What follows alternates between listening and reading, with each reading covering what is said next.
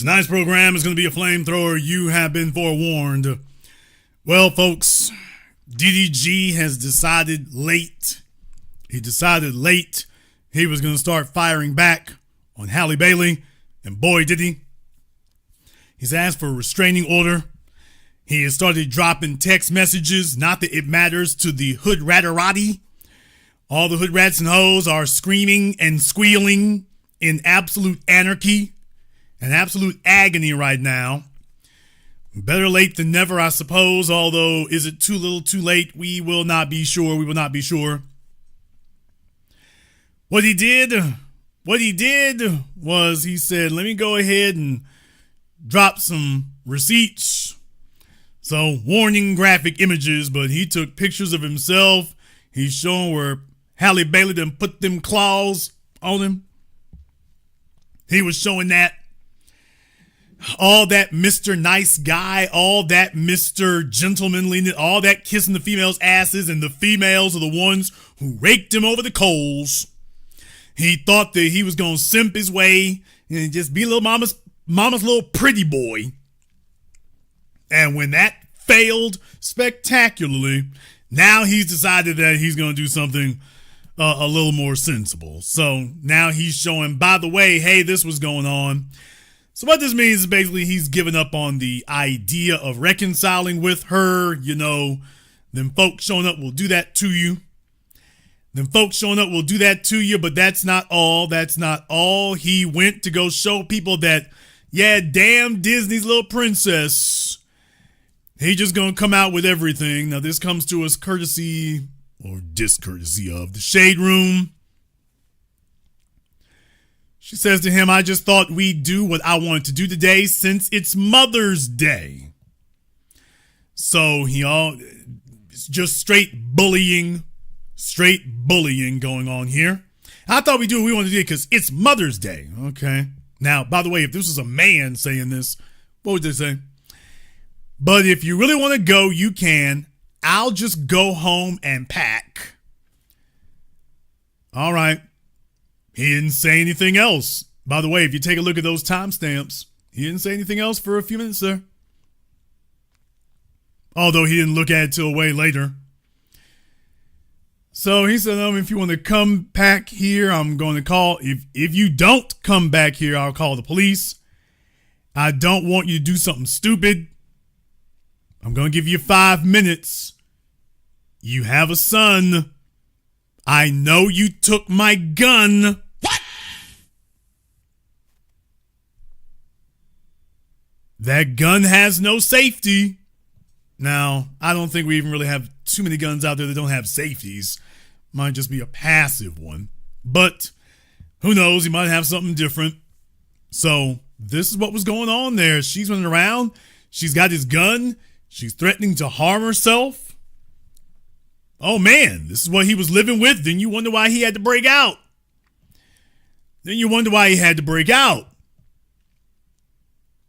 So, yeah, she's got a son. Well, yeah, that's true. She does. However, she's got more than just a son. She's got a whole bunch of problems and a whole bunch of issues. Therein lays the real problem. Fellas, there are certain males out there that they are just absolutely insane for sexual contact. They don't care what's going on. They don't care what's happening. They judge their value in this world by the females they can lay up with. They judge their value by that. And that makes you outrageously vulnerable, especially for young men. The women are not playing the same game you're playing. What they find out way later is she's not playing the same game as you. She's playing a different one. She's playing a whole different one. And when she gets done playing it, yeah, she wants to make sure you don't have the opportunity to do other things. You see, when you get a chick pregnant, she realizes that she's just one of one. When you do that, just understand they are going to do one of two things. And I know this is a man with no biological children, but I know, by the way, you think she's going to let that slide? She's not going to let that slide as far as she's concerned. Oh, hell no. It's all fair now. Anything goes. It's all fair now. So you got yourself in a bit of a bind. When things didn't go her way, straight to the system, got yourself in a bit of a bind there. However, let's see if I can get the next one up here.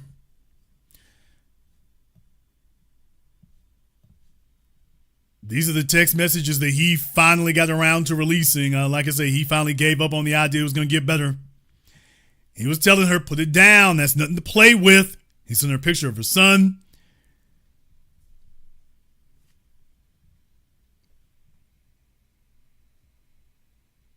You're going to him go through life without a mom? Okay. I can't let this happen. And she says, I tried calling. It's just weird. You wouldn't think to check up if we made it safely. That's my point. So you want to talk about manipulation here? She was threatening to harm herself. You want to talk about manipulation? Is this safe? Hey, Disney. Just thought you might want to know. Hey, Disney.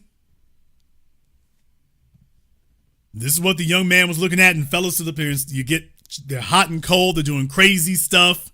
You are more concerned about how great they are in bed, and you're ignoring these things. You're ignoring these things because, well, it's all fun and games, and it's an emotional high, and it's thrill seeking, and it does all that kind of stuff until it gets serious. She's got a kid. He's supposed to be stacking up right then to be, let me put my ducks in a row to make sure that she doesn't have the ability to do anything worse. Because when she had the chance to come for him, she did. Next up, zoom in on this for you. She was sending some audio clips. And then she's like, answer the effing phone. Answer the effing phone.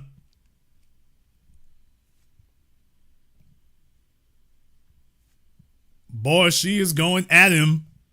He says, I just want to be left alone. She says, I'm calling for help. 1 minute later, I have a knife. I don't think she was making a wedding cake. I don't think that's what she was trying to do. I don't think that she was planning on making a wedding cake. I really don't. I don't think that's what she had in mind. Think she had something else. Think she had something else. So, maybe this puts it in a little bit of a starker context here for some of the things that were happening all this time. Now he's trying to retroactively spin the block and see if he can salvage his name and his image and all the rest of this stuff here. He's trying to see if he can do this later. And the moral of this story is the value that you have and place, the value that you have and place in others, particularly if you're a male, a black male, a young black male who is not struggling. This is no time for you to try to be the world's most popular voluptuary. This is not your time to be the world's most efficient skirt chaser. That's not the time for that. You'll learn these lessons the hard damn way, but that's not the time for that. Oh, and another one here. Why? He said they found this in the car. AirTag reportedly placed inside the baby's bag. What? Oh, you heard that right. He came to pick up his son, apparently, and she was following them around. They couldn't figure out how she was finding him. And then it turns out later, there's an AirTag in the baby's bag. So much for co-parenting. There's an air tag in the baby's bag. Here, hold on to this for a minute. No, I don't think it's the first time. I don't think it's new. I don't think it's any of that. Don't think it's any of that. But by the way, just showing, yeah, hey, there's an air tag. Well, you can use this for lost pets. And she's on Amazon like, yeah. Lost pets. Now, if this was a man, folks, if this was Diddy, what do you think they'd be saying if this was Diddy? If this was Chris Brown? Nigga, what? Come on now. If this was Chris Brown, if Beyonce showed you an air tag like that and this Chris Brown, oh, they go arrest that nigga tonight. I mean, if he wasn't already hemmed up overseas, they be going to go grab him tonight. They would pull all your endorsement deals. They would cancel all of your movies. You'd be an immediate pariah. What we talking about? They would be screaming. Y'all, if this was Kanye West. Nigga, what? If this was Kanye West and Kim Kardashian said that she found an air tag in her Rolls Royce. That Pete Davidson found an air tag while he was sleeping in her Rolls Royce.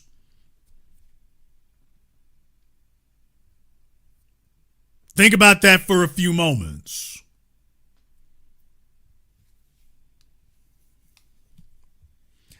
I say this is a warning because this is a wake-up call to people in general, men in specific.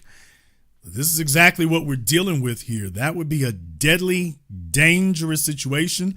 Nobody would be joking. Nobody would be playing. They would be dead-ass serious. There'd be some scumbag prosecutor out there and they would be dead-ass serious. Now, what I want to do right quick is I want to review the lessons inherent in here. I want to go over a refresher course of the lessons that are inherent. Because no one can guarantee you that you can keep some chick from doing something crazy, doing something nutty. You have a limited amount of control over that. But here's what you do have complete control of. If right now, I can't promise anyone that Halle Bailey would not falsely accuse DDG of abuse or anything else. I can't guarantee that. What I can guarantee you is that, bruh, we wouldn't be talking about child custody court and keeping your son away from you. We wouldn't even be discussing that. That wouldn't even be in the conversation if you had just kept it strictly sexual and that was it. That wouldn't be in the conversation.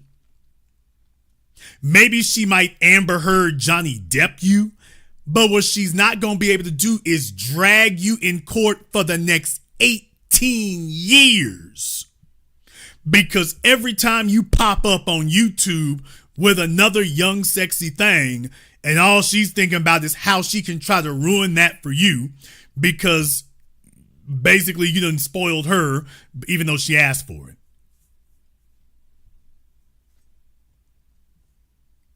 You see, the winning play here is to not have any children, not to have a permanent attachment or connection.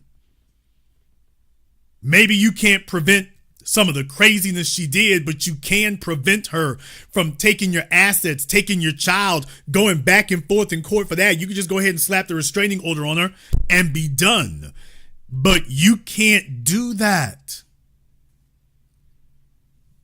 She's letting you know right now that she's blaming you for her decisions, and now she's going to make it her full-time job to punish you.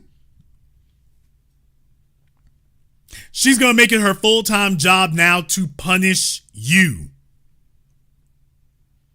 She is going to make it her full-time job now to use the child in any manner she can, that she's going to punish you, that you don't get allowed to have a good time anymore. You don't get allowed to do that. She's going to be the one that decides whether you have a good day or a bad one, a good year or a bad one. That she wants to have control over you to punish you. If you all didn't have a child together, her ability to do that would be very limited. Right now, she's got unlimited ability. Unlimited. That's the problem. There are a lot of fellas out here right now, especially for you young dudes. Y'all can't play little stupid games like this. The landscape has changed. You live in an economic environment where it is entirely too hard to make it in the city, and there are entirely too few men who have any real status, the things that a woman really looks for. There are entirely too few men who have it. Too few. They're looking for a guy who got swag, who has status, name recognition. He's marching to his own drum. They're looking for all those things in one package. If you're the guy who has that, there are entirely too few of you available. And she doesn't want to be the weird little wacky strange looking chick going off grabbing a pension pimp or a salary simp and pretending that that's what she really wanted all along. When they got the total package, they want to hold on to the total package. If the total package tells her you are not enough, which is what it means when a man has sexual access to you and still maintains sexual access to other women, what he's saying is you're not enough. And that's okay if you accept that you're not enough. But if you told yourself, well, I'm Halle Bailey, that's so fine. I'm named after the other aged out Halle Bailey. Gonna get to her in just a moment. Halle Berry. That's not hurting to her ego. That absolutely crushed it. You're not supposed to be able to tell Miss, I signed a deal with Disney, even if it ain't going nowhere. You're not supposed to be able to tell her no. You're not supposed to be able to tell her that she's not enough. You're not supposed to be able to do that. And he did that. So now she's mortally offended. She's mortally offended because it happened so publicly. She can't walk that backwards. You see, if she had gotten up and left him, it'd be different. But now she has to admit, hey, he was sleeping with other women the whole damn time. He was sleeping with other females. So she can try to act like she broke it off. It's like, baby, by the way, was he sleeping with other people? Oh, it sounds like he was already gone. Okay. So this is what happens when you have this incredible arrogance about you. And fellas will get with a chick like that. They're a little bit nutty, a little bit slutty. You think it's fun, you think it's games, and it can be. You got to keep it where it is. Your lack of discipline will be your undoing because females like this are looking. We're talking about power dynamics tonight, people, not dating. This is power dynamics. When you are a man whose discipline is missing, if you are a man whose discipline is missing, just understand that just like a female decides she's going to leave you long before she ever informs you, when she's decided that she's going to start compiling a file on you, she does that long before she throws the file on the desk. Halle Bailey didn't just get up one morning and decide she was going to do this. She decided this almost a year ago, that she was going to start keeping tabs and start stockpiling information, and that eventually she's going to use that against you. Where he messed up was he gave her something that gives her leverage over him. It gives her leverage. And every broken, bitter, bastard baby maker out there on the planet now, he was sitting up here kissing their asses as if he was being diplomatic with them. All this stuff he's putting out now, he could have put this out when she first opened her mouth, when they first broke up. He could have done it then. He should have done it then. First strike. Instead, he sat still. Don't let folks play games. Hey, to all my people out there, I don't want y'all to go harassing her. I don't want y'all to go harassing Halle.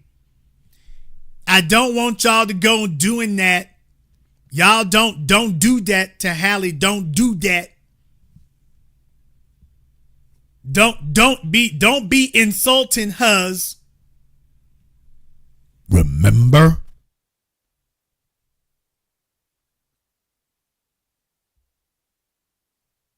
Y'all remember that? He was running around playing Captain Save-A-Ho, running interference, caping to beat the band, telling everybody not to talk about her. How about now, buddy? I'm talking about today. Hey, buddy, by the way, how about now? How about now?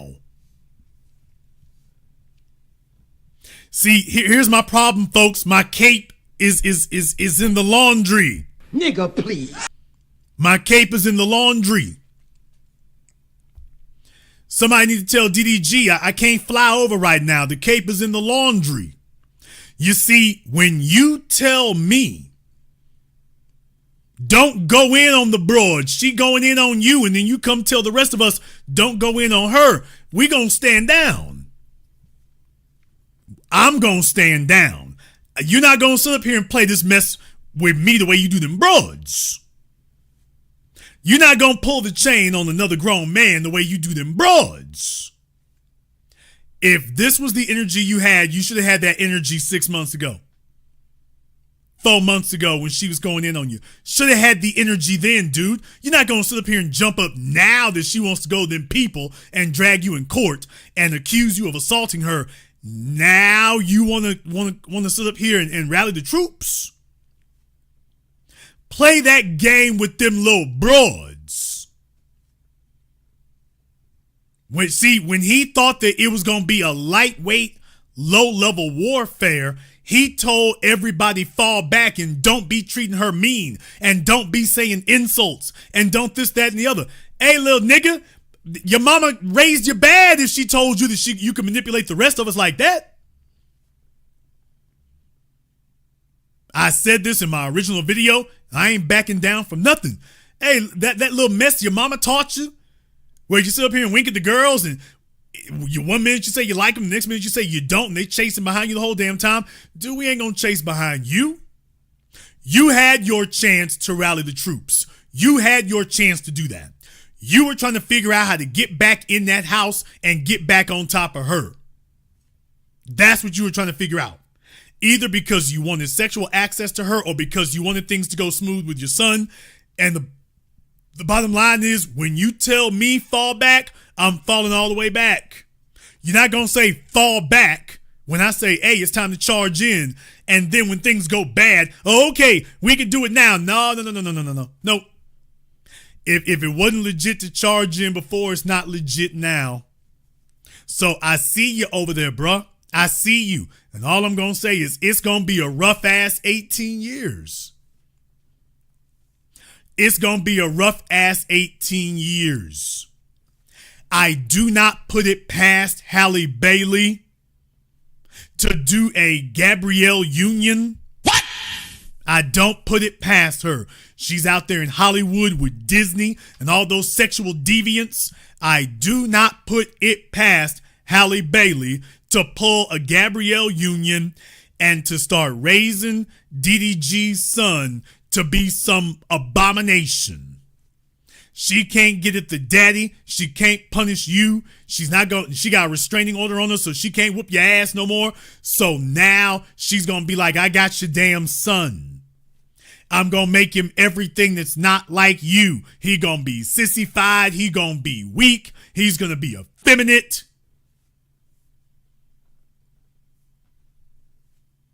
I'm going to make your son a living hell for you. I'm going to turn your son into a laughing stock, and you will be a laughing stock as a result. She's going to be telling his son that he's a daughter, to hate your dad, that men are bad. Damn! Halle Bailey Mark my words, she's going to be telling the kids that men are bad. She's going to be telling the son that men who are popular with women are bad. Men who have a lot of females who like them, that's bad.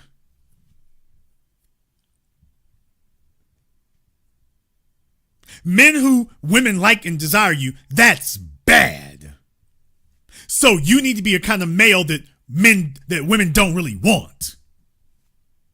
You're a bad man. You're a bad boy if women like you. You're bad.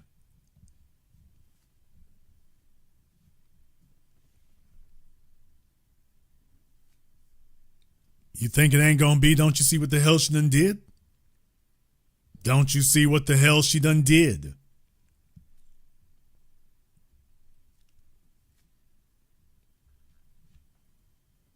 Fellas, it's 2025. It's 2025. You can't move like this.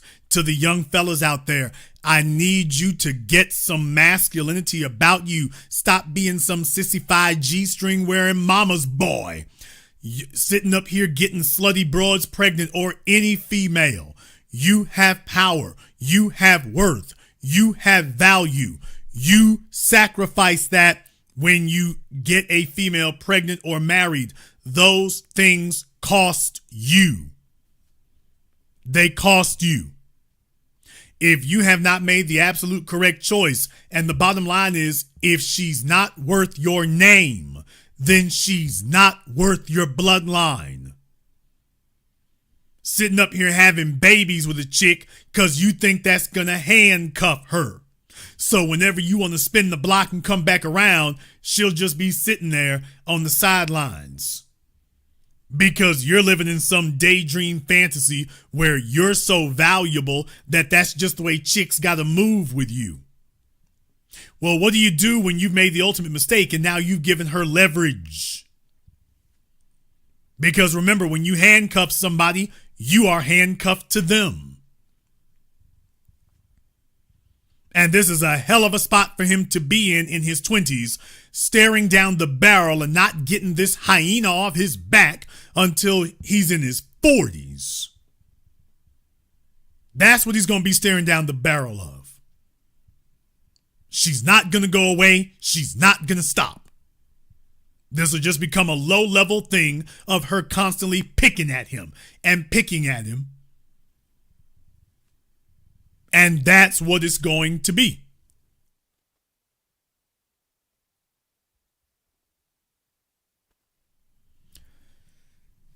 But folks, take this as a cautionary tale.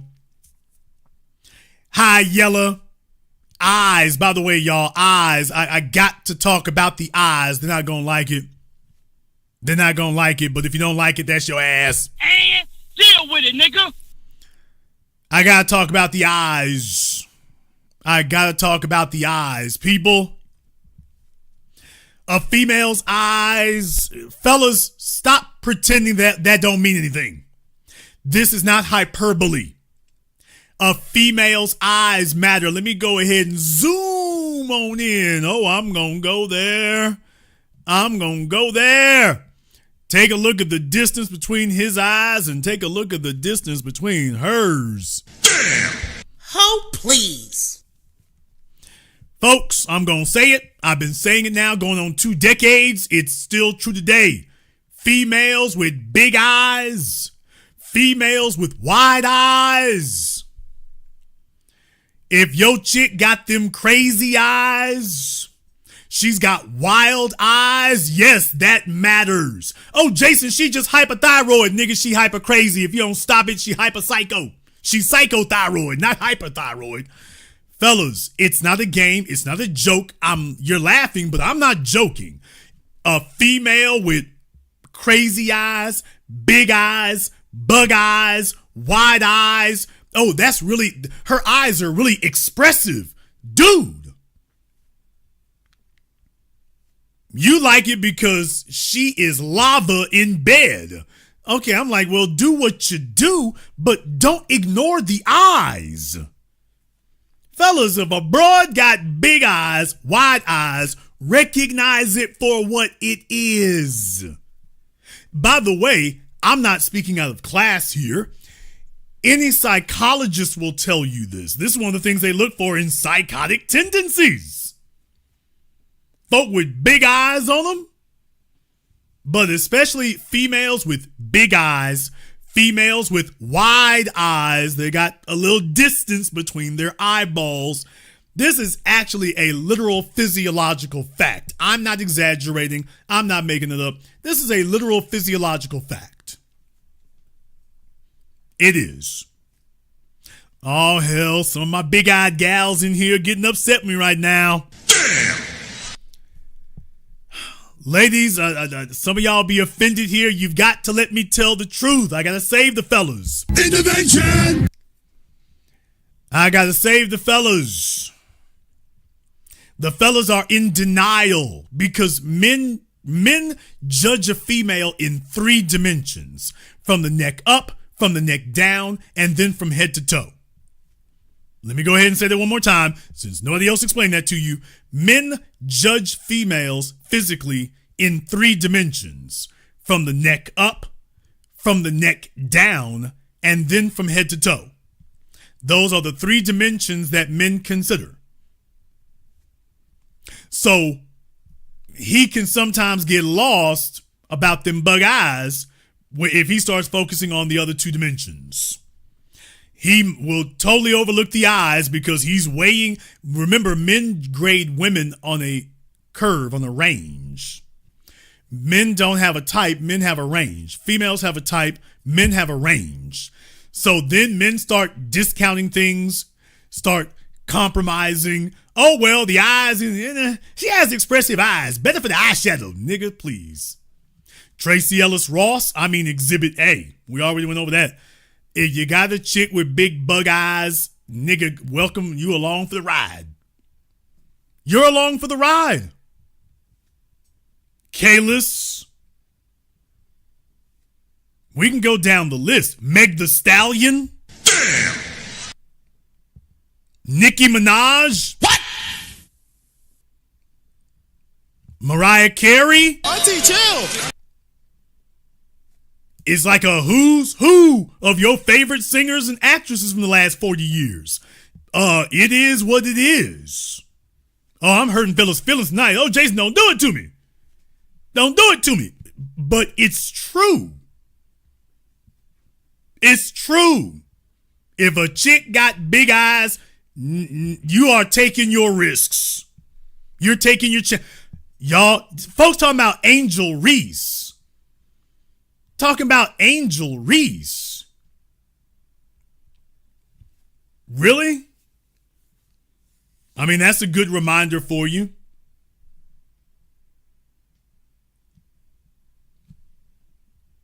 That's a good reminder for you. Yeah, there's a bunch of them out there. We would be here all year if we have to name all of them. So, fellas, please keep that in mind. Please keep that in mind. By the way, there's one more thing I want to go ahead and bring up, by the way. One more thing I want to bring up. Because this is going to hurt some feelings here. But by the way, you can go down the damn list. Simone Biles. Damn! Damn! By the way, all your favorite gymnasts. Damn! What? Damn! Nigga, please. Damn! All your favorite gymnasts. Oh, fellas, all your favorite gymnasts from Dominique Dawes forward. If that heifer can get on the parallel bars, nutty as hell. Nutty as hell. If she is a gymnast, it's over. Yes, Simone Biles. Simone Biles, have you seen a bigger pair of marbles in somebody's head? Have you seen a bigger pair of golf balls behind somebody's orbital sockets? What is that? and she don't blink. What? Have y'all watched her interviews? Have you watched her interviews? Oh, that heifer, she don't blink. Sit there and talk to ABC News for 20 minutes. Don't blink. She just sitting there talking. You think this gonna end well? Yeah, you didn't know this because you were taking a look at other things. Auntie, chill. Yeah, like I said, men look in 3 dimensions, so you didn't really look at whether her eyes were blinking because you was looking at that delectable thickness. Even if you couldn't see it, you was like, I know it's there. Oh, we can get a wide angle shot. I know it's there. So the fellas is just trying to get a peek. They don't give a damn what her eyes are doing. It's like, okay, she got a pair of eyes. Simone Biles could show up with Stevie Wonder sunglasses on. Niggas be like, all right, we'll make it work. But fellas ain't looking at her eyes like that. So for all your female gymnasts, all of them, A-L-L, all. Matter of fact, not just the gymnasts, the track stars too. What? If that heifer been to the Olympics, oh man. Oh, you are taking life risks if she been to the Olympics. Fellas are going to overlook that. They're going to ignore it anyway, but dude, I'm not joking. I am not joking. I'm serious with what I'm saying. I know it sounds insane. Fellas have been ignoring red flags and warning signs for the longest damn time. You're looking for a chick that swallows nail polish and eats her damn toenails. And it's like, bro, that's not the way that happens. Look for the chick with big wide eyes. Look for the chick with her eyes spaced apart. You think that doesn't mean anything? It does. I mean, it's very serious. Hey, just like men who got them drunk eyes. Damn. Okay, now nobody's going to argue with this, so some of you fellas need to take off your lace thongs because you're not going to argue with this one. Y'all seen fellas with the damn drunk eyes? Y'all know that little nigga? We were in class with him in 2nd grade. We're like, oh, nigga, you ain't going to be nothing. You ain't going to be a damn thing. If you can't get a record deal, you're just going to be pumping gas the rest of your life. We all were in school with the little fella with the little drunk eyes. This little nigga half asleep all the damn time. Okay, does that mean nothing? Does that mean nothing? Okay, if your eyes are irrelevant, it's just how you born. If eyes don't mean anything, so the little fella with the little drunk eyes, that don't mean nothing. Oh, Jay, that don't mean nothing. You exaggerating. You reaching, bro. Is it that one?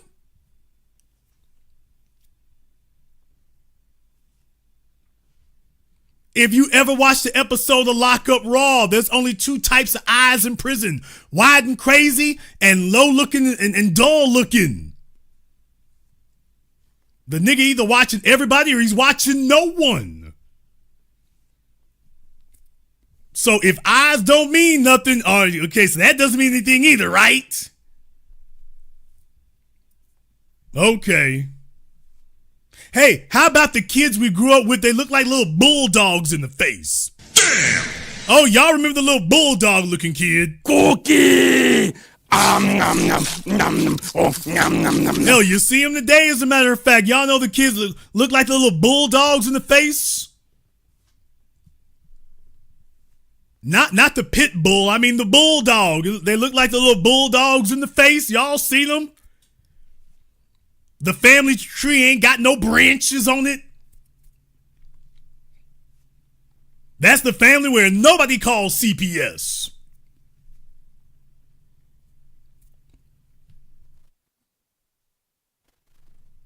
Come on now.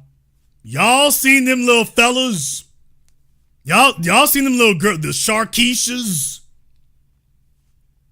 Y'all seen them? You go to Walmart, the heifer wearing her damn pajamas walking up in there with the bonnet on. She don't even have to turn around. When you see her, you're just like, yes, ma'am, the Purina aisle is down there to the left.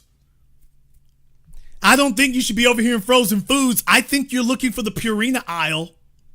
Yeah, it's down back there by the paper towels. I think that's where you're trying to find.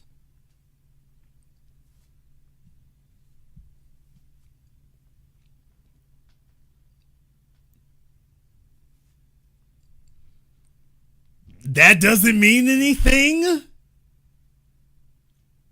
So that doesn't mean nothing. So how her eyes look, that don't mean nothing either? Really? Okay. All right. Yes, folks, if a female has a very expressive set of eyes or they're spaced apart, this gonna be trouble.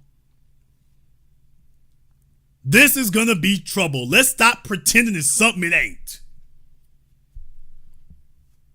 When y'all turn on the news and hear the liquor store got knocked over, you already know what kind of eyes he gonna have.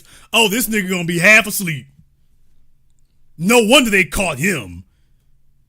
He gonna be half asleep. Hurry up and show this damn mugshot up here so it's okay, there you go. Like he ain't even looking at the camera, he looking to the side. He looked like he about to say, "Can I go now?"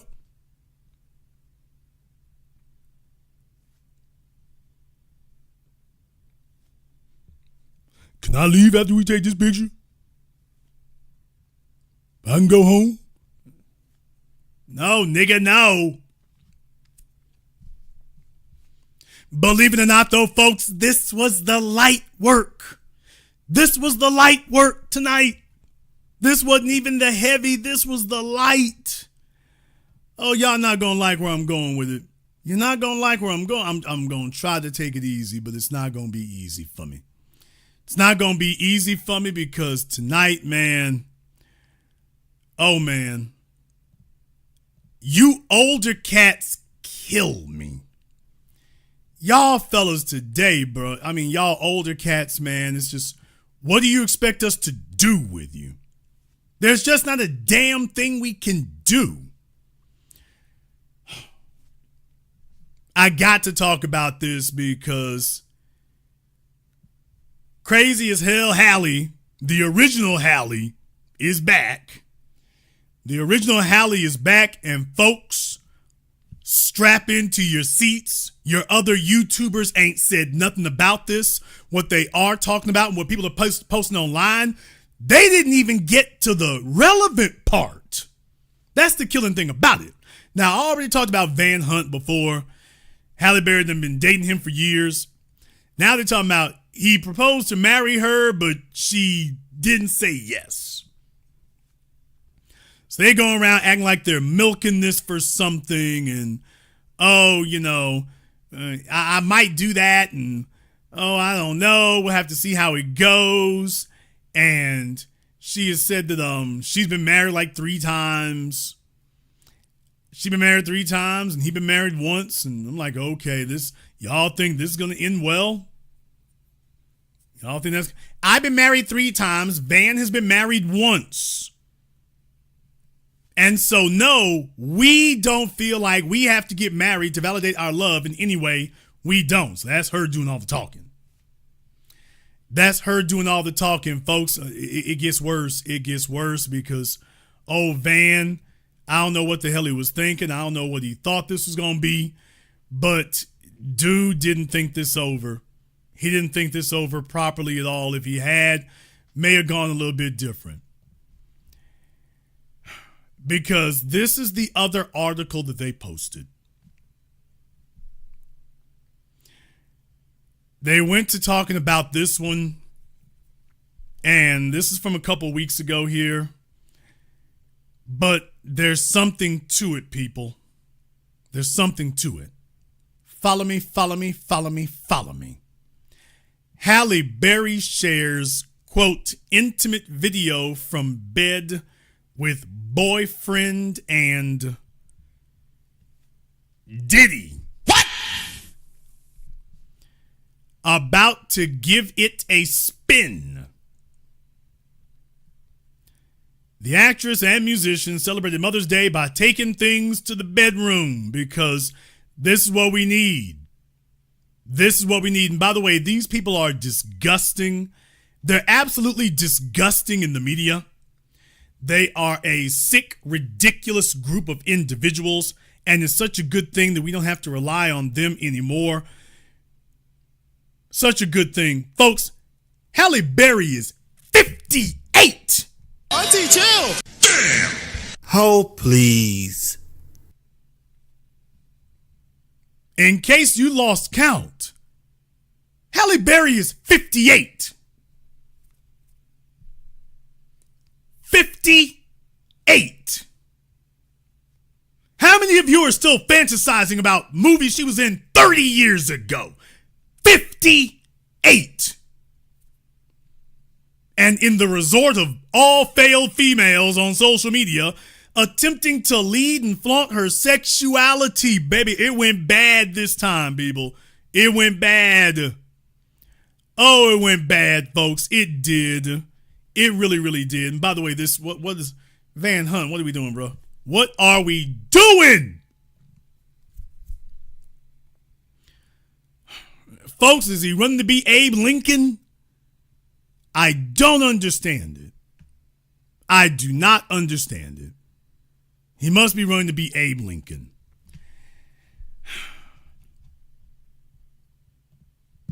Let me go ahead and get this up for you here, by the way. And I'm going to try to be as diplomatic as I can be. Oh, fortunately, this is short. It is mercifully short. Mercifully short. This is Halle Berry, that is. This is her video with him from the 12th. How my day started. How my Mother's Day started.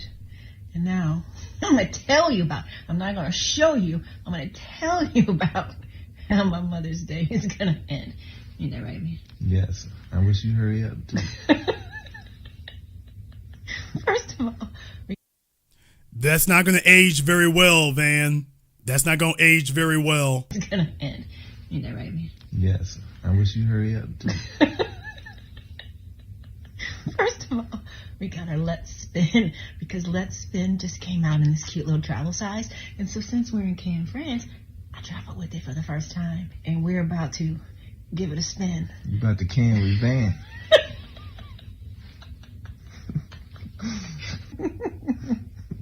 Happy Mother's Day once again, everybody. I hope all of you are somewhere spinning. Oh my God, I ain't never been so happy to have Mother's Day come to an end. They doing light skin stuff, y'all. They doing light skin stuff. So this is them in bed talking about they getting ready to use their lube. Folks, I'd like to show you another video from Halle Berry, because that stuff she just showed you, yeah, she would like to give you a public service announcement. So when I found out that I was in perimenopause, one of the first things I realized was that intimacy didn't quite feel the same anymore. Everything was dry. What? Damn! What? Anymore. Everything was dry, everything hurt, I had less confidence. It just wasn't fun anymore until I teamed up with Joy Lux and we came up with an intimacy gel called Let's Spin. It's for anybody who wants to reclaim their intimacy and have fun again. Spinning never felt so good.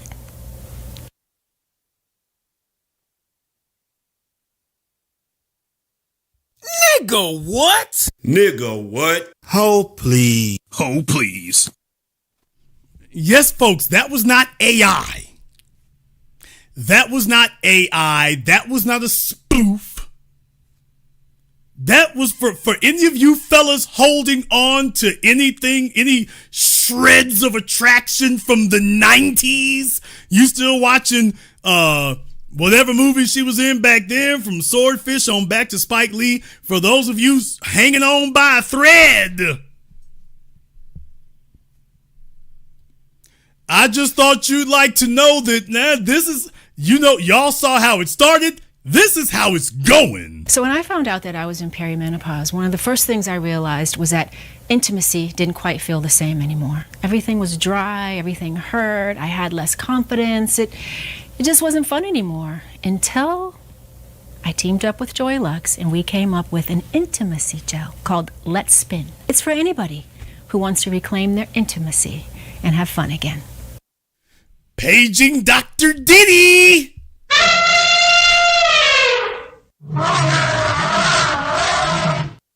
Oh, and she looks so enthused.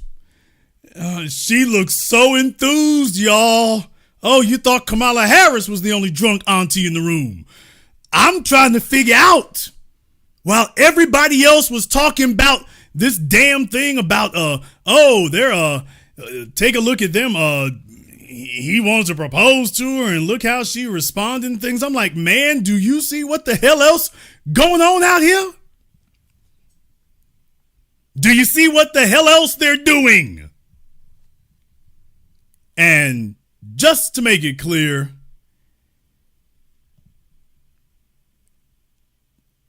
this is Amazon.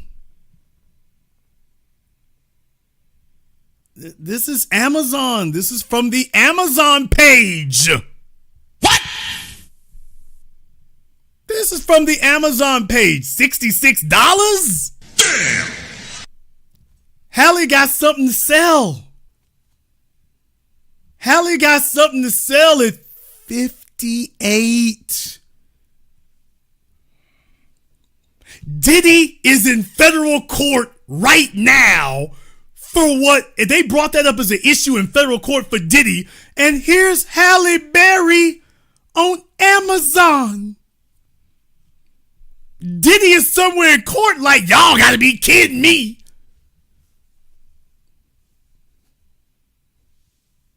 Diddy is somewhere in federal court right now talking about, now y'all crazy as hell for this. Let me get this straight. I got a RICO charge for what she on Amazon for right now. And sitting there with her boyfriend, but I get a RICO charge? She gets an Amazon deal, I get a RICO charge. Really?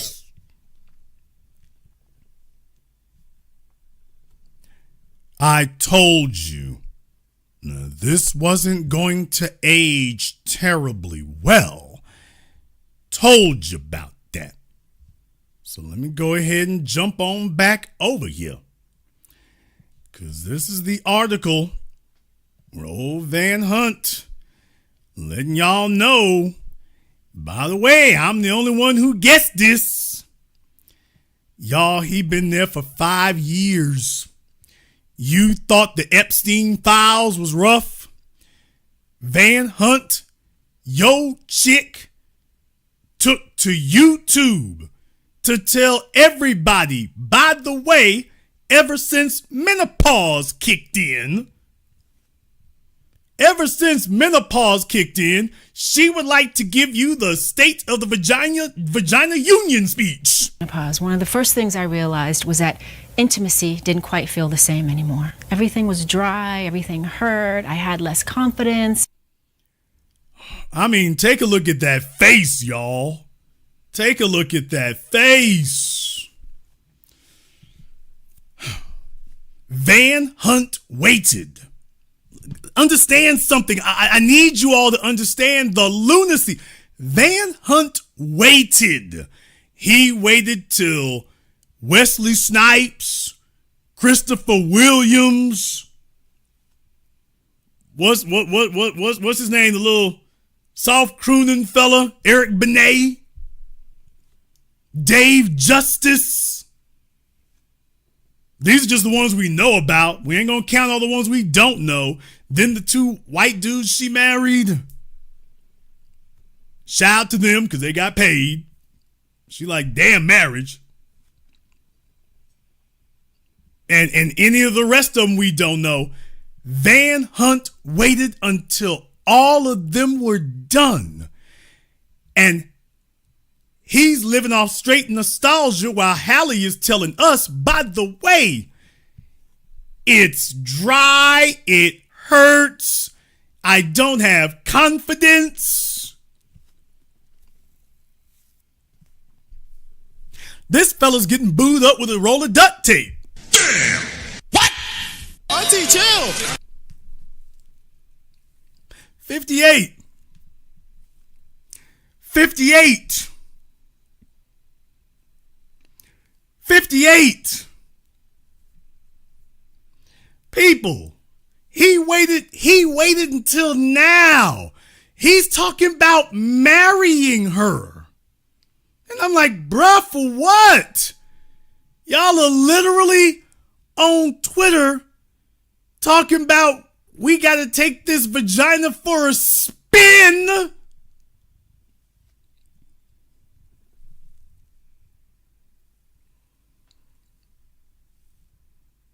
We gotta take this vagina for a spin?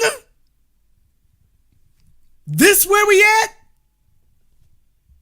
You think that we're jealous? I got a program. I need content.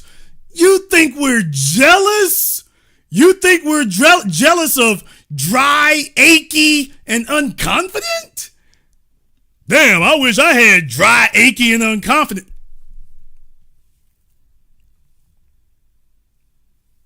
Go ahead and tell me it's just as good as when you were 28. Lay that one on me.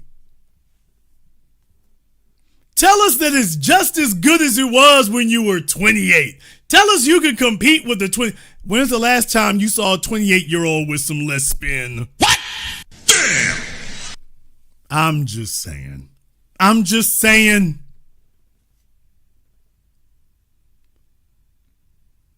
She turned him out? How? She just told you what she working with. That turned him out? Oh, man. That did it? All right, man. You thought your life was rough. You thought you were going through hard times. We got fellas out here talking about, well, you know what? Why don't we go here and get married? What is the deal? And he's literally in bed with her. Well, put that garbage back up. There you go. This is a picture that will live in infamy. Oh, this is a picture that will live in infamy. Fellas, I'm sure you've had a lot of females talk you into a bunch of cringe-worthy stuff, and I understand it. Can you imagine this being a video on your social media? Okay, there are no standards anymore. Fellas, there are no standards anymore. There are none. This is it.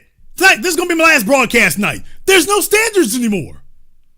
If this is the wave, if this is how far men have fallen, if this is how low men have sunken, that we're now proudly posing with our lube. What? We're talking about how quote unquote great our sex lives are. Well, sure, as long as the Valvoline people show up. This is where we're at.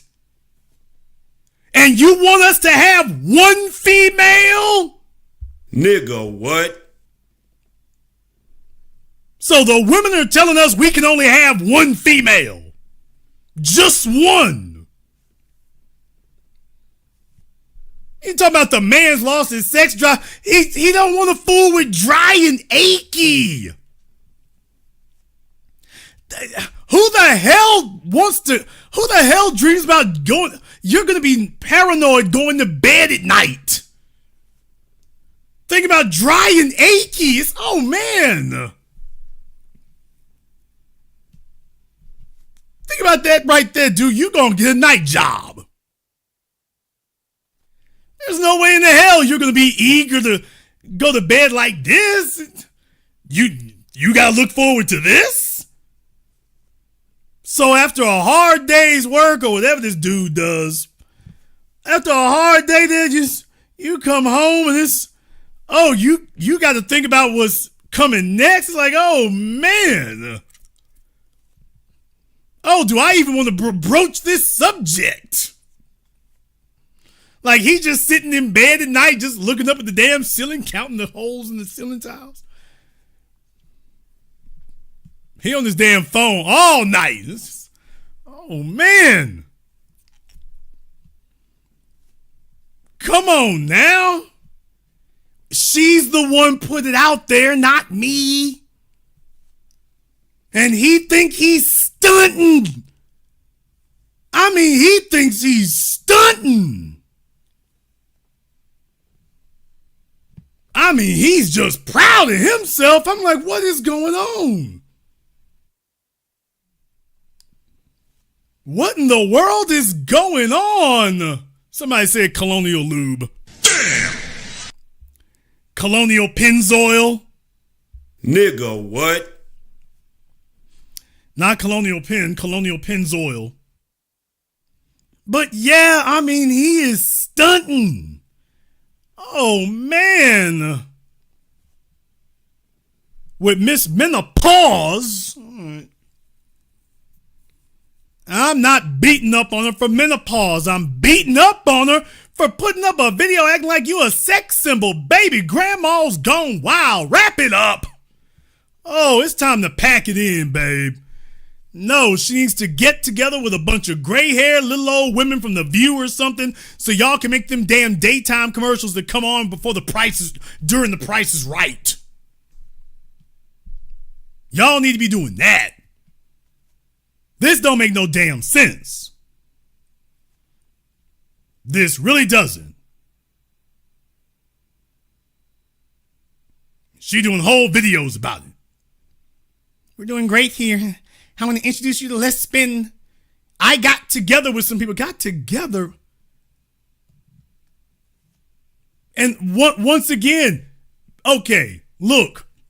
And it would be different if she was offering the Diddy oil. What? Hey, that would actually be a step up. That would be an improvement. If she was offering some Diddy oil, that would actually be an improvement. Because you're just saying everything works fine. We're just trying to get something extra. She's like, oh, no.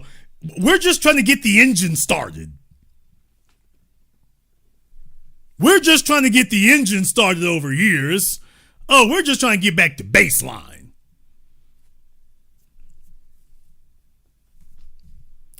And this fella is lined up talking about he proposed to her. He wants to make a lifetime commitment. Really?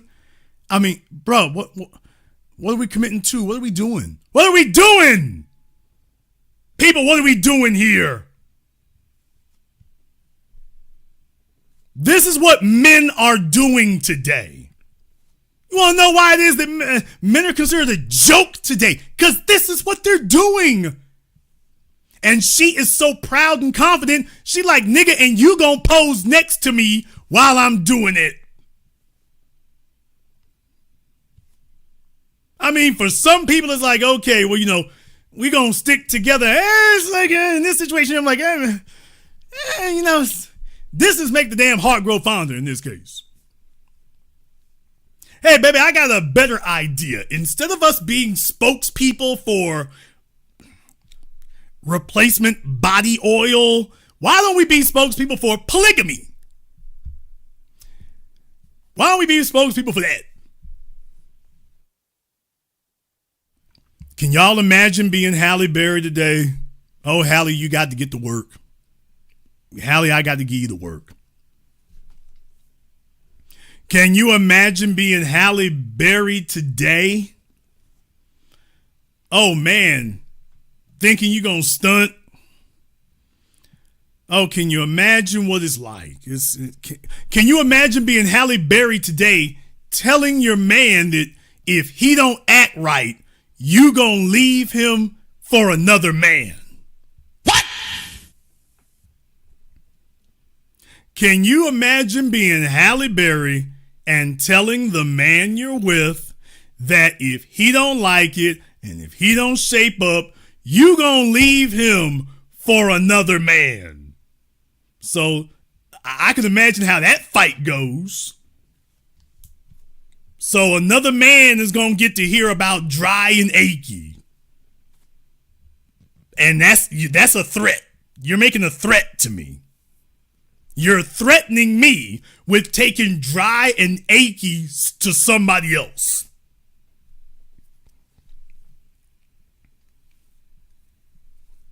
So that's the threat.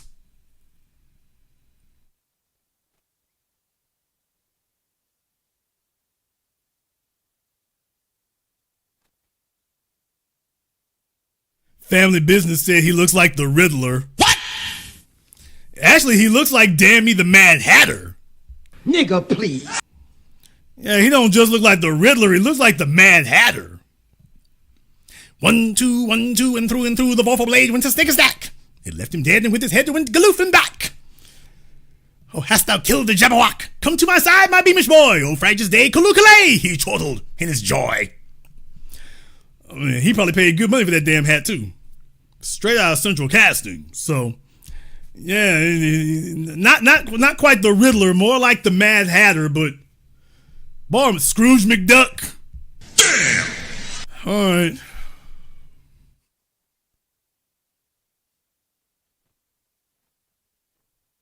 What's that? He looked like a Batman villain? Halle Bailey is dating Batman's rogues gallery. Halle Bailey is going to bed with Ra's al Ghul. Damn! She's going to bed with Batman's rogues gallery. Oh, and brought some lube with her. Oh, please. Oh, man. All right. Yeah, you'd have to be Oswald Cobblepot to be okay with this. Oswald's like, hey, can we just hang out? Can we just hang out? I ain't really even trying to do nothing with you. If she'll just answer the phone, I'm good. If she'll just answer the phone for me, I ain't picky. Can you just do that? Fellas, this is what the hell we dealing with right now. This is what dudes are doing. You wanna know why we're a damn joke? You wanna know why we can't get anything done? Cause fellas are saying of all their female options, let me wife up the not one, not two, but 3-time divorced 58-year-old dry, achy, now unconfident. I want you to let that swirl in your head for a few moments. She's been divorced she ain't been married 3 times. She's been divorced 3 times. Divorced 3 times. 3. 58 years old. 3-time divorcee. And she comes with her own pack of Fix-A-Flat. And he's talking about, that's the one I want to marry right there. This is how low on options men are. This is where we're at today as men. Like, okay, if you can't pass I'm just going to say it like it is. Fellas, if you don't have the ability to pass up dry, achy, and unconfident at 58, then what the hell do you have the ability to say no to? If dry, achy, and unconfident isn't something you can say no to, you don't have any option to say no, well, what do we have? Where are we at today when dry, achy, and unconfident, well, you know what I mean? We can make it work. Make it work? What are you making work? What are we doing? As men, fellas, I mean, if we can't say no to dry, achy, and unconfident, we can't say no to that? Then Lizzo is wasting her damn time losing weight. It was really just a numbers game. If she just wait long enough, some gonna say yes.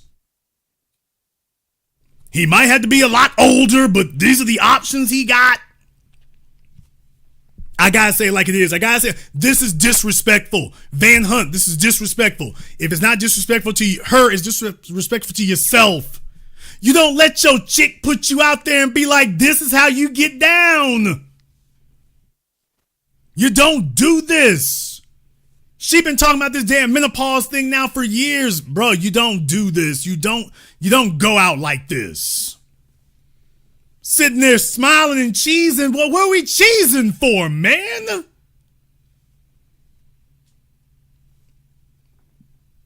Fellas are out here knocking up crazy chicks, ending up in damn me child support court, grabbing 60-year-olds who need Crisco. What? And then getting online and bragging. Getting online and bragging about it. Oh, you thought that Richard Lawson with Tina Knowles was bad. Did you see this coming? Did you see where we at with this? This is how far along we are.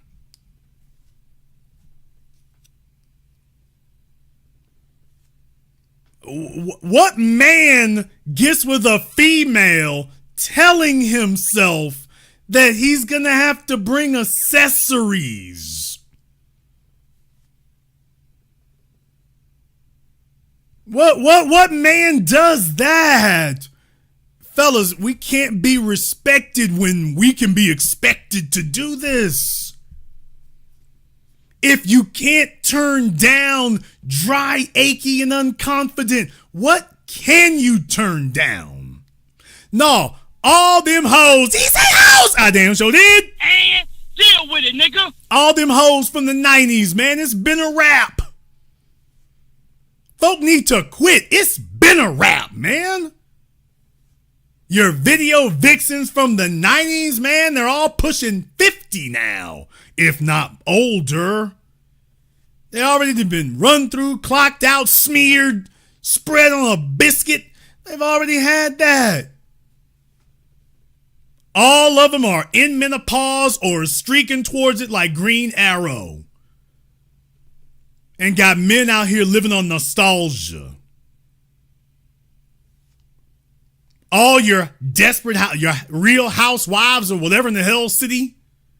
What are y'all talking about, man? That's why they go off and go spend all their damn money on hair weaves. Because if you saw what their hair really looked like, you'd be like, oh, hell. With the hair coloring and when the Sephora people get done with them. All right, okay, even if she dresses up well, I'll be damned. I'm catching anxiety thinking about the damn, the built with Techron.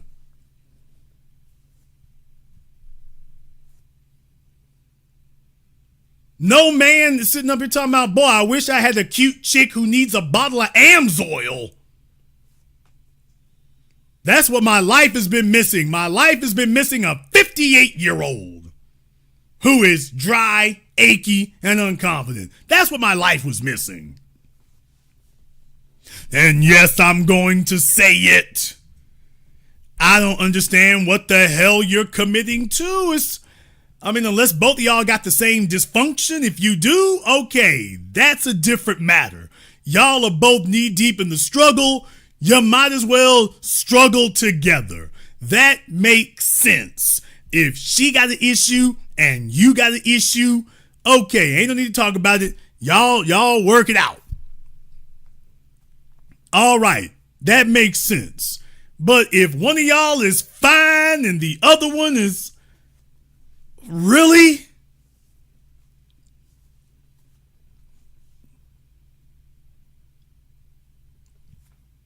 I'm not even using some of the analogies I want to use because I'm trying to keep things as clean as I can tonight. I'm just saying that's a rough experience, man. That's a rough experience to be in. For those of you who are joining us a little bit late, one more time for the people in the back. So when I found out that I was in perimenopause, one of the first things I realized was that intimacy didn't quite feel the same anymore. Everything was dry, everything hurt, I had less confidence. It just wasn't fun anymore until I teamed up with Joy Lux and we came up with an intimacy gel called Let's Spin. It's for anybody who wants to reclaim their intimacy and have fun again. Spinning never felt so good. Okay, but what if I'm a man who don't want to have to fight to reclaim his intimacy? What? While she's sitting up here, baby, you think you got the option of saying no? Now, everybody's talking about he proposed to her and she didn't really say yes. I'm like, does she think she got the option of saying no? Folks, listen to me. Dry, achy, and unconfident said no. First things I realized was that intimacy didn't quite feel the same anymore. Everything was dry, everything hurt, I had less confidence. Let me get this straight now. Dry, achy, and no confidence is like, I mean, he asked to marry me. I'm thinking it over.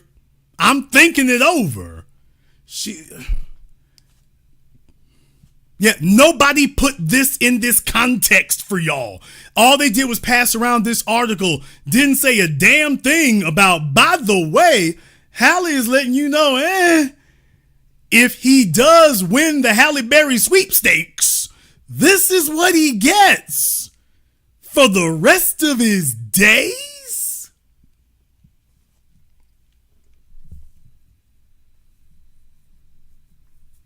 So this is this great big ass nail polish bottle.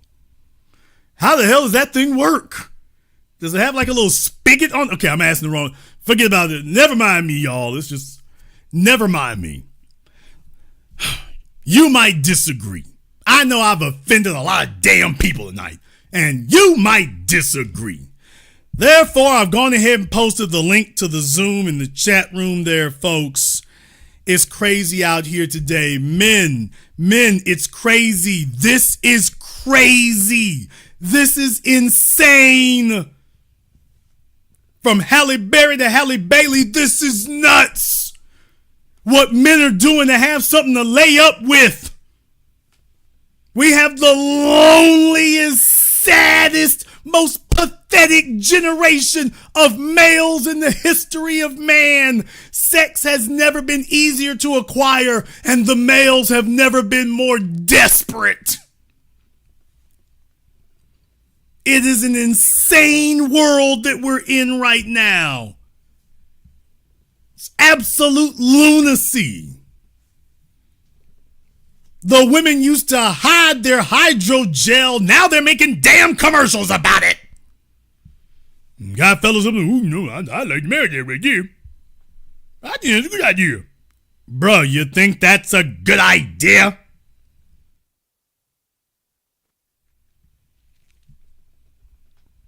So that's a good idea right there. Hurry, step right up, fellas. Go ahead and do that. You can have the little wide-eyed psycho. Wide, not wild, although she's pretty wild-eyed too. You can have the wide-eyed psycho who's good in bed and gonna try to hijack your kids.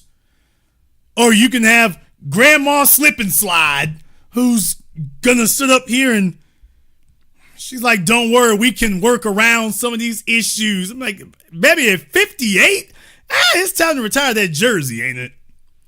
It's time to retire that jersey at 58. Halle, it's time to call it a career. If you're 58 years old and it's dry and everything hurts, you don't know a single athlete who would still be on the field if everything was dry and hurt and he no longer had confidence. People, that sounds like a damn retirement speech from Jordan or Tom Brady.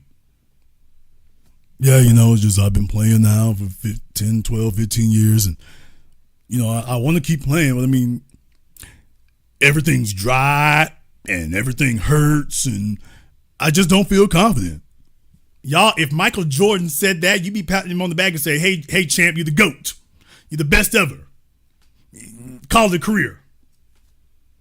Tom Brady. Hey, I'm doing my hair over here and swing back there. Now, I want to play another couple of seasons, but, if I'm totally honest with you, everything's dry and everything hurts and I'm really losing confidence. You'd be like, oh, okay, wrap it up. Troy Aikman.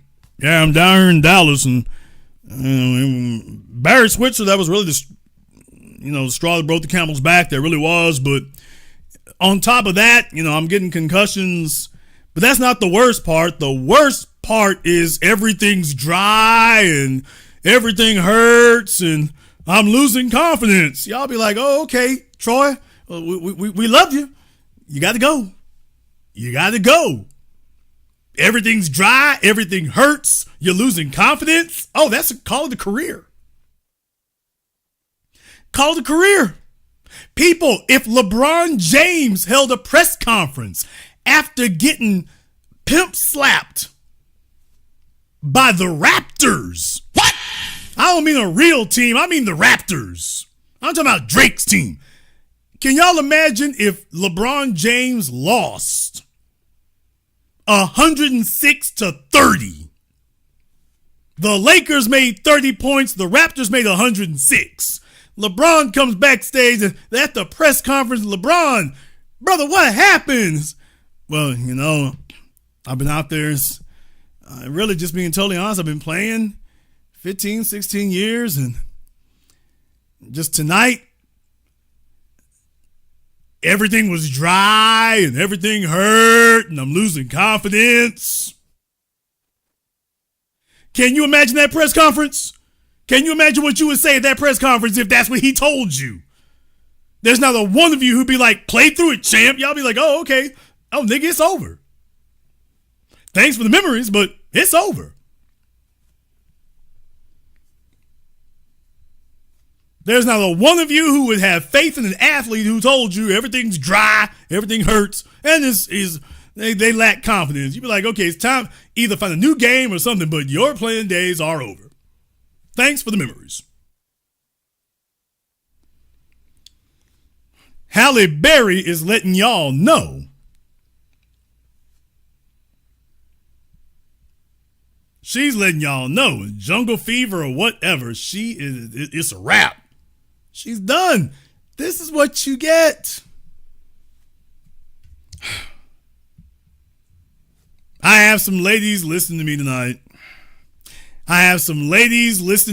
Right now. You are pushing 60 or pushing 70. Damn! And this is going to be the workaround. I mean, fellas, you think getting old is hell for you? This is what we doing? I don't know if there's enough love in a relationship to overcome this. I just don't know if there is. I don't know if there is. You've only known her for 5 years. It's just, and we know she got attitude problems. I can imagine. Okay. How do you not feel old when this is happening? I'm just wondering. How do you not feel old when this is going on? How do you not do that? Because it's not just her lack of confidence. I'd have lack of confidence too. Y'all know those commercials? She walks up behind you and hugs you from behind and rests her head on your shoulder and you're supposed to smile.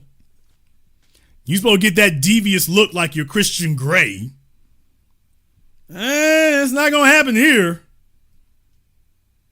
Not going to happen here. Imagine everywhere you go, you got to make sure she done brought her less spin. So you can't just think about going to Cancun or going to France. You can't just think about that.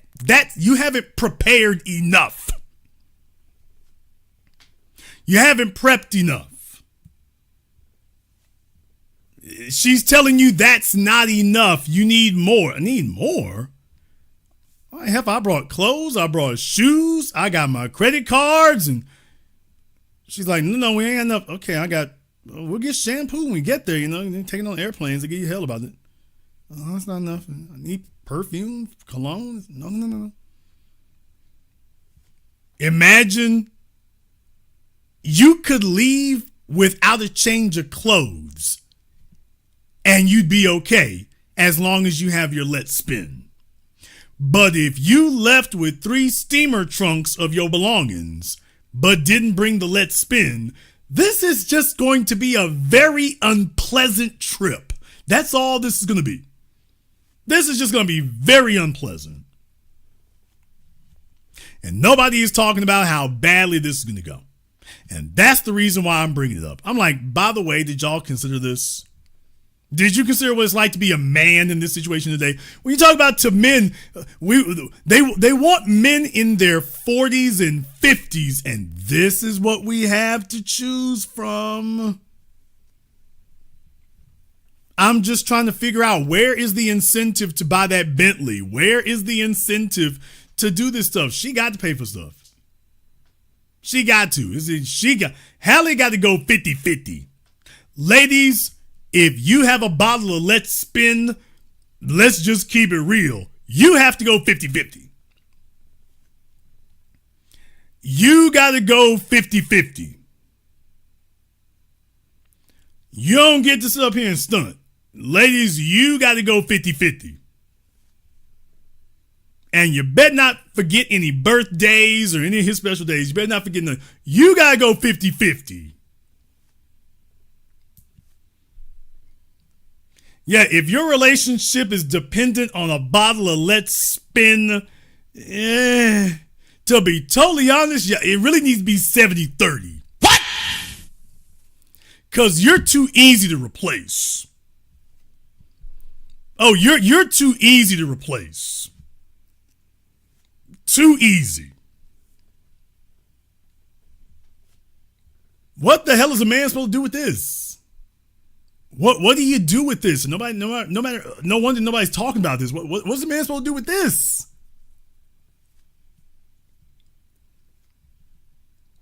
How do you stunt? I don't understand where the stunt factor comes from. And this is what men got to deal with? All right, give it your best shot. In the meantime, I want to thank everyone who's contributed to tonight's program on PayPal, Super Chat, Venmo. Shout out here to my man, Grind Time. Thank you very much for supporting tonight's program, brother. We appreciate that. J1, Pharaoh's Kingdom, thank you very much for your support here as well. And to my man, Jason C., we appreciate that. Let me go ahead and see if I can jump over here on Zoom. Folks, I mean, we're off the beaten path. People talk about everything that doesn't matter. They're talking about Mother's Day. Meanwhile, they don't want to talk about Mother's Slay over here. It's rough. It's rough in the city. All right, we got my man Morpheus up here on Zoom. What's on your mind, Morpheus? Hey, how you doing? Excuse me. How you doing, Jason? Good broadcast. I wanted to run something by you. When you say the men today are desperate, I'm going to have to disagree. And hear me out. Someone put me on this. I never thought about it. Is that what you're seeing is a single mother issue? What I mean by that is, you have the single mothers raising boys to be like super forgiving to women. They can do nothing wrong. And then they raise their daughters to take the men to the cleaners. You know what I'm saying? So they just keep giving these women more chances than what normally would have happened if they were raised by their fathers. What do you think about that? I mean, to a certain degree, that's absolutely correct. That's what I'm saying. We have the softest group of males ever because self-preservation has gone out the window. But beyond just self-preservation, it's also self-gratification, satisfaction, fulfillment. That's going out the damn window too.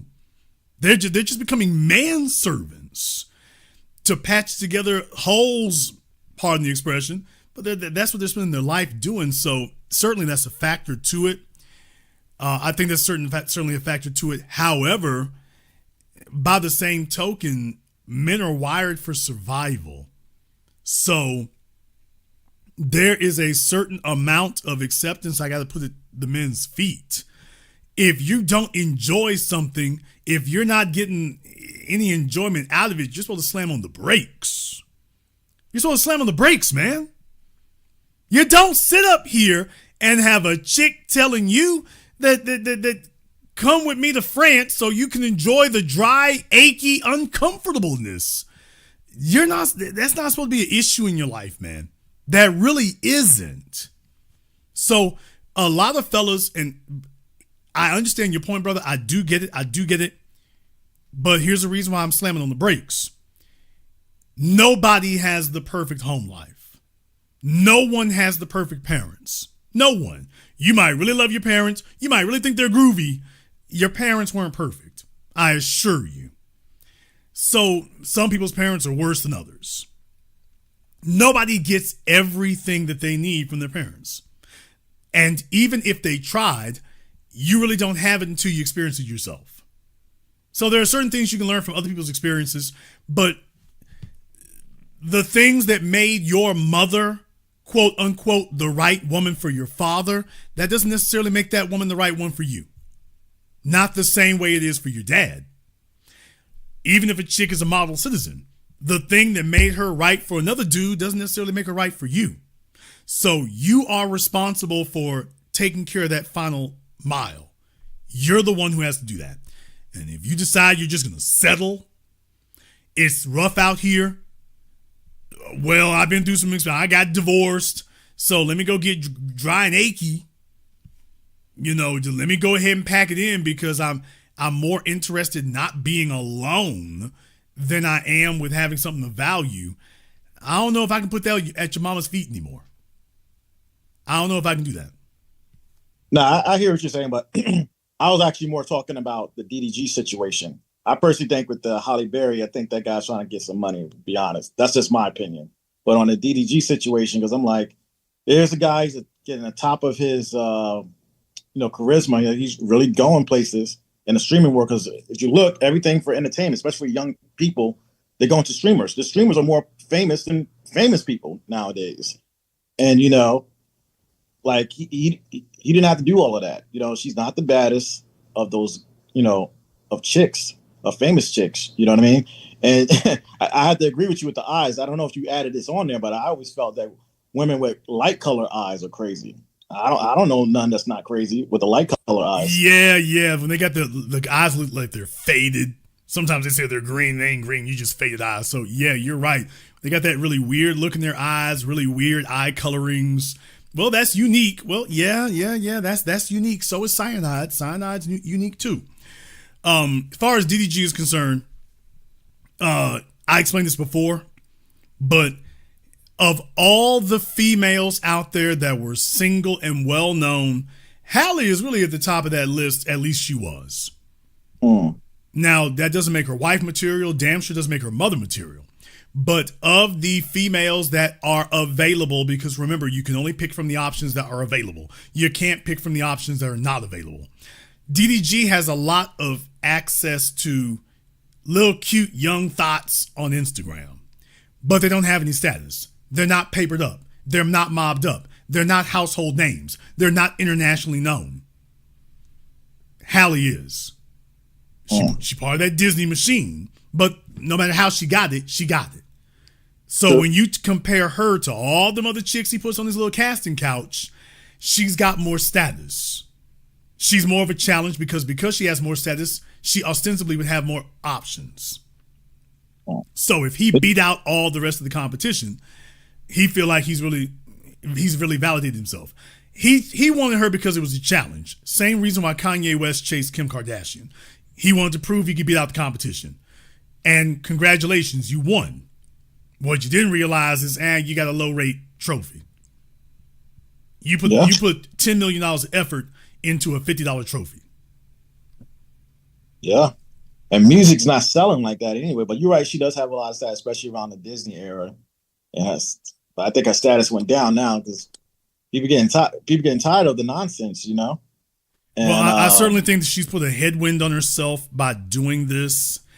She was unstable. She'd been unstable, but people, when a female is cute, people tolerate garbage off of you.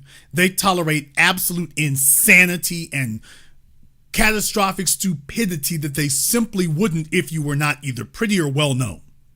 And that's just the reality of it. The world, and particularly men, tolerate a lot, metric tons of crap off of a chick that they wouldn't if she didn't either look good or if she wasn't known. And I wanted to post this on Facebook, but that's the number one reason why females today want to be pretty. females today who want to go to the gym, look cute or whatever, the purpose and the motive for the overwhelming majority is so that they can get the world to tolerate more crap. If they would just be totally honest. Hey, I know if I look good, y'all are going to tolerate a lot more mess from me. I can get away with a lot more. I can be a lot more abusive. I can push a lot more envelopes. Basically, it's a pass to lick all the candy in the candy store. And women know this. Yeah, they give it a name. They call it pretty privilege. That's why they talk about it all the time. That's what women call it, what you just described. They call it pretty privilege. Because they watch the women that are prettier than them and get away with it. And that's why you notice a lot of them want to do plastic surgery. I mean, look at Cardi B. If she didn't get her plastic surgery, she wouldn't be where she's at, if you really think about it. I mean, pretty privilege is a nice term for it. I would call it pretty abuse. You're right about that, too. I would call it pretty abuse because they really want the ability to be abusive. Like, they don't want to just drive your Ferrari. They want to be able to wreck your Ferrari and there's no consequences. They want to be able to wreck your Ferrari and you buy them a new one. To them, that's the sweet spot of value, that I could literally destroy everything around me. And not only will there be no consequences, they'll just line up to give me another one. So imagine having the worst Dennis the Menace little destructive bastard in the neighborhood and everybody's kissing his ass like that episode of Twilight Zone. So that's really what a lot of that comes from. So as a male, you don't want to feed the beast. You don't want to do that. You've got to have the ability to say no. DDG had his reasons for wanting to get with her, and that I don't have a problem with. If I were in his shoes, I'd do the same. Where he messed up at was that he showed his lack of confidence by getting her pregnant. Oh, he also showed his lack of confidence. I don't know if you know this. If you look back when they're together, he writes really cringy stuff on Twitter talking about he was jealous of her success and stuff like that. Yeah, I mean, he did a lot of ass kissing and a lot of sucking up now. I also believe he was consciously pandering. He thinks he's smart. I've seen what he said. I've seen how he acted. You get little niggas like that and they think they're slick. They don't think they're dumb. They don't think they're lucky. They think they're slick. Like some of the stuff he's posted since they broke up and stuff just to get attention, just to get views and clicks. He does stuff and he knows what he's doing. The problem is he's doing it from a position of weakness. Here's the issue. This works for males the same way it works for females. A male who has average looks and gets overlooked by females, he will ultimately be a stronger, more capable, more competitive male than the one who was always cute and chicks just always gave him the nod. Because one of you is going to have to be forced to develop character traits and skill sets that the other one won't. Because he never had to. He didn't have to be smart. He just relied on his looks and his appeal. When you're a man who has to earn it, you got more than looks. You're smart, you're resourceful, you have perseverance, you have wisdom, you have discernment, you can sacrifice, you're not emotionally erratic. People who had to struggle learn those disciplines. People who didn't never learned them. The problem with pretty privilege or pretty abuse is that a female never has to learn discipline. Her answer to everything is wave her magic wand. Put that face on them, put them breasts on them, and that'll solve all your problems. Until the day it doesn't. Now you need another tool, but you only have one in your tool chest. You don't even have a concept of another one. So a female who doesn't have your looks but is forced to learn other skills or work on what she has, she's going to be more capable and more competitive. And when things get rough, she's going to be able to handle it. So I'm not saying this is the difference between somebody who handles it well and somebody who doesn't handle it well. This is the difference between someone who handles it well and a person who don't know what the hell to do at all. So they start spazzing, they start doing things. There's no wisdom involved. That's what they've always done. In DDG's case, he's used to little gals kissing his ass, even when he does little weird, wacky stuff. He doesn't even have a concept of what weird and wacky is. Whatever he does, chicks just kissing his ass. Right up until the day they stopped. Right. Now he's just doing weird stuff, and he woke up one morning and everyone's laughing at him. Now that's where the album sales thing comes in. Wasn't nobody talking this kind of crap about him when him and Halle were together. And if they were still together now, they wouldn't give a damn about his little opinion in the ass album sales. What? That would just be a blip on the damn radar. They would move on to something else. The album sales become relevant because that fits the narrative. When you're on the incline, people are cheering. When they start seeing you lose velocity, now they want to pile on. They have a vested interest in making this plane crash. So now all of a sudden, ooh, you done lost Halle. You lose your endorsements. Ooh, your album suck. Can't blame Halle for that. See what I mean? Yeah. So now they start piling on you in a way they never would have done if you were still winning. Oh, you're definitely right. He was using his looks, because I'm looking at the text message, and a lot of those text messages before they had a baby.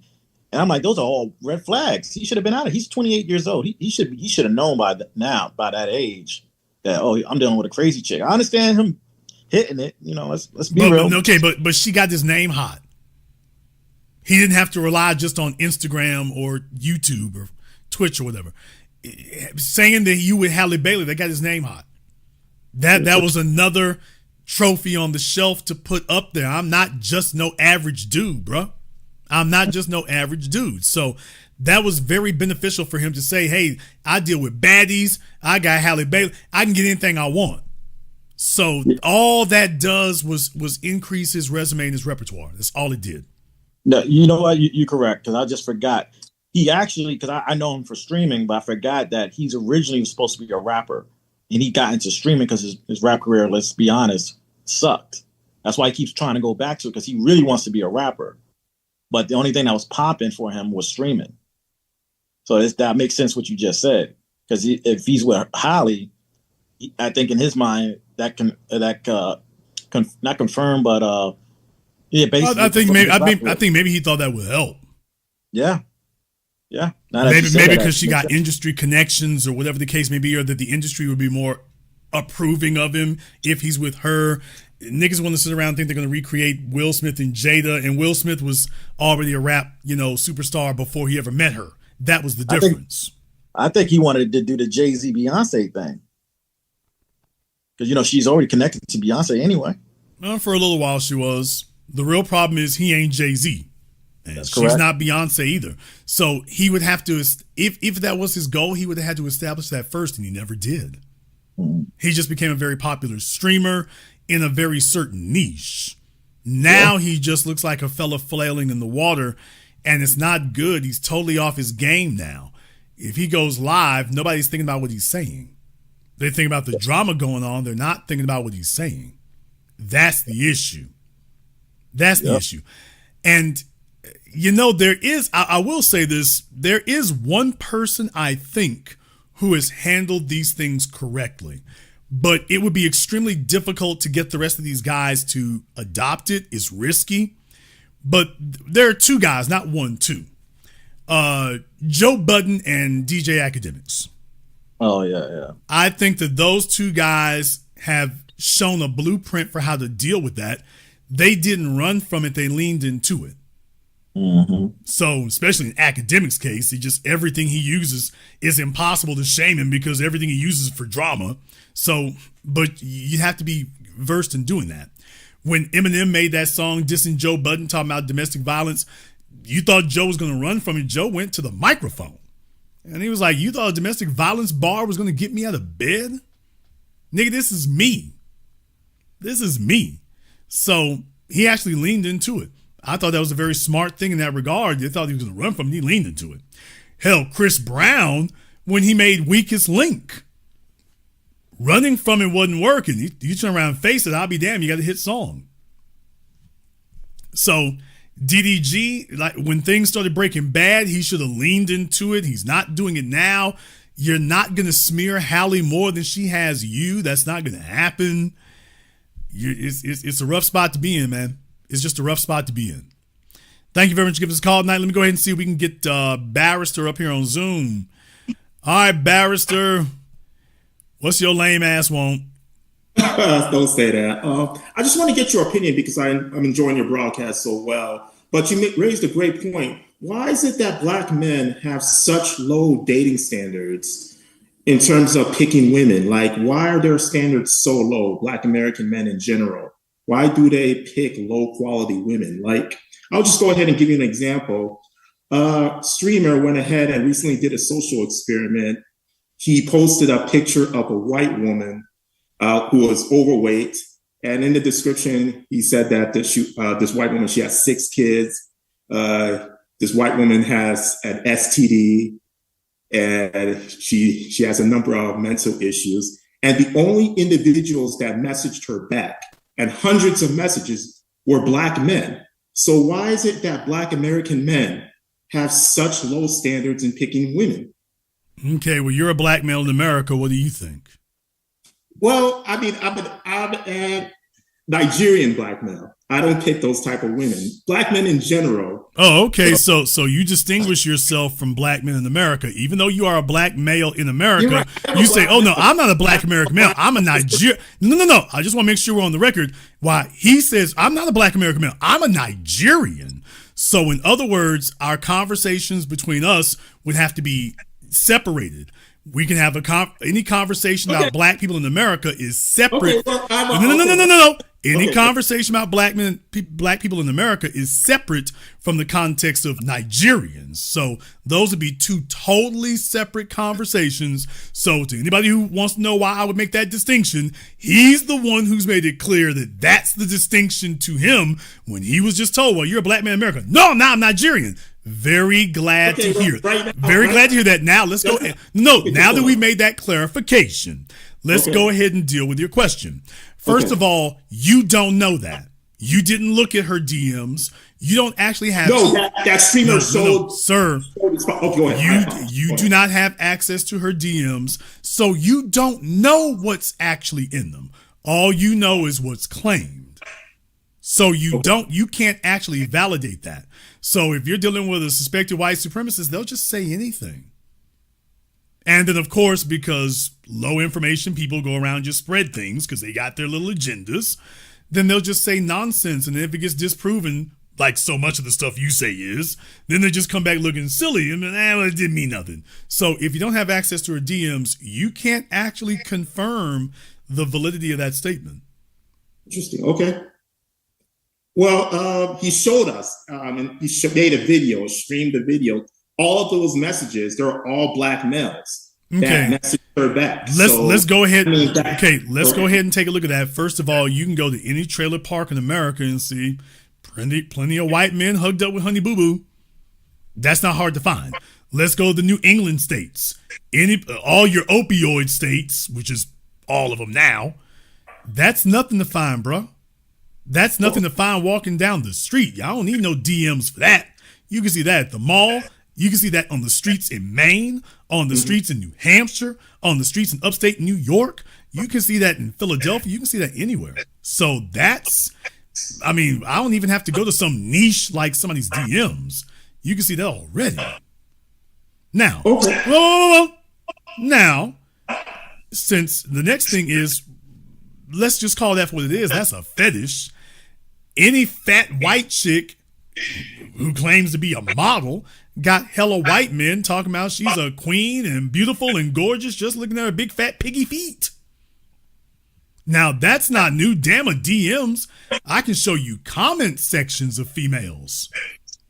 I can show you comment sections of females who are size 20. Now, dare me to. Y'all can go to Instagram right now and look it up if you want to.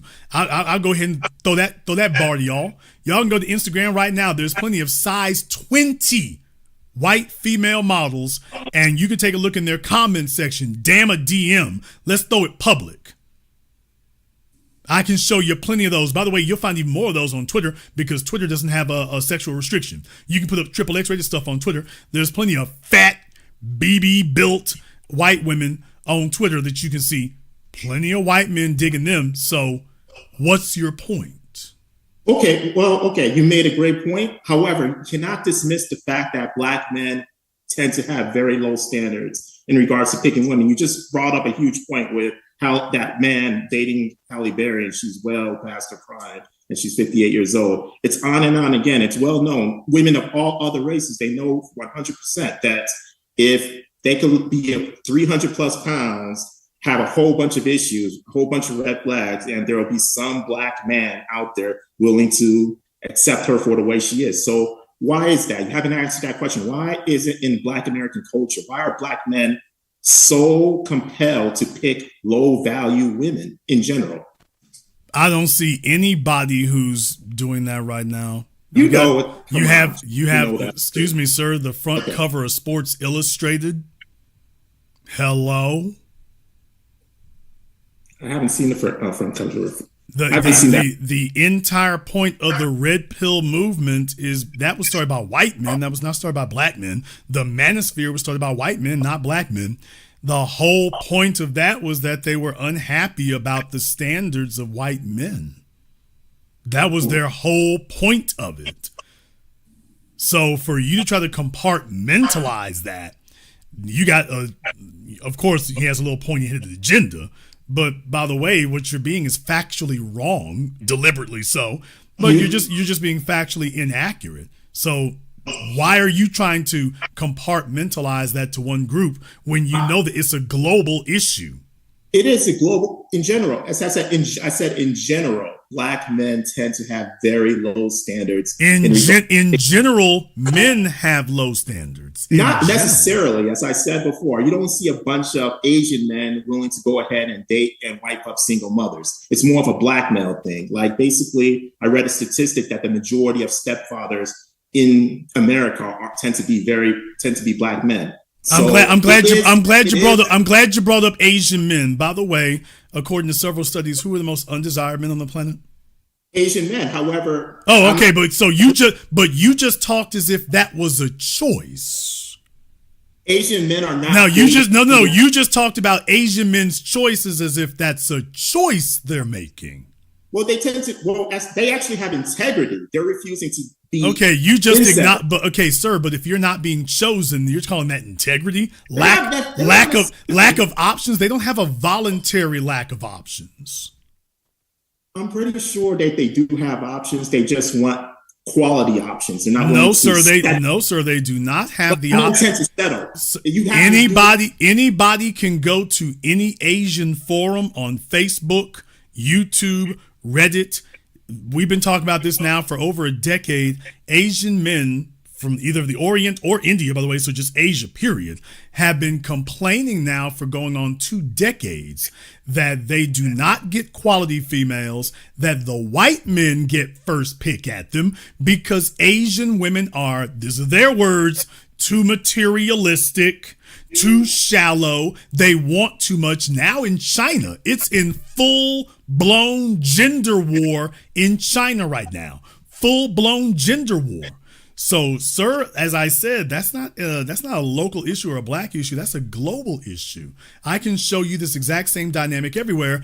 Case in point, the population decline, the lowest population points on Earth right now are South Korea and Japan. Exactly. No Black males around to skew any numbers. As a matter of fact, they need Black men over there, but no Black males to skew those numbers right there. So if the issue is Black men's lack of options, why is it I can show that Black men have lack of options? I'm just stating that it appears that Black men will sleep with. Okay, but sir, if you're going to just sleep with anybody, that's because you don't have options. And that's Black men in general, though. They tend to sleep with anything, and I just don't understand why. You're a Black male. Okay. In general, why do Black male? I'm one of those Black males that don't do that. But in general, why do Black men? I don't believe that. Oh, trust me. I'd rather stay celibate, be celibate than date a single. I know you're celibate. I know you are.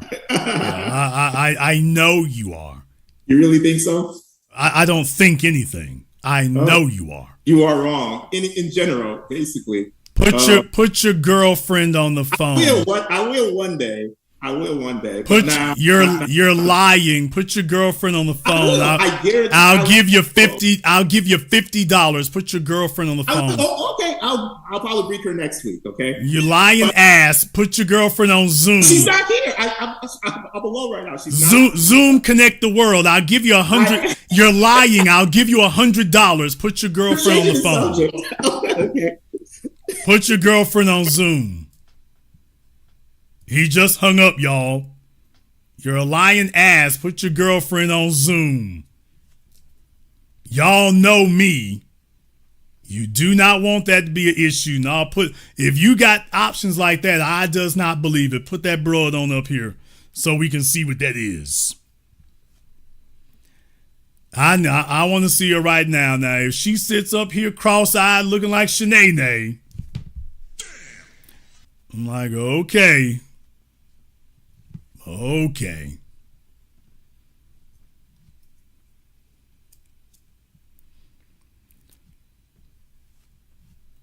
Y'all know me. Now you know me when Jason say, okay, you lying. Let me belly up to the bar. Let's go ahead and see it. And all of a sudden, niggas get scarce. All of a sudden, they get scarce. He hung up on Zoom, so all of a sudden, they get scarce. Tell her, look here, baby, because I know this nigga ain't buying you nothing. Let me go ahead and throw a little something on your cell phone bill for you. Since that little cornball ain't doing the damn thing, let me throw a little something on your cell phone bill for you. Let me holler at you right quick and find out how y'all making it. Because I don't think anybody gonna be there. I really don't think anybody gonna be there. But let me go ahead and holler at her right quick and tell her, look here, baby, he ain't doing a damn thing for you. Your birthday gonna be dry and achy. I got it on good authority that your birthday is going to be dry and achy and lacking confidence. Oh, please.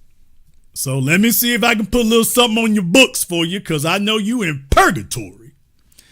Let me put a little something on your books for you here, and let's see if we can come to an understanding. Let me see if we can come to an understanding. Let me go ahead and jump back over here on Zoom. See if we can get Brother Elijah up here on Zoom. Brother Elijah, oh nigga, where you at? Are you on the bus or plane? No, I'm on the train in first class on the Amtrak Acela out here in Philadelphia. All right, the nationwide tour continues. Yeah, I just flew into Baltimore. Now I'm taking the train up. Y'all, that nigga, he flew all the way out to California and worked his way back east. I knew that was going to happen. When he was in California, Elijah done went to California and he done knocked down everything he can heading back east. No. What's on your mind, brother? Brother, 3 points. Because I know you got to get this, you got to get the show, I get the broadcast rolling. Hey, for one, the first point I gotta establish: Bushmeat Barrister does not speak for us black men. Okay, and I'm gonna say something controversial. I have yet to see a Nigerian Halle Berry. I have yet to see a Nigerian Beyonce. I have yet to see a lot of them. Okay. He don't speak for him. And then another thing too, his women, as far as black women, I'm not putting them down, but we gotta call a spade a spade. A lot of them women, they are not all that desired like a foundational black American woman. Even if you look at how their physical features are, yeah, a good amount of them got some swollen backsides. I'm not taking that, but a lot of them be having 90-year-old woman kneecaps. You know what I'm saying? All curved and everything like that. You can clearly see a lot of them don't really practice physical fitness like that. He needs to stay in his lane and mind his damn business. Okay, Bushmeat Barrister. All right. Now going to with your 2 points now with the Halle Bailey and Halle Berry. The Halle Bailey and this guy DDG. You said it right, big brother. Nobody would have known this guy if it wasn't for her. So, good for him. But my whole thing is like this whole sweating Halle Bailey. Yeah, she's young, but I just don't see it. She's not all that. Yeah, she had her time with Little Mermaid and everything like that. But my question is, I can see it, but can you see it? Her career is about to fade.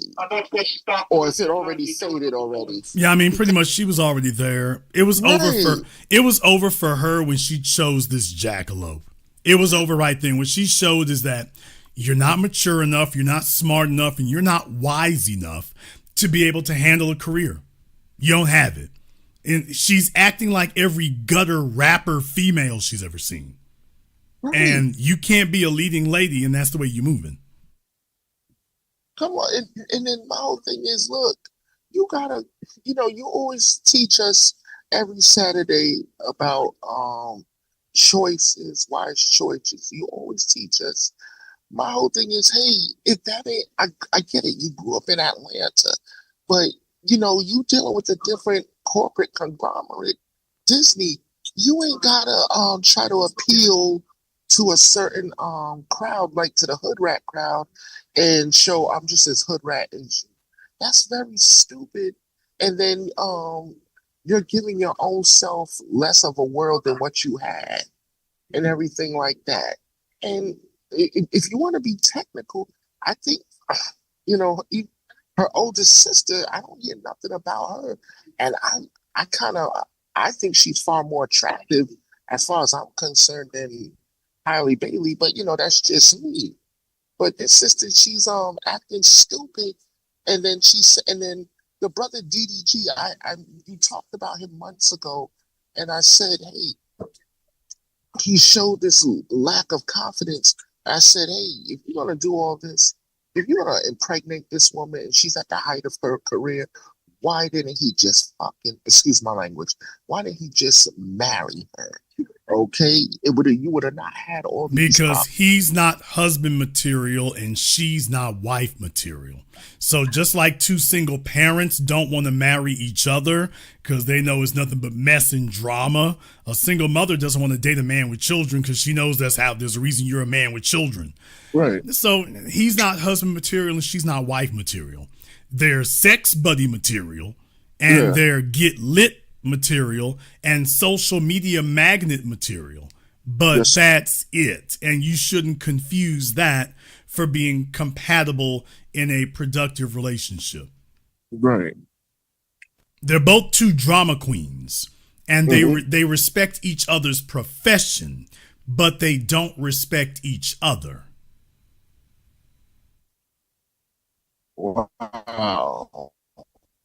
So it's basically a dead end road to nowhere. It's like having two people who do porn. It's like having the two biggest porn stars in the world try to date each other, Lex Steele and Vanessa Blue. You can respect each other's profession, but at the end of the day, you can't respect each other. Rock stars, actors and actresses, there's a reason that it doesn't last. You can respect each other's work. You can respect each other's profession. You can respect each other's professionalism. You know the business, so you can respect them as a person in the business. What you don't respect is them. Once you get to know them, there's not a lot of there. She might be a cool actress, but she's also incredibly conceited and vain. Not the normal female level, but that higher Hollywood bow down, kiss my ass prima donna level. That's going to get very old very quickly. And when you're a man who has other options, the problem with a man having other options is our patience is very thin. Because it's too easy to get a hold of somebody else. If we're alone tonight, it's only because we want to be. So he has very, very quick, very, very easy access. If you're not acting right, all he has to do is hang up the phone and text somebody else. Females are not used to a man who can do that. Especially, he can go get something ugly, but if you get something that ain't ugly running over, yeah, she's good enough to replace you. So if you're dealing with a certain type of fella, you're too easy to replace. And she found that out. So when he doesn't respect her, the more he got to know her, the more he didn't like. The problem is she gets more attention and generates more hits than the other chicks he runs around with.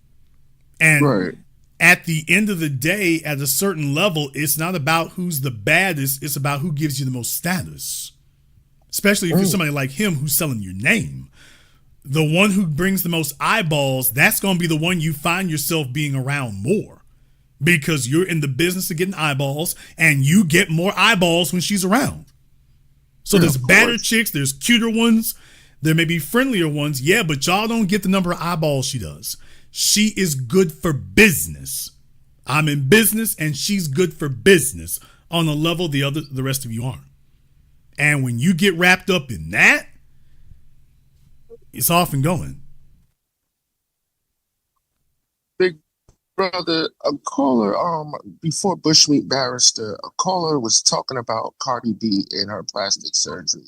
And I want to ask now, because you did many broadcasts about Offset and Cardi, who won the final showdown? Because it seemingly looks like Offset now is having some buyer's remorse, and it looks like he got played. Who won the showdown, brother? It's still going. It's not over. This is going to be going on. This will be going on for years. This will be going on for years and years. It's going to be going on for years. And the problem with the internet age is you have so many goofy idiots out there and whatnot who don't even know when they see something real. You know, they can't even distinguish real and phony anymore. So you got a bunch of clowns who still think this is a publicity stunt. You know, and I tell them, y'all need to. It's the ultimate sign of ignorance and stupidity when you can't tell the difference between a stupidity stunt and what's real. Even if you see a bunch of stupid publicity stunts, you should be able to recognize when something's real. When folks is calling the law, when people are throwing your personal business out there, you know, especially in a manner when there's nothing to sell, because there was nothing to sell. You know, when they're talking about you're a bad parent, that's not publicity anymore. That's not publicity anymore. That's attacking your character. There's no way that that's good for publicity. None. Right. Well, it would be different if they were boyfriend and girlfriend. They're husband and wife. This is not the WWE. That's not a game. It's not a joke.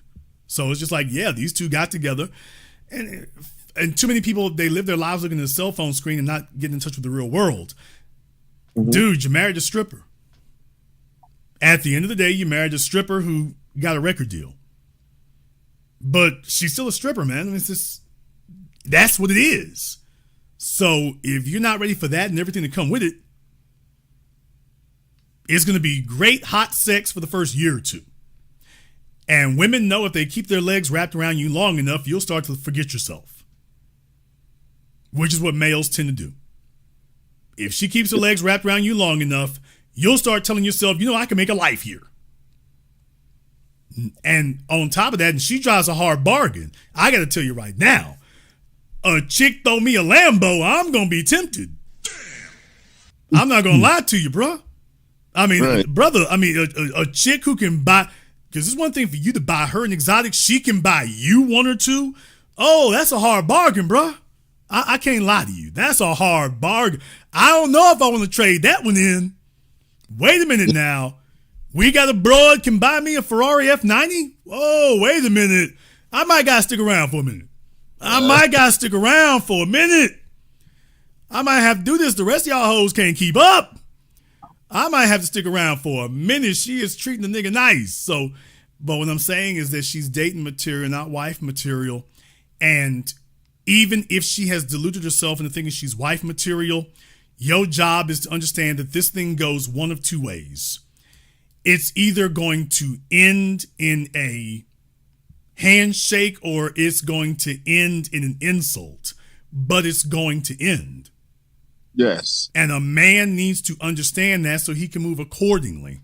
You're not going to be able to make no life with her. She's not wife material. Right. So if you take it to a point where we're going to have kids and get married, now it's going to end in tragedy, which was not what the other two options were. As long as you didn't marry her and get kids with her, it's either going to end in a handshake or with a fight, but it's going to end. And just recognize, okay, enjoy it while you're there. I like the Ferrari. I like the look.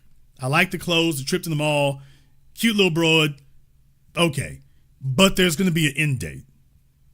Now, if you can wrap your head around that and if you can be at peace with that you bring this thing in for a soft landing, then you'll be okay. But if you lose yourself because every night you keep getting put in a damn figure four between her legs and you start forgetting why you're there and you start trying to figure out, is there a pathway to this not ending? then when she hits you with the where are we going, you either gonna have to marry me or I need to find a nigga who will. Do you have the guts to be able to tell her, then go find one who will? That's some deep stuff right there. Most men don't have the ability to look at the chick and tell her, you know what? Yeah, that might be a good idea. You know what? Yeah, I mean, if the price is now, we got to sit up here and buy you houses and cars and marry you and you're the only option. Okay, thank you for the notification that the ride has come to an end. This is where we at. See, that's you still being in control of the relationship. This is where we are. I told you what it was. I told you how it would be. If you have decided it needs to be something else, then yeah, I'm putting the brakes on. Because that's not going to happen. And if you informed her of that from the beginning, which you should have done, then if it does come down to that, then it comes down to it. Are you willing to say, okay, that's it? Now, you're willing to do that at your job. You're willing to do that with a car that breaks down too much. You're willing to do that with a landlord. You have a female, now you're unwilling to keep it straight. You're unwilling to hold your position and be like, yeah, I'm holding the line. This is what it is right here. And you're not going to move the price up beyond that. Now, if you feel it's not a good bargain, you're breaking your word from what you said. But if you're going to start breaking your word, now you got to go. Yes, sir. But this is what it is. You said you're all right with it. Hey, ain't nobody slave here. You want to go, bye. And that's the way it is. Some fellas, she throw them legs around you long enough and you forget that that's what you're supposed to do. You forget you have options. Now you're trying to figure out how to keep her there forever. There's what the problem was. You didn't understand from the beginning. This is never going to be forever. No matter what you do. Nothing is forever, unfortunately. All right. The only thing that's forever is death. Once you die, that's it. You're gone forever. But I wanted to do a reverse though, what you just said. What if somebody said that about Offset? To my understanding, I think he had 2 to 4 kids prior to him marrying Cardi B. What does anybody say about that? Because yeah, he married a stripper, but she married basically a loose cannon. Look, if you marry Offset, you know what the hell you're getting. Oh yeah. The nigga been making albums for how long? You know what you're getting. You know what you're getting. He was doing this before she married him. Mm-hmm. If you are not okay with Offset being Offset, don't marry Offset. You know what it is. If you're not okay with that, don't do it. Do not tell yourself that there is something sparkling in your drawers that's going to turn Offset into damn me, leave it to Beaver. Right. He's going to be Ward Cleaver or Cliff Huxtable. Offset going to be Offset. And yes, that is what you're marrying. I want to attack. You're not marrying somebody else. You're marrying Offset. If you're not okay with being with him, that's going to be a problem. I think this sister, she's reached a point.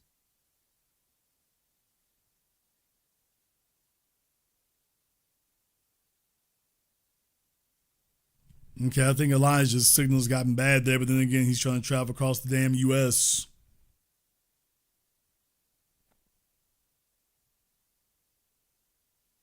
Oh, okay. Sorry about that. Halle Berry, she's 58 years old. What is she doing out here, big brother? Still trying to be relevant. All right. A lot of people, look, she has faded. She's old. We're not lining up to see this woman anymore. What she says doesn't matter as far as, a lot of us are concerned and everything like that. She looks like a Martin Lena Horn. Okay. You can see she's aged out now. You can start to see the cracks in her face and everything like that. Why does she still believe she's still important and everything like that? As a historical context, she is. So I do not want to play that down. Halle Berry is still Halle Berry, even historically speaking. We don't do ourselves any favors by forgetting our history. And the issue is, you all use that slogan that the internet is forever. Well, people have revitalized themselves and their reputations on the internet. So we don't do ourselves any favors by not keeping track of these things. That's how you lose control of the narrative. Yes, sir. You lose the narrative and you lose control of it under those circumstances. That's how it happens. So it's important to keep monitoring these things. Just like Vivica Fox, it's important to keep monitoring that because that's what allows us to compile and assemble the full narrative from when she met 50 to where she is now. Yes, sir. Those 3 decades matter. And our ability to keep track of the narrative over time matters. That's what legitimizes our statements. We're not just saying it because we're haters or we don't like women or nothing. We're saying it because we can count, damn it. We can count. Sir. We know math. And this is the inevitable result. Take a look at the warning flags and then you see they're still there. They didn't just come and go away. Sir. They're still there today. So it is important to keep track of that. These are people who were significant. And on the internet, that means they are significant and remain that way. So they can pick up headlines and things. And there's a reason for that. They have a following. Might not be the teeny boppers and whatnot, but they do have a following. So significant people, we don't do ourselves any favors losing track of them. That's what allows them to recede below the radar and then poke their heads up later because you didn't keep track of it. Yes, sir. But brother, you said something that was real deep. At the same token, it was real sad. This gentleman, Van Hunt, he literally waited like a little puppy for his master, okay, for Halle Berry after all of this, okay, and you said something like, what happened to us men? Okay, we used to have standards and everything like that, and then now we're in the year 2025. I don't see it getting better in the next 30 years. It probably will just get worse from here on out because, again, she had 2 children by 2 white men, not even the black men she was dealing with in the past. Also, she most likely was a problem for her black significant others in the past and everything like that. And this is what this man is waiting around trying to marry. What happened, big brother? What it shows you is that a lot of males don't really have options. We talk about rappers going broke, football players going broke, sir. Sports athletes going broke. But it's a lot of fellas out here that are broke in other ways. And they just don't have the options. They're emotionally weak, and females realize that as a lot of these fellas, if they've gotten older and don't have options, he's just looking for a soft place to land. And he's willing to settle. He's not competitive. He's willing to settle, which means now he's willing to take shortcuts and overlook egregious things. And that's where old boy is now. And it's just like, okay, now he's a part of her damn, I don't want to use the word psychoses, but certainly the mental and emotional issues she got going on. And now he's posing next to her with her damn Jiffy Lube. And when it gets this damn far along, that's problematic when it gets this far along. That's an issue. But there's a lot of fellas out there, man. And look, here's my only problem with it. I'm not saying that don't lay up with the broad. I'm not saying don't go out with her. I'm not saying don't go on trips with her. That's cool. When you start talking about permanent entanglements, children and marriage, now I'm like, hey, bro, you lost the plot, man. There's not enough value there for that. There's nothing she could do that equals the unlimited liability of marriage and children. There are better options. And if you don't have better options, that's an even worse problem. Jason, you always taught us, and I'm going to say this and I'm going to land my plane, I promise. What are you drinking? Just some red wine, big brother. I'm in first class on a train. All right, y'all. I just wanted to get that out of the way. Okay, go ahead. Yeah, no. I ain't drinking no hard licks. No, you always taught us ignorance is a choice. All right, that's the thing. That there is no such thing as you don't know anything. Okay, you don't know have any options. Google is your friend. Look out this dick. What's wrong with people taking time, especially the men? I'm not talking about the women. I'm talking really about the men. All right, and I'm one of them. Take your time. Hey, if options, and all right, and this nasty society we live in, all right. Look at what you have out here. Look at your flaws. Look where this where you can go somewhere where you can fix those flaws and everything like that. And then Bushmeat Barrister, just to go back, what he said something that was pretty offensive and everything. What he was talking about when he said we have low standards, this and that. My whole thing is, and you asked him, well, what's the reason? And he couldn't really answer. The reason is simple. It's white supremacy. Okay, because a lot of our women see this stuff on TV, they glamorize it, and then they come to us to want to subsidize it, and then when we can't subsidize it and everything like that, they don't want to give us the time of the day, all because she saw what she saw on television and everything like that. And then here we go, things roll down the hill and everything like that. You rejected this man that could have been your future.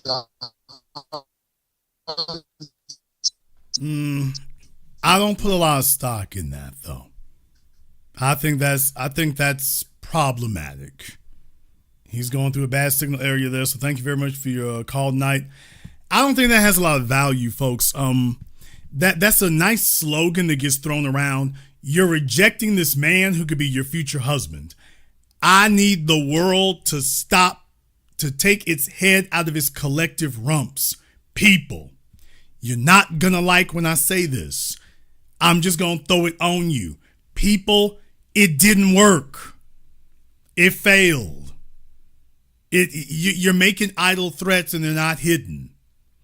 Women are not afraid of being told they're gonna die alone. It didn't scare them then. It doesn't scare them now, because as far as they're concerned, the worst fate would be spending the rest of their life with something they don't actually want. The reverse psychology and the threats and stuff, that's not working. Oh, you turned down the man who could have been your husband. If he's not what she actually wants or what she thinks she qualifies for, even if she's not accurate, if that's not what she actually wants, bro, you're not scaring her. You're not scaring her saying you're turning down somebody who'd be a perfectly good husband for her. Not if she sees herself as better than that. If the women today see themselves as better than the caliber of men that they actually qualify for, then all they see is you trying to talk them into a bad deal. So it doesn't work. Stop the nonsense. Stop the silliness. It didn't work. You're sloganizing and making up your t-shirts. You didn't intimidate or bully the women into taking a deal they didn't want. It never caught on. And it's not catching on today. The only thing that women listen to is men getting up and taking their benefits and depositing them somewhere else. Women don't give in to idle threats because women can see what men do. But most men talk a good, strong game online, but that is not what these males are doing in person. When they actually do have proximity to a real organic female in the real world, their attitude and everything else softens. They're not coming with that red pill, black pill energy in the real world. So women know that the stuff they hear men saying online is a lie in most cases. They know they're not going to stand on that. They have too many men who are looking to cash out. Practically every female in here has some dude in her damn DMs offering to fly her out somewhere. And as long as she still got those messages in her DM, she ain't listening to somebody talk about what she's not being offered. Well, they're not offering you marriage. Well, the guys who are available for it, that's not really what floats her boat anyway. That's the problem. So you can't threaten them if the guys who are available, she's not really attracted to them. That's not a threat. It's an idle threat. And she's not scared. In most females' minds, the guys who are talking the most garbage, if she offered them some sex, they wouldn't turn it down. Females today are firmly convinced that for 90% of the male population, if she offered him sex, he wouldn't turn it down. So she doesn't believe your threats. Now, that numeral I just gave you, that statistic, isn't really accurate. It's not 90% of the male population. Here's the problem. Nobody doubts how much money hoes are making on OnlyFans. These ain't hoes! And deal with it, nigga. Women know what's going on. OnlyFans wouldn't be popping the way it does if women did not know that that's just how lonely most men are and how quickly they will break down. And that's just OnlyFans. You should see what's happening over there on Twitch. You got fellas just throwing money at chicks on Twitch, mostly white men. What? So for Northside Tether, mostly white men, by the way, on Twitch, throwing tens of thousands just for a video game chick to acknowledge his existence. And yes, I know Ruby Rose got even more from fellas, but the point is, most men out here are hopelessly desperate and the women know it. So as far as the women are concerned, they just have to outlast you. They just have to outweight you. And if they outweight you, then eventually you're going to have to break down and drop something. The only thing they will pay attention to, as I've always told you all, is when the phone stops ringing. That's what catches women's attention, is silence. When the women offer up some sex and nobody is asking, that is what gets their attention. Right there. That's what gets you to take it seriously. There aren't any women in their 60s who doubt what the men do or how the men feel. Well, yeah, because by the time you get in your 60s, the phone stops ringing and there's nobody calling asking for anything except directions to a younger chick.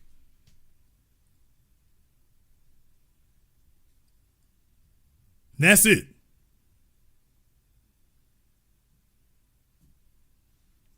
That's it. So they believe that. They believe that. They believe what you do, not what you say. Now, let me go ahead and do a little bit of housekeeping here in this regard.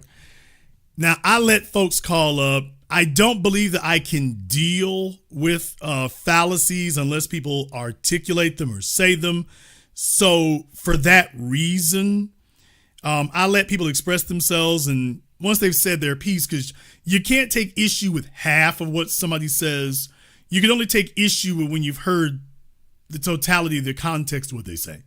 So I'm not one of these people who goes around, half listening. I listen to people. I let them express themselves so that way it's very clear what they're saying and there's a clear context to it. I don't do the mud flinging thing. I don't do that. I do believe in having a clear conversation, and I do believe in having things in their proper context, but I don't get into the flaming thing like that. Shout out to you. If you're in Nigeria, I got folks listening around the world. Nigeria, South America, Africa, Caribbean. Shout out to everybody. I don't have a problem with Nigerian females. The issue is Nigerian females having an issue with us. There's the issue there. I don't have an issue with chicks from the Caribbean. I'm hella cool with chicks from the Caribbean. No problem at all. Respect, however, is a requisite.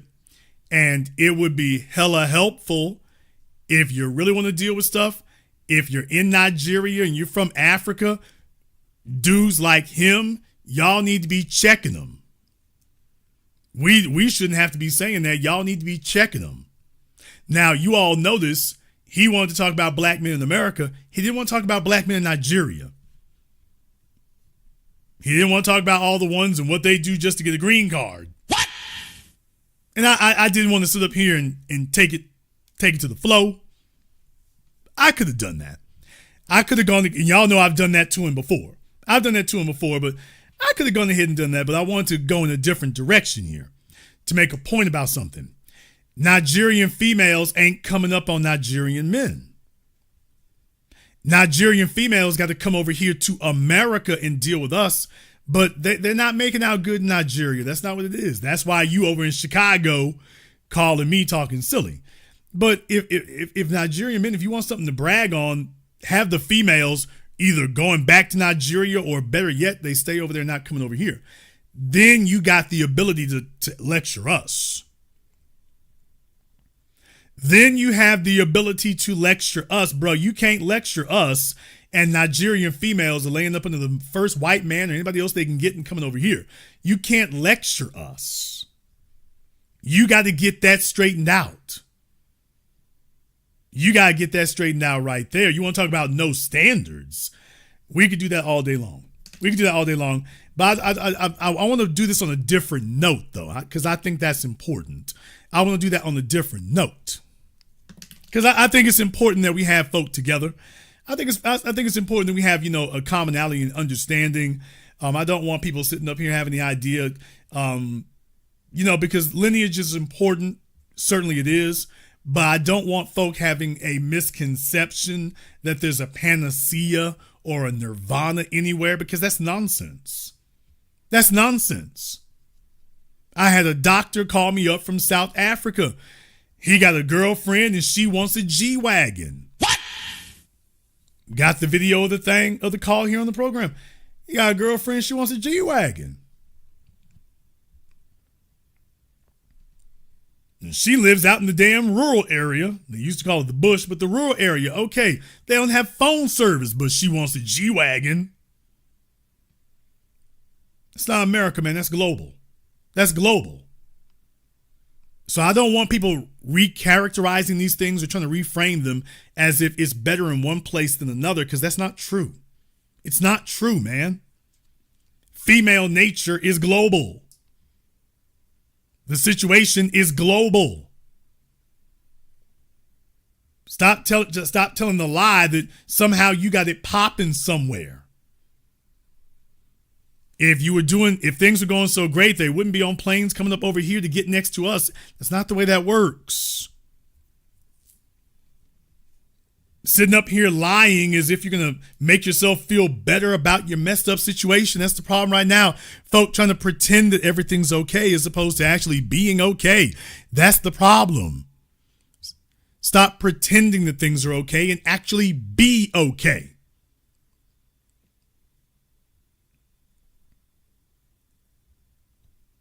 Stop just pretending you're okay and actually be okay.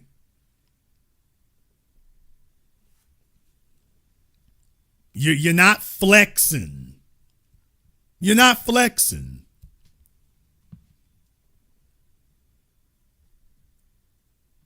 And let me be clear about one more thing. I want to touch on this real quick just to make sure I sort that out. I got to remind y'all, we can go on Twitter right now. You can check my followings on Twitter. I follow Nigerians over there. Nigerians, they are the presidential elections and the presidential parties, man, that breaks down strictly along ethnic lines. The Yoruba are outright white supremacists demonizing the Igbo. That's a full-time job. The Yoruba, the Igbo, the Husafalani, the Delta, they are putting each other down, calling each other monkeys, calling each other animals, calling each other chimpanzees, calling each other roaches. That's a whole thing. You can find that on Facebook, Twitter, You name it. Any of your social media. When the presidential elections come up, that's the first thing they start saying is which politicians are Igbo, which ones are Yoruba. That's the whole problem right there. These Yoruba bastards, they're the whole problem with, I mean, it's like the Israelis and the Palestinians, man. It's like the Israelis and the Palestinians. I mean, they go into full-blown you're subhuman stuff. In Nigeria, they are in full-blown, if you're Yoruba, you're subhuman. If you're Igbo, you're subhuman.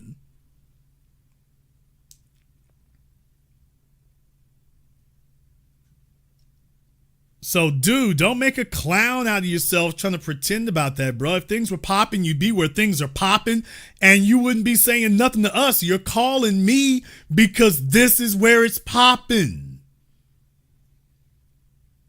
This is where you see cohesion, discipline.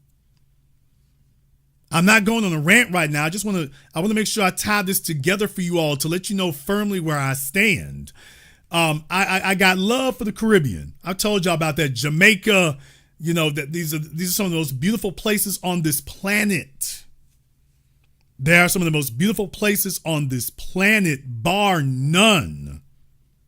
Bar none. And I think it's a wonderful thing, and I think it should be preserved. And for the folks who are down with us, we 10 toes down for them, and that's just the way it's going to be. Period. So I'm never going to get into this thing where I denigrate the Caribbean or I denigrate Africa or I denigrate South America. I'm not going to respond to no nonsense like that. What is this, second grade? I'm not going to do no mess like that. That's not me. That's not me. But furthermore, it's not sensible. It's not sensible.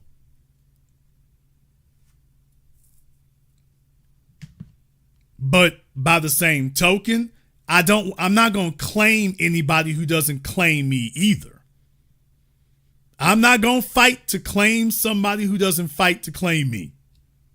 So all I want there to be is a clear understanding. Dr. John Henry Clark taught us that about building coalitions. He said that, China can be in Africa to the extent that Africa is in China. China should be allowed to have as much of Africa as Africa is allowed to have of China. If China has a very limited policy, then Africa should have one for them.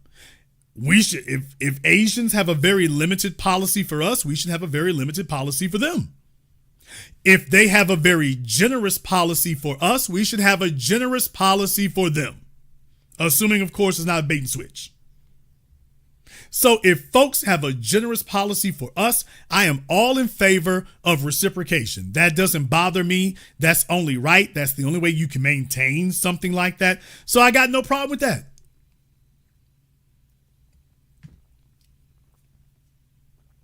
If I got people who extend themselves for me, I have no problem whatsoever extending myself for them.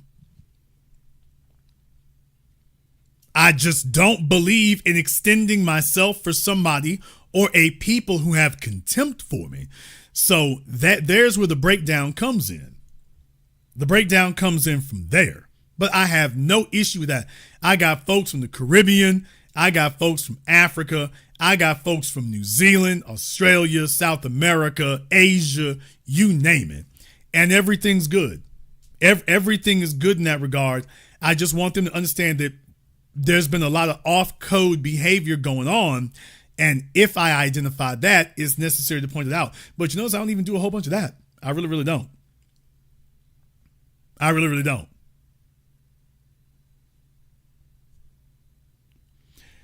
Kia, what are you talking about? Kia, you were doing good there for a minute. What is Kia talking about?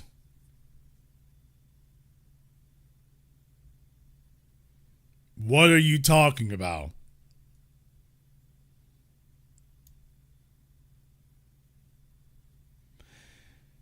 Kia, give me a call up on Zoom, ma'am. Okay, let's see if we can get some clarity here. Give me a call up on Zoom, Kia. Oh, we need to have some clarity. Kia's going to help clarify this for us.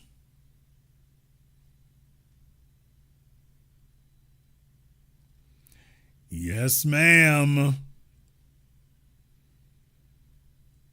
I need some clarity on this both sides thing. I need to know who the sides are.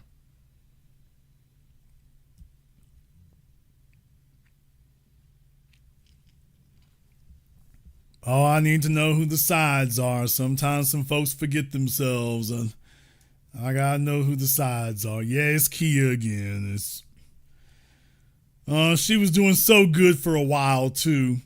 Actually, Kia hasn't been around for a while. What?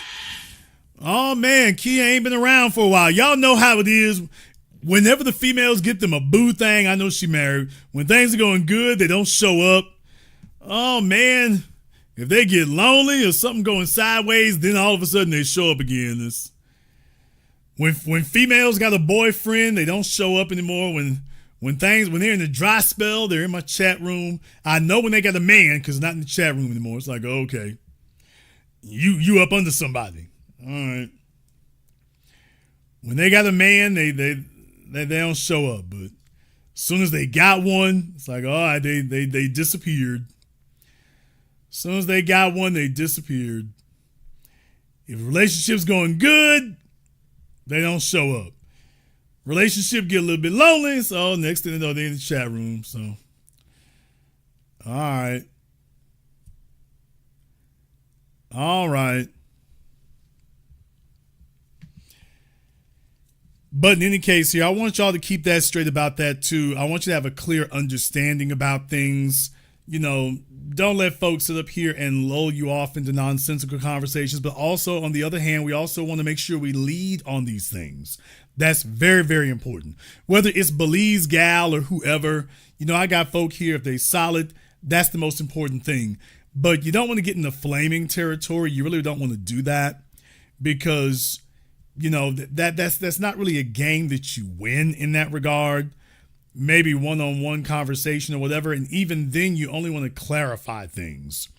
You don't really prevail, you know, in dehumanizing stuff. And I know it can be very, very tempting to do that. You know, folks sit up here and pick at you or whatever. They take a shot at you. It's very, very tempting to do that. I just think it's very, very important not to fall for that. That's why, you notice the first thing I said to him is, by the way, you're a black male in America. Now, let's be clear. You can call yourself Nigerian. Nigerian is not a race. You are still a black male on American soil. That's why I ended the conversation by saying, by the way, let's take a look at your standards. Bring old girl out here so I can go ahead and judge your standards right quick. All of a sudden, nothing. I want y'all to keep that in mind. I don't want people trying to build bridges for no reason. I want you to certainly be people who can collaborate on bridges. I want you to be able to do that. But I don't want you to build bridges for no reason. Build bridges with people who are building bridges for you. Halle Berry was always problematic. And the reason that Halle Berry was always problematic was because Halle Berry was one of these half children, one of these half black kids, and she acted like it. So the problem with biracial children is they tend to think that in a lot of cases, they tend to think they're very slick and they want to try to play both sides against the middle. So they want to be black when convenient. So when it's convenient for her career or she thinks she can strong arm somebody, all of a sudden she's black. But when she really wants to express herself or when the real thing comes out, all of a sudden she's not black anymore. Halle Berry was always like that. Mariah Carey was always like that. That's not new. So we gotta watch out for those things. The reason why I've kept track of her for so long is because that's the way she always played that. She always played that. She always played that thing where you think you're going to play both sides against the middle. So what I'm saying is that, okay, if that's the way you are and that's the situation, I just want to make sure we deal with each other accordingly. I am not going to treat you in a manner in which you don't deserve. If you don't deserve to be treated as black, you're not going to be treated that way. But you don't get to be half black. Either you all in or you're all out. Because we don't get to be half nothing. Those of us who wear the uniform, we don't get to be half anything. You all in. When something goes wrong, you're all in. When folks at the job squad up, you're all in. So we don't play that mixed game where you're only sitting around black folk because the white folk did not accept you. And so it usually happens about the time they become adolescents. When they're little children, people kind of coddle them. Grandpa don't really want to pick them up, but they don't notice that. As they become adolescents and teenagers, now they become aware that you don't really get accepted among the whites. All of a sudden, they start slinking and slithering their way over to black folk. And then here we go with this game. They start playing this game. They start studying Malcolm X and Dr. Francis Cress Welsing, and they start studying Afrocentrism and pro-blackism so that they can learn the vocabulary for speaking to us. But that's only because things didn't work out where they're at. And it takes time before you can identify somebody who's not playing that game. It takes time before you can actually identify whether they're playing a game or whether they're really serious about this. And Halle Berry was playing a game, and I said that decades ago. And the results have borne themselves out. They borne themselves out, and now that the two white men ran them damn pockets, now all of a sudden she wants to slither back to, even if they light-skinned black males. I'm like, I'm kind of good on that. That behavior and that disdain and that contempt you've had, I'm really kind of good on that. I really am.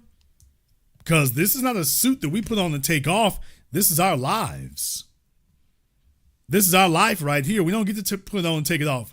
We don't get to do that. Not at all. All right, let me go ahead and see if we can get Kia up here. She's supposed to be on Zoom. I'm just not sure she is. There she goes.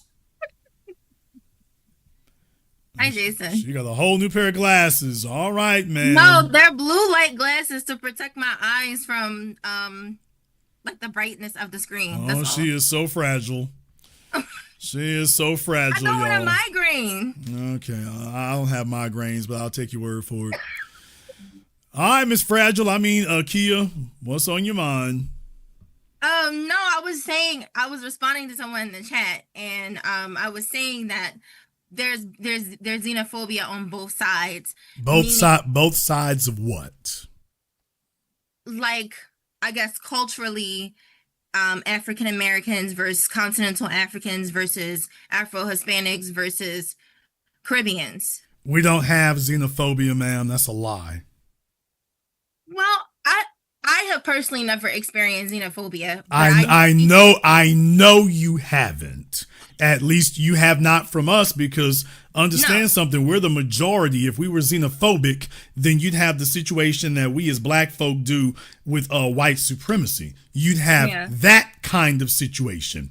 You have never in your life witnessed a continental African, Caribbean person, or anyone else walk into a place and a bunch of descendants of American slaves squad up on them. That ain't never, ma'am. That has never happened. So there is the only both sides you can be referring to is Caribbean and Africa. You can't be referring to us because you've never seen that in your life, and no one else you know ever has either. Well, I do know people that have been called, the African booty scratcher. No, you have not. What are they wearing? Hammer pants? What are you, African booty scratcher? Are you serious? Listen, I know Africans, and I have listened to them share their experiences. That's like white folk talking about black. They heard a black person call them honky. That's like white folk talking about they heard a black person call them honky. The only place you heard the word honky was reruns of the Jeffersons. That's not a word that you use, that people actually use. So you're talking to somebody who's embellishing and making it up, because that's not words we use. No, but I'm saying I was born in the 90s, so that type of language was used back then. It's not used now. I don't know what they would say now, but back when I was a kid and I was in high school, I had an African friend. Her name is Fatima. We're still close to this day, and they used to make fun of her when she would bring her lunch into school. They would talk about her hair. They would talk about the way she smells. Okay, let's go ahead and address that. So, Kia, what you're telling me, and now you said this was in what grade of school? Oh, I think it was in 8th grade. Okay, well, 8th grade in Louisiana, 8th grade is middle school. Okay. So I don't know if that translates the same where you're from, but in some places that's high school, but in Louisiana Louisiana that's middle school. So junior high school. Here's my thing. Okay, so they were making fun of her hair. They were making fun of the way she dressed, I'm pretty sure. And making fun of the way she smelled. And the food she would bring into lunch. Yes. Okay, and they were making fun of the lunch she brought from home. Yes. Ma'am. So are you telling me that was confined only to African students? No. Okay, because where I come from, that's called school. Yes. But I'm saying there were African American kids who were making so they noticed that they thought she was black, but then they noticed the cultural differences. Okay, they thought she was black, or she was?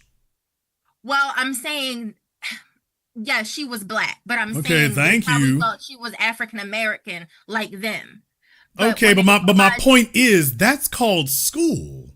So if you could show me where the only targets of that were the African kids or the Caribbean kids, then you would have about the Caribbean kids. I'm making a point, ma'am. If you could show me that the only targets were the African kids or the Caribbean kids, then you would have a xenophobic point. But if you're telling me that that's the treatment everyone got, well, that's just called school. Well, I'm saying the reason that she specifically dealt with bullying is because, well, she was Cameroonian. So specifically the cultural differences between her and the African American kids made her feel ostracized, made her feel like she wasn't like them, like, oh, she's different from us. But that's called school. Yes, Jason. I'm repeating the same. That's called. Tell me which student's experience is different from that. Because you're pointing her out. You're pointing that out as if that's a specific thing in a separate category. I keep asking. Tell me who didn't get that treatment. Yes, so when I was a little girl, I got bullied for being dark skinned, but I wasn't bullied because I was culturally different from other Black Americans. Actually, that's not true. Okay, what do you mean that's not true? Ma'am, cultures change from neighborhood to neighborhood. That's true. Yes. Now, I'm not from New York, but in New York, LA is a collection of neighborhoods. Anybody who's been to Los Angeles knows Los Angeles is a collection of neighborhoods. Same thing in DC, for example. Atlanta's a little bit different about that, but especially in New York, ma'am, culture changes from neighborhood to neighborhood. Where do you think we got where you from? If you're not from there, the whole problem of being bused to school is you're all being bused in from different neighborhoods. Exactly. So the culture changes from one neighborhood to another, regardless of your geographic point of origin. So that's what I'm saying. This is the experience of anybody who goes to school. Period. So to try to turn this into but this group over here is different, special for them. When I'm saying, okay, but if you're going to say that this happens to everybody, then it's not special for them. I'm not saying it's special for them. I'm saying that because a tactic that comes with the diaspora is keeping us separated and keeping us like going at each other based off of our cultural differences, the languages that we speak, that those tactics have been taught by the oppressor, and then we go and perpetuate them towards each other. That's why I said, to me, I don't think it's African Americans are so bad, or I have seen xenophobia come different ways. So to me, I don't look at it as one group of people is worse than the other, or one group of people is the victim. No, I just think all of this is tactics that have been used to separate us, because I look at the diaspora as the diaspora. That's why I say that, or black people as black people. I look at it as same slave ships, different stops. That's how I view it. So that's why I said, what you didn't pay attention to either earlier in your chat, I said, I've never felt any different way on your channel. I've never felt uncomfortable on your channel. Now, there are channels that are very like blunt about, if you're not FDA, get out of here. Okay, fine. Those spaces aren't for me, but I have never felt that way on your channel. I was just literally responding to someone in the chat saying, yes, I have seen on both sides, there can be little things of xenophobia. There are little digs and jabs that we take at each other that I don't think is necessary, but I have seen it. I'm not going to lie and say I haven't seen it, that I haven't seen African Americans be dismissive about the way Africans speak or their no, and I'm not going to say that I haven't experienced Africans be dismissed. No, I've seen both. I've experienced both, and or all. Okay, well, first of all, let me deal with one thing here. I take a look at everything in my chat room. Just because I didn't say anything doesn't mean I don't notice. I think I have a pretty long, good track record of noticing things. I certainly noticed what you said. Why you call me out based off of that? Because you use the word xenophobia. Xenophobia is a very specific word. Yeah. What does xenophobia mean? Typically people who are in close ethnic groups having, I guess not racism, but prejudices towards each other. No, ma'am, that's not what xenophobia means. Okay, xenophobia means a fear of strangers. Okay. So it is a fear of the strange, of the different. It's different than racism in that regard because, yeah, you can have people who look alike, but if they're not like y'all, for example, Irish versus Italian. Right. So they may be white people, but but you're not our white people. So it's basically a fear of strangers, a fear of the strange, the different. That's a whole lot. That's a very specific thing. But there's one other element that is missing, which is the one I brought out to you at first. So this would be an opportunity to learn something here. We had to correct the American lexicon because the American lexicon for racism was something that was being used in a fraudulent and, quite frankly, dishonest manner to minimize what racism is. Racism is not your rude neighbor down the street yelling nigger, nigger. That's not racism. He may be prejudiced, he may be biased. That's not racism. It's not racism unless it's a group. Now, when he gets the system to assist him in his mistreatment of black people, now you've got racism. Emphasis on the race. He's not a one-man race. He needs the group to practice that against another group or against an individual. But it requires a group. So does xenophobia. You are not xenophobic as an individual. Hey, I'm being xenophobic towards you. No, you're being a pest. You're not xenophobic, no matter how much you wish you could be. Now, when the others join in with you as a group to target usually one person, but they usually go after a smaller group. You never saw xenophobic people going after a larger group. That's not the way that works. Now we got xenophobia, as I pointed out before, but we were usually in the majority in those areas, and that's not what happened. So when people make a false equivalence, which is elevating simple typical school things to a whole different area. Here's the thing. Her parents chose to come here from Cameroon. Nobody kidnapped them, drug them. They chose to come here. You are going to encounter a cultural situation that wasn't in Cameroon, a financial situation that wasn't, taxes, a media situation that wasn't. I don't know how they treat property taxes in Cameroon. Pretty sure it's different than the way it's treated in America. You're asking for all of those things. Our diet regimens, what we do, are different from whatever y'all were doing over there. So people observing and acknowledging obvious differences, that's not bullying. That's observing the obvious. Well, they're making fun of it because they're children. They do not, children can think about when you were 13 years old. What was the insightful analysis that you made of other girls' shoes or other girls' dresses? Usually the best you could do was make some quip or comment, and what you're doing is personalizing it to yourself because that's the frame of reference that you have. But you don't have the ability to help them. That's usually a higher level skill that you're going to learn later. So the first thing you're going to do is like Thumper from Bambi. Remember the first thing he said? He stands funny or he looks funny. That's what the way children relate, because that's the best they can usually do. So to take that, and if we went over to Cameroon, it would be the same thing. Now, is that xenophobic? I don't know. I don't think it necessarily is, because intent also matters. If we are treating this person in a manner in which we don't treat anybody else, that's mistreatment. Well, we don't treat anybody like that. I'll be damned. That's why I pointed out. By the way, we treat the folk over on our side table the same damn way. Baby, if you were on the bus in Shreveport wearing the wrong kind of damn shoes, get ready for the business. You will be the topic of discussion. Breakfast, lunch, and dinner. That's what it's going to be.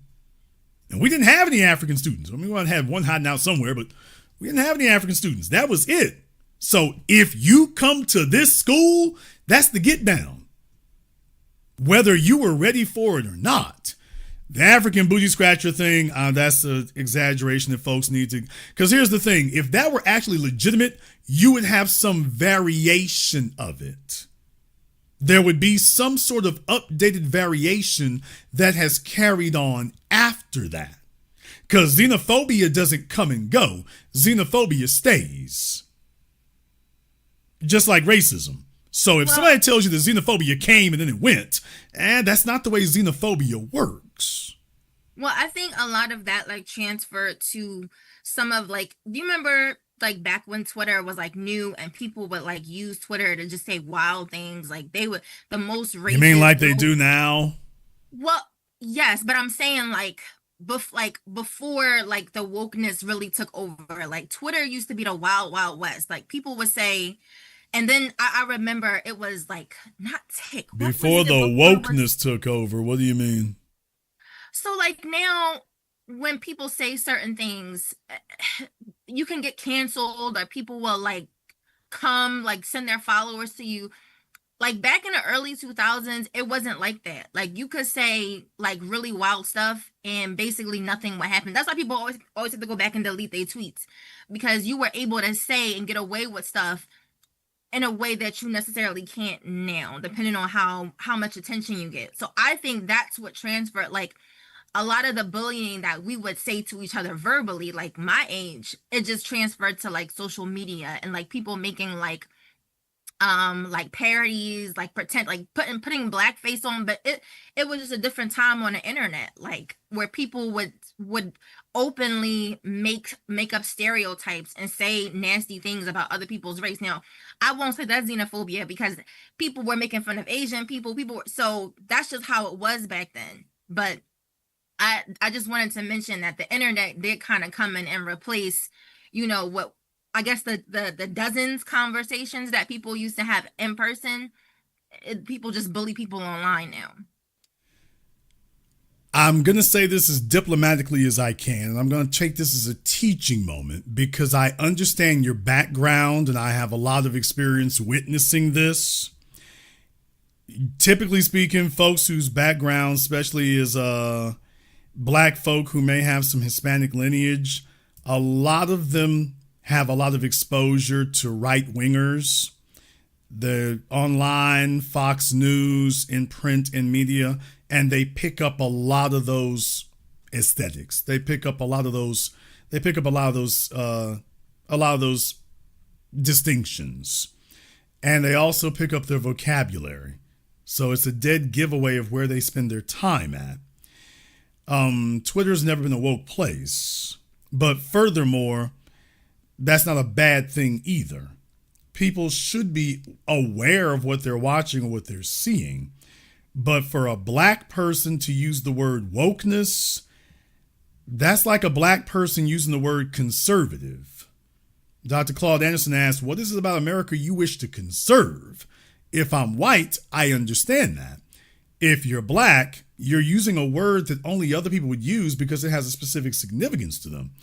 So I understand some of y'all from where you're from and things like that, or where y'all been hanging out at. And this is a teaching moment. I'm not flaming anybody. This is a teaching moment.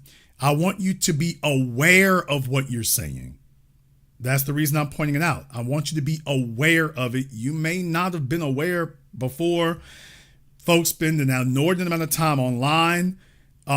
Nobody who's not a white supremacist uses that word in that context. We've always been woke. What happened was a etymological look it up. What happened was a wordplay warfare. So you had YouTube, because white supremacists run YouTube, basically put out a whole bunch of material to co-opt that and spin that as a negative. It didn't really take off until Ron DeSantis in Florida started using that word in that context. Now, that was very, very daring, because that could have backfired on them terribly. The alt-right then picked it up and went from there. But it's important. And it's important because even he doesn't believe that, because when you ask these people, please define for me what is woke. Now, I can define racism and I can define xenophobia. Can you define for me what is wokeness in the negative context in which they use it? They can never tell you. All these years later, from Tim Pool and others, all they can do is stumble and bumble over their words. If they were honest, they would tell you, well, it means black. And anything that doesn't give white privilege, it's black. That's what they would say. But they can't say that. So they have to say something else. Well, you could end up being canceled. Who are the people who ended up being canceled? Who? It certainly was not black folk canceling anybody. Tell me who we successfully got canceled. Paula Deen, Dog the Bounty Hunter, Hulk Hogan, Ron DeSantis. Who? Other than the dust up on Twitter, who actually got canceled? Now, I can show you some black folk who got canceled for real. Ain't that right, Bill Cosby? Ain't that right, DaBaby? I can show you black folk who got canceled for real. So when I was talking about like the people who got canceled, I mean, I don't know if you're familiar with like, there was like a time where like Tumblr was like really like popular. It kind of died off now, but it was basically like a blogging website. So there would be like a cross reference from like popular tweeters that also ran popular blogs. So I had one even at the time. So there would be people who, you know, would say something and then they change their, I guess what they want to talk about, how they want to present themselves, and they no longer want to seem sexist, or they no longer want to seem racist, or they no longer want to make crass jokes. So then when they come on Tumblr, they would be like, you know, I know you don't like the word woke, but they would basically seem like, I'm liberated, you know, I'm liberal, I have respect for everyone. And then people would find their tweets from like a year later where they were like saying, you know, crazy stuff, and then they would get canceled, or their blog or stuff. So that's what I'm talking about. Like, well, I mean, I think the more accurate term for that would be virtue signaling. So, or hypocrisy would probably be a better one, but they're putting on the front. Yeah. Virtue signaling is a good word for that, because that's exactly what that means. They're attempting to signal their virtues even if they're not actually authentic, because they think this is what the audience they're speaking to wants to hear. A better term would be pandering, but that's not specific enough. So virtue signaling is a good term for it. wokeness is a word that we have to watch when folks use that, because specific people of untrustworthy roots use that word. Yeah, I understand that. So I'm bringing it up to you because I'm hoping this will be a moment of reflection. We have all met a lot of folks there who, in the hyphenation of names and stuff, because as far as I'm concerned, there's just black and that's it. When people make distinctions beyond that, that's another thing that makes your ears go up. Now, it can be relevant to identify certain things. So like, okay, they're black from Hispanic lineage. Okay, that can be something, unless they're going out of their way to point it out. Now, if they're going out of their way to do it, then when you see all these other things stack on top of it, now that forms a more complete picture. So it's not just one thing. When we start to see multiple things stack up, it's a jigsaw puzzle. And if I see the jigsaw puzzle coming together, one piece ain't gonna do it. I see 50 pieces come together. I'm like, okay, I've seen this one before. So I'm hoping you'll all take this as an opportunity, because it really comes down to the folks that you're accountable to. I am accountable to my people. I'm accountable to my people everywhere. So I'm not just accountable to black folk in Shreveport, the black folk from the South. I'm not just accountable to them. However, black folk who come from the Caribbean, come from Africa, Dominican Republic, they tend to first and foremost consider themselves accountable to, quote, their people. And their perspective tends to be run differently than ours here. So they start talking a lot like what we see in the dominant society. So they start giving their vocabulary and giving their verbiage. And that's when your ears pop up, because that's a bad thing, because it's not something you can maintain or hold.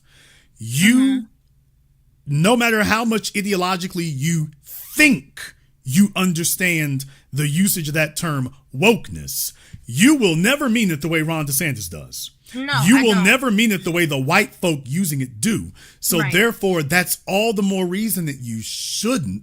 I'm not telling you what to do. You can say whatever you want to. But as a teaching moment, if you can't mean that word the way those white folk over there mean it, how can you use it? Well, that's why for white folk, you can't say nigga, because you can never mean it the way that we do. Never. There's nothing you can do that will cause that to come into being. So you can't do that. And if a black person does that, you can only mean it the way that they do. To me, the difference is, like, when I say woke, I mean woke in the performativeness of what it has become. For me and my background, the way you're saying, like, we have always been woke, I've called it conscious. So I grew up hearing conscious. Yes, that's why we said stay woke. Yes, and that's why we said stay woke. Exactly. And that was a powerful thing, because that meant recognize racism. Yes. And then the media and the alt-right stepped in to co-opt it. They couldn't say woke, they said wokeness. And what that meant was that what they're trying to say is that you're recognizing racism. No, that's false flagging. Oh, they're crying wolf. Oh, this is every time you point out racism. Oh, that's that wokeness. No, that's pointing out racism. And so to have somebody take that and try to redefine it as a negative, and because we haven't had a large enough national platform to be able to combat that, and the politicians picked up on it. So, and by the way, when this little spate is over, you're going to see it go back to what it was. And everybody who's talking about wokeness, they're going to be on the run again and hiding. So I want y'all to understand that everybody who uses that term wokeness as a negative, this is a pendulum that swings. And when the pendulum swings back the other way, all of them are going to be hiding and on the run and scrubbing their timelines and hoping nobody remembers it. So please keep that in mind, because there's nothing wrong with being awake. Now, to the point that somebody might be identifying things you don't like or whatever, some people might try to abuse it. I mean, sure, I suppose that can happen, but that's not what they're talking about. They're not talking about somebody abusing something. Correct. They're talking about if you point out the transatlantic slave trade, that's wokeness. They're talking about if you don't let white folk call you nigger, that's wokeness. Now, I'm like, no, that's woke, and that's recognized racism. That's what that is. So I advise everybody there, because I know some of y'all. I'll just say this directly. I know quite a few, black folk of Hispanic descent, and I know there's a lot of conservatism that goes on over there. I've seen it from pretty much every quarter imaginable. I know that's universal. When I see those kind of things, xenophobia, both sides, reverse racism, wokeness, I mean, we're basically running down the I great. never said reverse racism. Okay, but I'm just saying the only thing that's missing is Candace Owens and reverse racism. That's the only thing that's missing at this point. But George Floyd was on drugs. Like I say, they start running down the greatest hits, and I'm just like, okay, I've been at this restaurant before. I've seen this menu. I know what they serve for dessert at this restaurant.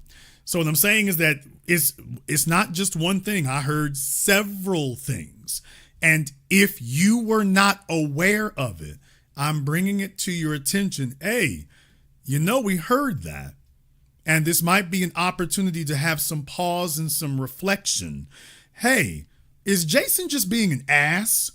Or is he identifying something that's actually real that maybe I might have taken for granted? And perhaps, and I'm using the words perhaps there is some benefit that can be gained from some reflection on it. Because these are things that you ultimately won't be able to stand by. They don't age well. You're not going to have any black support for wokeness. You're not going to have, and ultimately you won't have any black support for xenophobia either. And it needs to be put in this proper context. The reason that America is a safer haven for Africans than Africa is because of the work that we put in to make it that way for anybody who looks like us. It is only in the last 50 years that Africans were able to come to America without being harassed. I covered this in my first documentary, 7 a.m. After Woodrow Wilson, it's like everybody except y'all. Out with Marcus Garvey, ain't bringing in no Negroes, whites only. It's only till we get to the Civil Rights Act of the 1960s, both, that you finally had a safe lane for them to be able to come over here. In the last 50 years, it wasn't anything that they did, not a thing. A xenophobic people don't do that. We would have done what they do in their neighborhoods. In the Afro, guess it's just prejudice, or slow down. In the Afro Latino neighborhoods, there ain't a lane for us. Not here, not the Dominican Republic, not Haiti. I know that's not, y'all get the point. Not Puerto Rico. They're not Cuba. There's not a lane for us to go over there and do our thing. There's not a lane for us. And we get the same treatment everywhere. You're absolutely right. Yeah. Nobody is petitioning their government to give us one either. Now, that's a group activity. That's the reason I'm going in that detail. They got the lane they got over here because we moved as a group for them. The xenophobia don't do that. Meanwhile, we still telling them about what they haven't done for us. There's not a lane over there. As a group, they made sure we don't have one. Not because they're not aware, because we've been raising it now as an issue for 50 years. Yeah, I know about Assata Shakur. Don't even try it, y'all. Yeah, Assata Shakur and Stokely Carmichael. Yeah, I know. I already know. Those are individuals. We did not put up a lane for this individual here and that individual over there. We said, hey, if you're from this phenotype, you're good. And that was for everybody. You didn't have to have a special privilege card. You didn't have to be on the FBI watch list. You didn't have to jump through no damn hoops. We cleared the lane for everybody. That didn't happen overnight. That took a lot of work to make a lane like that for everyone. That's not xenophobic. We don't have a history of doing that. Now, I can show you what happens when we go to Africa. Yikes. I can show you what happens when we go to the Dominican Republic, especially if you don't speak Spanish. Now you're in real trouble. They be doing all kinds of stuff if you don't speak the language. Now, you know that. Absolutely. Absolutely. But that's because a lot of Hispanics, and I can I'm not African, so I can't speak to that, but specifically with Hispanics, a lot of them, I would say the colorism is so bad. I would say is worse than the Black community in America. It's so, like, blanqueamiento is so bad over there that till this day, like, children who have darker skin or have kinkier hair like mine, like, they won't eat. Like, it's so what you're saying is true, but it's true in the sense that you can never accept someone who is within the same ethnic group as you or within the same diaspora as you if when it comes to your own cultural people, your own ethnic group that literally are in the same region as you reject them because their skin tone is darker. You'll never get to a point where you can truly accept, okay, we're all Black, whether you're African. You'll never get there because so many of them still just, I don't breed white the race. Like, that's right, still... because here's the thing, that's more egregious in Africa and the Caribbean. That's far more egregious there. Correct. Because America is a conquered white nation. It's a white nation that was made white by conquest. They're the majority. So you would expect to see a bunch of light-skinned children running around here. Africa doesn't have that excuse. You gotta work to get some light-skinned children over there. And they've been hard at work. Same thing in the Dominican Republic. Same thing in Haiti. Same thing in the Virgin Islands. Same thing in South America. You gotta work for that. These are majority Black places. Whole majority Black nations that said, damn, can you bring us some white folk over here so we can get some light-skinned children? That's what happens. So that's way more egregious. Now, let me deal with that colorism thing there for just a few moments. We've never had this idolization of colorism. That's been something that's in Africa. They've always had that. White folks show up and they lift them on their backs and carry them around. You've never had that treatment over here among us. We've never done that.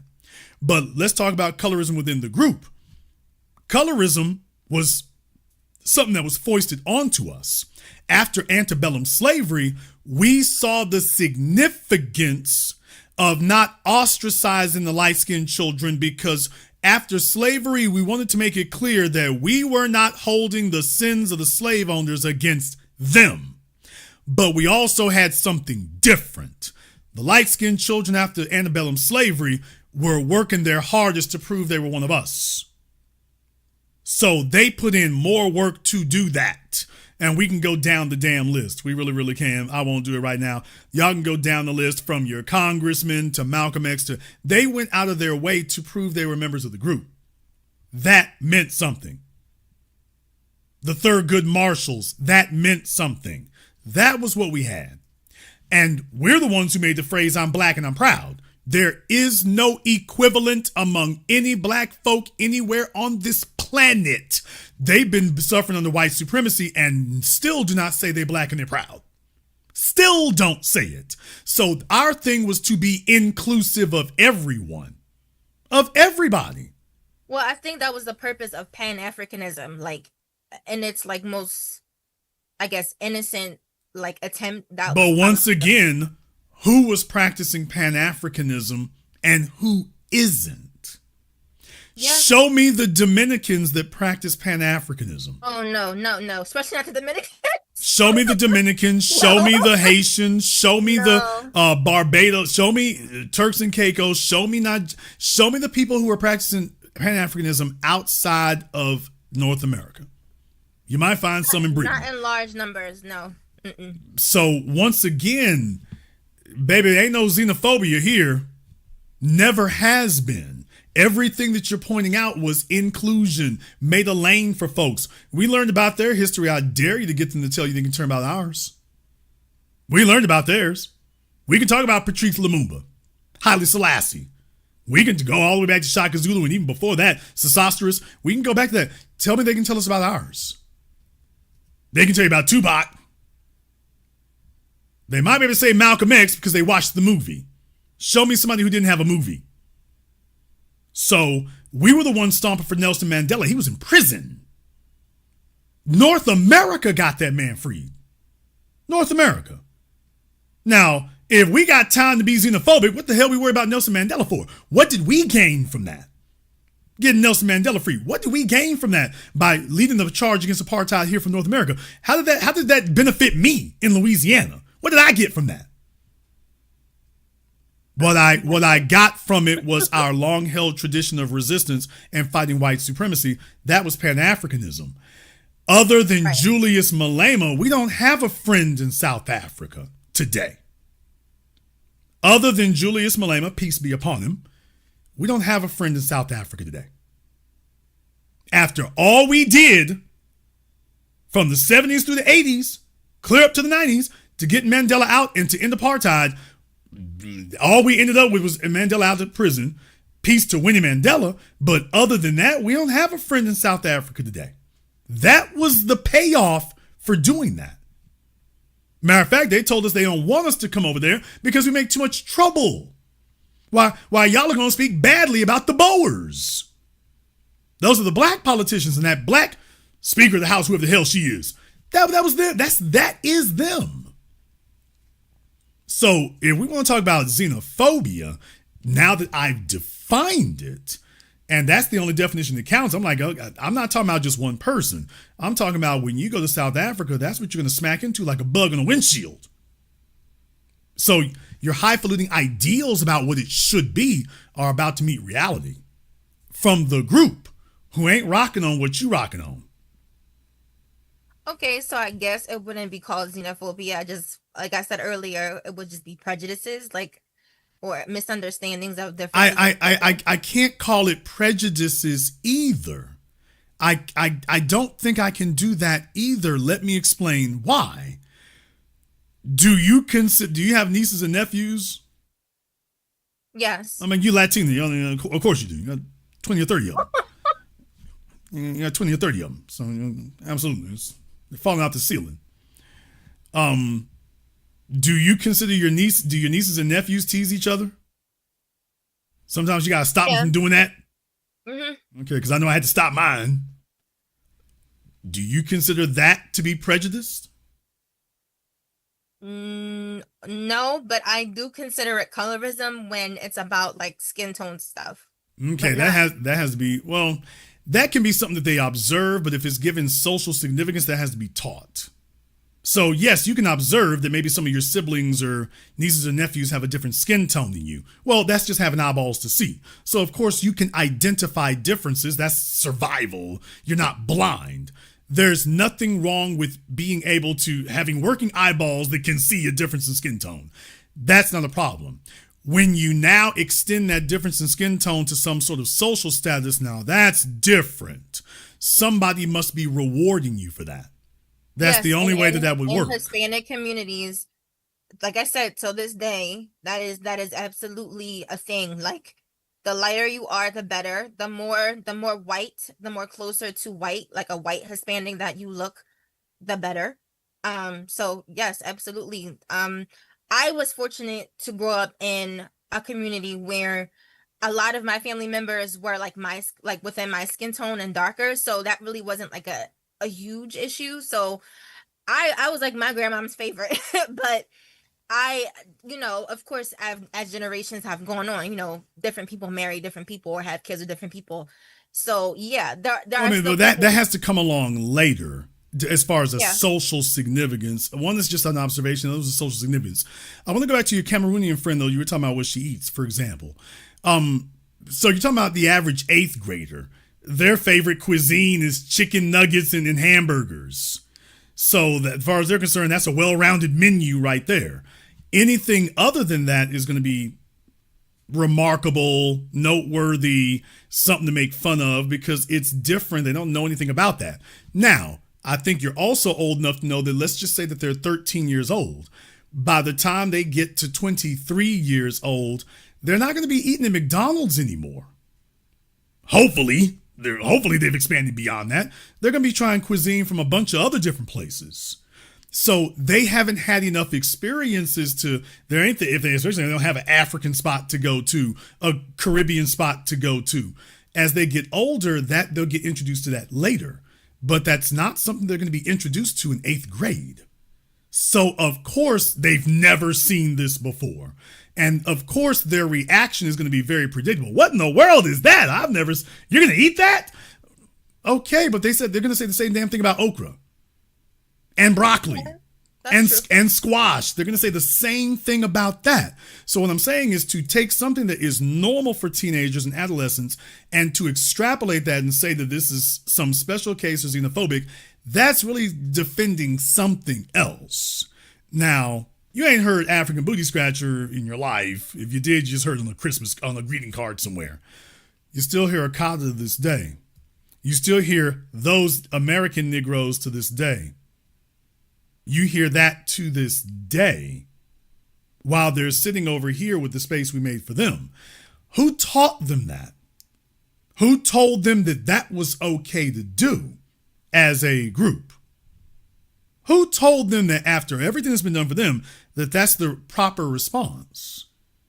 Now, coming from practicing backstabbing culture, who taught them that that was the way to deal with us? Other Africans, most likely. We're way beyond poking fun at what somebody's eating. And by the way, as an adult, you do the same thing today. One of your coworkers come to work with something you ain't never seen before. You're like, what in the world is that? Like calamari, for example, is one thing when you got the rings. Okay, it's another thing when you got the little squids. What? Well, yes, I do think adults do. I don't, because I've experienced a lot of different cultures and I've traveled a lot, so I don't respond to that. But I do understand what you're saying. People just respond to things that are weird to them now. Right, and the other thing is, if the best response they have is, well, kids made fun of us in school, they make fun of everybody. Do you have an adult example of the exact same thing? No. Okay, I do. I have some adult examples of the exact same thing. I do. You see, Nigerian females do not get ostracized by Black American males. The reverse is not true. Yeah, I was engaged to someone that was African, and how the family treat you. In the beginning, they were very standoffish and very cruel in the beginning to me. But of course they warmed up. But in the beginning, all the stereotypes that you can imagine, they definitely applied. Okay, how'd your family treat him? Like he was fine, like he was and that is a problem. That warming up thing you just said, baby, that ain't no minor thing. Well, they warmed up to me. Well, I didn't marry him, so okay. But my point is, you said eventually they warmed up to me. Well, first of all, let me say that's your perception that they warmed up. Because you may be redefining surrendering as warming up. Like, okay, this dumb nigga gonna marry this heifer anyway, so we just let him get his head knocked in.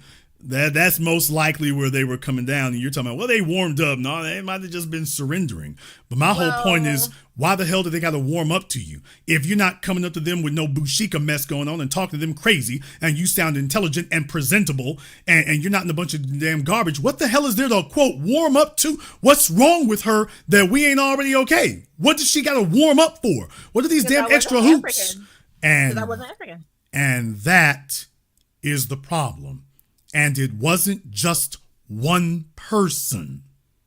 This was a group. No, it wasn't. This was a group that responded to you that way. You ain't never met an African person who dealt with one of us who has a story like that to tell. That they came to Atlanta and they wouldn't rock with me. They was treating me funny. They don't have a story like that. They never have. And they never will. We're not xenophobic. The other side, baby, when you say both sides, what you mean is Caribbean and African. That's what you mean. You mean Caribbean and African and South American and African. We're not on that side. I definitely mean South Americans too, because South Americans are, like I said, I think they're the worst out of all the ethnic groups. Are particularly white Hispanics that are related to Black Hispanics. Like, it's not so much the same, like, when they don't have any Black family members, because there are white and Black Hispanics. Like, there are actually, like, ethnically white Hispanics. It's more so when the family is mixed and there's, like, a mix of white and a mix of Black in terms of, like, phenotypically looking, not necessarily ethnically white.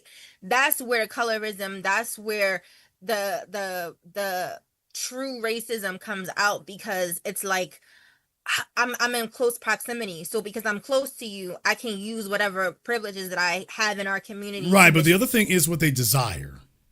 That's the element. That's the element you're missing. Here in North America, we created a culture where we desire to be blacker. Everywhere else you're naming desires to be something else. We never left our square from that. Yeah, you got some folk who sit up here and play around with colorism and stuff like that. You're always going to have some off-brand person doing some wacky stuff. As a group, we're not confused. We're constantly assaulted. We're not confused. Know, Jason. I feel like some black women do. Thank you. Keyword some. Okay. Keyword some. But case in point, at the end of the day, do you have some general wackiness? That's what I was just saying. Do you have some general wackiness that goes on with some people? Sure. Although that's been another reason why we've kind of locked down on the lineage thing, because we started noticing that ourselves. And what we started saying was, by the way, how are you acting like that and you're one of us? And then we found out they weren't. Candace Owens. It's like, how are you talking like that if you're one of us? And then we started asking the question we didn't ask before, which is, by the way, where are your people from? And Jamaican? we Caribbean. We started noticing that. We started noticing a pattern. So what you just said, that was the reason that the lineage conversation got kicked off. Starting to see folk with these Latino surnames, these Caribbean surnames, these South American surnames, with these Haitian surnames, and then a certain pattern of behavior that followed. That we're like, those of us who've been through the experience of slavery, we know you don't talk like that. You don't talk like that. You don't respond like that. You don't use those words or that vocabulary. We don't do that. And then we started asking, where are you from? And then we started finding out, I'll be damned. We just always assumed they're one of us. And then we started asking, and we started seeing a pattern. That was why we locked in on that, because it gave us another dimension that we hadn't previously considered, because we thought everybody got the memo, especially if they're hanging around us. And when we found out there's a bunch of folk hanging around us and they're not with us, usually because they're coming from places where they were taught whiteness is great and everything. Basically, they've been turning little Fox News people before they ever got here. They're telling themselves racism doesn't matter. Everything's fine. Colorism isn't a word. No, they think racism is correct. They think that it's biologically correct. Not that it doesn't matter. They think that it makes sense to be racist. Oh, very true. Very true. I'm glad. Thank you for making the clarification about that, which is why you're going back to South America. So, yes, that they are fully in line with improving the race. So they're sitting next to us talking about, Afrocentrism and Pan-Africanism and pro-blackness while they're going home and practicing improving the race. That goes back to that black when convenient thing. Candace Owens was all fine being black when convenient. As soon as she thought she had a lane for herself, all of a sudden that goes out the window. And that's what we've been on guard against. So there's a number of different signs and signals that we look for that gives us a clear indication. It's like, okay, this is going in a certain direction. So I want everyone to be aware of what that is. When y'all say both sides, we're not on the inside. We're on the outside. Everybody else is who we're trying to get them to stop that nonsense. I am not the least bit worried about what kids say in school. I ain't never going to worry about what some little young chappie got to say. That doesn't bother me. I'm concerned about because children, I don't know what he knows or what he doesn't. I'm like, nigga, you can't even blow your nose straight. How am I going to, I can't take you seriously. But once you're 20 or 21, now I have to. You're a little bit too far along to not know what you're doing. Now, when I see that, and I see them talking the same way and moving the same way and responding the same way, now that I take notice of. So, folks, for once and for all, the xenophobic conversation or anything people have about that issue, bring me some grown folk. Don't bring me kids playing the dozens in school. That's school. Bring me some grown people so we can have a real conversation. If you didn't bring any adults, we ain't got nothing to talk about. I said I have never experienced xenophobia. That's what I started off saying. I have personally never experienced it. Exactly, but I'm saying when I asked you about the use of the word, your reference was grade school, so I am reiterating. Folks, if you want to have a conversation about xenophobia, we can do that. Let's have a conversation about xenophobia, not about middle school. If folks want to talk about xenophobia, I'm all for it. Let's have a real conversation about xenophobia. That's all I'm saying. Middle school is not xenophobia. Middle school is kids. Literally. Okay. I mean, I can concede to that. But I do want to say, it's not that I haven't been on your broadcast because I'm, so happy in love. And now here she goes explaining. And now I'm gonna do you a solid. I'm not gonna hit the "ho please" soundbite. I'm gonna respect your husband. I'm not gonna hit that one. Right here. I'm gonna respect your husband. I'm gonna respect him. I'm not gonna hit that one. But I'm just know I'm thinking him. I'm holding myself back. I'm having conflict over here because I know what's coming next. Jason, I swear it hasn't been anything like that. We've just been getting home late. We've been like, God's been blessing us. We've been going a lot of places, doing a lot of things, going outings with the kids. Jason, when you going on the boat? When you getting back on the boat, Jason? Let's talk about the boat. When you getting back on the boat? I've been listening, but I haven't been in the chat. Jason, you going on the boat this year? I want to get on the boat. You want to get on the boat? Boat? When you going on the boat? Huh? What boat, brother? I don't know. I want to get back on the cruise ship. I got to get back to the islands. I hate America. I hate Lord. Matthew. Oh Lord. All right, brother. They sinking ships out there. I don't know if you might want to just fly in. I don't know if you want to take the ship right now. You might want to. Oh, I know it sounds like a good idea in theory, but you might want to just fly in. We always pick a good time to go, so because we go by the weather, so we always have good cruises. But whenever we talk about you like off like of this, he always says like I feel like Jason's the type that go on cruises. So Lord, I don't know why. Tom Joyner, I ain't going on. Only thing I cruise is Super Cruise. Damn! That's the only cruise I got in my Escalade, my Super Cruise. That's the only cruise That's the only cruise I got is Super Cruise in my Escalade. That's the only cruise I got. Every other cruise, Tom Joyner Cruise, Caribbean Cruise, Princess Cruise, Tom Cruise, just all them cruises, they over there. I don't know nothing about it. And I don't do airports. You already know that. So yeah. If you see a nigga like me on a canoe to the Virgin Islands, that must be me. I'm bypassing the passport thing, but no selling, no nothing else. Well, I'm so glad to see Stefan Diggs hadn't come by the house. I was worried there for a minute. So Stefan ain't paid you a house call, so I'm assuming everything is all right. Yes, everything's great over here, Jason. Okay, I'm assuming everything's all right, but if I see Stefan Diggs break over Cardi B, I'm gonna get worried. So I'm gonna get worried. No, everything's good. Like I said, we listen, but I sometimes I'm not always in the chat. But we will listen. Like we'll put on TV or put in a car when we driving somewhere. I just haven't been in the chat. That's it. All right. Well, thank you very much for checking in with us here. Yeah, y'all, this cruising. I don't know, cruise boats. I saw the Costa Concordia. I ain't trying to get caught up. No, thank you. No, thank you. Big ships, a bunch of other people. Because I'm telling y'all right now, like, if I'm on a cruise ship and the ship hits a rock or something and it starts going down, I'm just telling y'all right now, I'm running over every damn body. Deal with it, nigga. Hey, them folk on the boat be waiting and, the lifeboats and women and children first. Look here, niggas and children last. Look, I'm getting out here. I'm done with it. Hell no. Forget about it. Trust me, you don't want to be on a cruise ship with me if things go bad, okay? You don't want to do that. I'm just telling you right now, if you are between me and the lifeboats, that's your ass. Find somebody else gonna lie to you. If something goes wrong on the boat, them lights start flashing, the alarm starts going off, think I won't when and I'm not waiting to drop the lifeboat. What?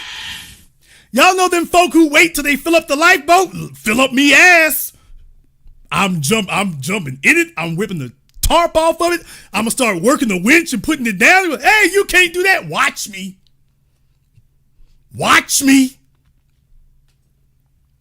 Hey, I hope y'all can get the rest of these folk off of here with these other lifeboats. I hope you can do it. I'm not waiting around to figure out what's going to happen next. I'm getting up away from here till the Coast Guard show up. Sit on the damn boat and wait for what? Hey, y'all saw the damn lifeboat like I did. Bye.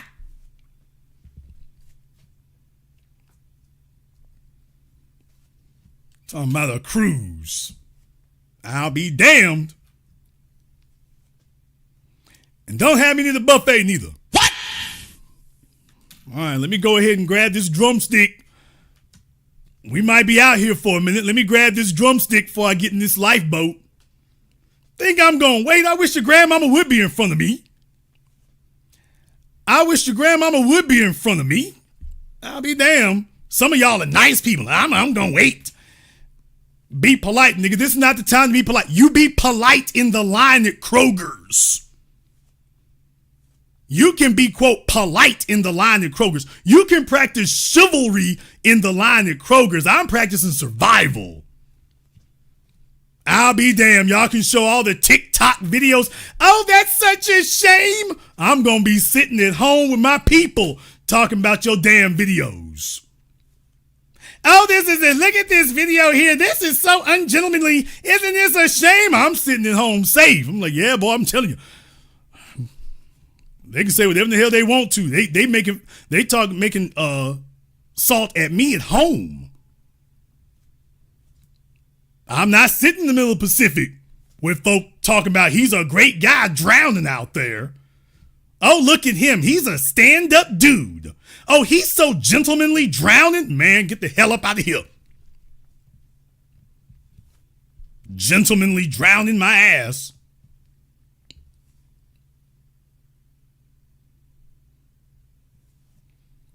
Some of the rest of y'all kill me. No, you don't want me on a cruise. You don't. If something goes wrong, if everything's all right, it's going to be good for everybody. If something go wrong, oh, nigga, I'm running through there like the Terminator.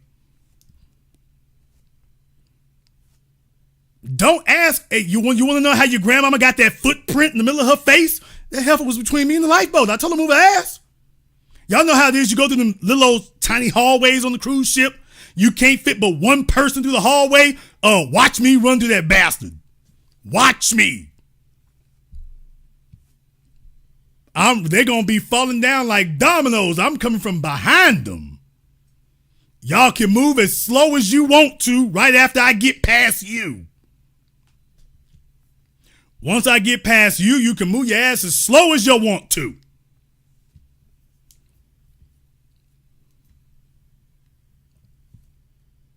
Hey, I bet you them fellas on the Titanic wish they had that kind of energy. All right, let me get back over here on Zoom. I got, oh Lord, y'all, R. Gibbs. I got R. Gibbs, but I think he fell asleep, y'all. I'm sitting here looking at him. R. Gibbs, did you fall asleep, brother? I'm not going to put him on camera. Oh, he's got his nice vaulted ceilings too, but I think he fell asleep. It's past his bedtime. Oh, it's past his bedtime. All right, brother, when you went to sleep there tonight, sweet dreams over there. I'm going to have Kia call him up so she can troll him. Damn! I'm going to have Kia call him up so she can troll him. Let me go ahead and see if I can get building every day up here on Zoom. No, the brother was out cold. He was like a nursing home patient. Oh, he was sitting on his lazy boy. He out cold. Oh, this nigga's asleep like Joe Biden.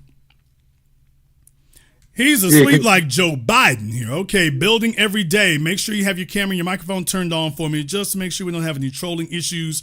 Nobody else is going to see you except for me, but make sure you have that taken care of for me. I can give you 5 more seconds to go ahead and take care of that for me, and then we got to move on. So building every day, just make sure everybody who's on Zoom, just so we don't have any trolling issues, nobody else will see you. It's just me, but just to make sure we don't have any trolling issues, just make sure you have your camera and your microphone turned on for me here. Okay, building every day. Apparently doesn't want to turn his on. That's perfectly fine. Let me go ahead and see if I can get D Will Do It. D Will Do It, like Mike Will made it. All right, D, what's on your mind, brother? Hey, hey man, what's going on, man?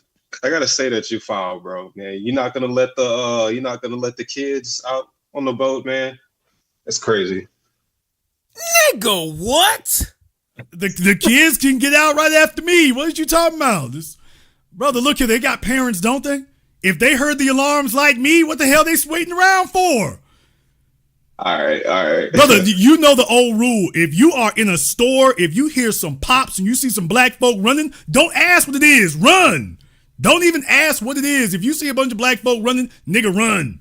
Find out what they running from when you get outside. You wait a minute now. Let me figure out what it is. That's how you become a casualty. Come on, man. Jack, you're not gonna be your Jack off Titanic. I'll help the kids right after I get the light boat. I'll help them right after that. Let me get the light boat first, and I'll help all the kids you want. We can start a kindergarten over here right after I get in it. All right. Well, anyway, yeah, man. I'm calling in. I have a rebuttal for like girl who was kind of like complaining about being made fun of in school, man. Me and my family are FBA. I went to an all-black school all the way up to high school. I have an older brother who he had a bad habit of neglecting his hygiene. So, he really put on deodorant, stuff like that. He had a nickname in school. They called him Onion Burger. Yeah, I mean, it's going to happen. Like, what you're saying is like, if they're in elementary school kids ain't really talk about deodorant like that and stuff, so they don't take it seriously. Sometime in high school it clicks, but that's usually because it's like the military. If you ain't bathing and stuff like you supposed to, the other kids gonna let you know. The kids who ain't got that issue or their parents don't have them with that issue, you're gonna find out when they start teasing you, and they gonna keep on you until you get the damn point. Oh yeah, and he got on it, man. Like by the time he was in high school, man, he was the most hygienic, like brushed his teeth twice a day, showered twice a day, just the whole nine. Like they made fun of him for not being able to dress. And, at a certain point, he was teaching me how to dress. And I was like the most fashionable male in the house. And he outstripped me, like just, like that's the way he handled it. And that's the way that we handled it. You know what I mean? We step our game up. And, just don't really take it personally like that. So that's all I had to say. I mean, look, the thing is about having correction. And the other thing is about, you're not going to be able to choose the way those things happen. You don't get to choose those kind of ways. That's what happens when you enter the real world. That's what occurs. And the sooner you find that out, the better. I don't think you're well served by being coddled and protected from it. I think you're best served by at least easing into it. And the other thing is, brother, if you can't make it with the kids in school, you're never going to make it in the real world. Just understand that, because in school, they're going to say something to you. In the real world, they actually don't. And that's far worse. Folks just do things. And you find out, well, you're lucky if they talk behind your back. You might hear about that. I'm talking about folks do things because they may say something. Then again, they might just get you up out of here. And you sitting there not realizing your armpits is the reason you don't have a job no more. Or you don't live there anymore. You're not in this class anymore. That's what I mean by they just do things. Nobody said anything to you. They just, next thing you know, you getting done how they doing you. And you're not really clear that, by the way, there's a direct connection between your armpits and losing your job. Imagine not knowing that. And you and I have met some adults who apparently don't. You and I know I bumped into a couple of them, but you're in this folk who apparently don't get it. So if you're lucky, somebody says something. If you're not, the worst thing is nobody says anything. No, some folks in the chat room are laughing, but I'm serious. I mean, no, folks. I mean, that's the situation. That's hygienical, man. If you have 3 of your coworkers at your job go to management about the way you smell, that can get you written up, y'all. When I worked in corporate America, one of the things in the employee guidebook was hygiene. You can't just come through there any old kind of way. Because, for example, we're working in skyscrapers. We're working in enclosed areas, so we didn't have windows that you could open in that way. I mean, you can open windows if you're just in a 1-story building or something, like you got windows, You can't do that in a 50-story skyscraper. You can't do that in a 5-story one. Yeah. So that's not a minor. If you work in healthcare, you can't come to the spot, any old kind of way. You can't do that. So yes, if they team up on you, yes, people, that can cost you your job. It sure can. For those of you who did not know, yes, that can. Oh yeah. Some folks are shocked in here. I'll let you have the last word. Yeah, that's all I had to say, man. We just it's our culture, man. I was made fun of in school too. I got a little speech, thing going on too. Like, and I've made a stride to actually improve it.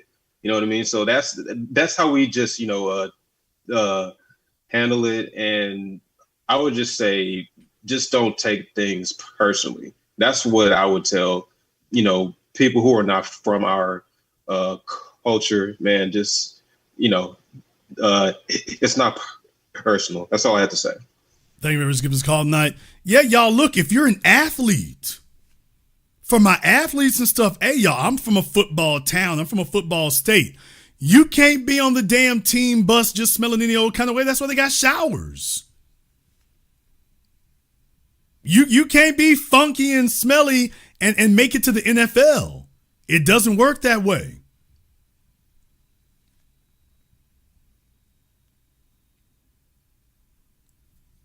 You might have teeth that look like a random drawer full of forks and spoons, but you can't. No, you don't. You're not gonna make it through NCAA, and you just smell any old kind of way. You sitting on the damn. We on the way to the Final Four, and this nigga funking up the bus. No. And it won't even be the coach. To all my football people, if you ever played sports, it's not even going to be the coach going to say something to you. It's going to be somebody else, like one of the offensive coordinators or somebody. He going to have one of them talk to you. And it's not going to be a bunch of conversations about that. They going to talk to you, and if you don't get it worked out, you'll be the best player getting cut from the team. You'll be the best player getting cut from the team. Yes, because you smell. I don't give a damn how well you play. You'll be the best player getting cut from the team because you smell. That's real talk. Try being the CEO of a corporation and folks smell you before they see you. What? You think you get to be the head of a corporation? You think you get to be the head of NBC or ABC? Hell, Bob Iger at Disney, they had a shower in his office. What? For those of you who don't know, Bob Iger at Disney, his office has a shower in it. He wanted to take 2 showers a day. Now, is that a bit obsessive? Probably is. But he has a whole shower in his damn office. You think you're going to be, Steve Jobs sometimes didn't, but that was Steve Jobs. Tim Cook, squeaky clean. All right, we got Phoenix here on Zoom. What's on your mind, Phoenix? Okay, good morning, Jason. I'm calling you from northern Nigeria. All right, brother. What's on your mind? I've been watching. Oh, what city you calling me from? This is Kaduna, Nigeria. All right, brother. Yeah, so I just want to tell you that you're very accurate about what you say, and female nature is universal. We have folks out there that think it's kind of different here in Nigeria. Not quite. It's quite the same. We have Instagram here. The weaves, the makeup, the baby mama culture. Over here, they call it billing. Like, they will literally run your pockets if you let them. And you're quite accurate about that. It's not any better here. It's the same over here. It's quite the same. Yeah, like I say, there are certain things that we witnessed, happening over there, that they started following some of the media portrayals that they show in America. But there were other things that they were doing that had nothing to do with us. For example, I've talked about the internet cafes over there now going on 20 years. Yes. We got to call that's not a small thing. Everybody knows about the females using the internet cafes and it's all white men that they're camming up for in them places. Yes. Everybody knows that's a thing. That is a widespread thing. That's not something they picked up over here because we don't do it. We don't have it. But yet it was. What I'm saying is that there's not enough white men for that, so they're going to go get some. It's like, okay, we don't have enough over here. Let me go see if we can get some online or whatever. That's the issue. Yeah, but the thing is now this simping culture is alive and breathing here. It's very real here. Like it makes me wonder how are things going to keep going in the next 10, 15 years maybe. Because the Sims are not quitting. They will keep doing that and they're making the whole environment very nasty for brother, let me find out. What do you define as Nigerian simping? I need to get some clarity. It's pretty much the same. Like, let's say the scammers, maybe they get this money and then they find some girls and they just throw money at them just to get what they want, to get laid, to throw money at them. They spend, you buy, over here is the Benz. When you buy the Mercedes Benz, that's it. You just get the Benz, buy her a car, spend on her, just take her to an expensive hotel just to get sex. That's really, it's just the normal thing here. That's just what happens here. So I'm just wondering, like, what does the future look like? For those of us who don't move that way, what happens? Are we just going to keep looking at this? Even the boomers who are adding to the problem too, what happens? What's the future looking like? Yeah, and I can understand why you're anxious about that. I want to go ahead and give you all a reminder here. Nigeria, Kenya, but Nigeria is by far the most acute one in this manner. But it's not the only one, but in my experience, Nigeria is the most acute. Once you get to, like, as a man in Nigeria, once they get to their early 30s, grandmama and mama is applying the heavy pressure to get married. It's a full-time thing. They're bringing chicks to you. They want you to go to church so they can ambush you. So they start applying heavy pressure. If you're a Nigerian male, you make it to your 30s, everybody is on your ass, dude. You got to do something. So it's a constant thing. First they say it a little bit, then it just becomes this nonstop drumbeat.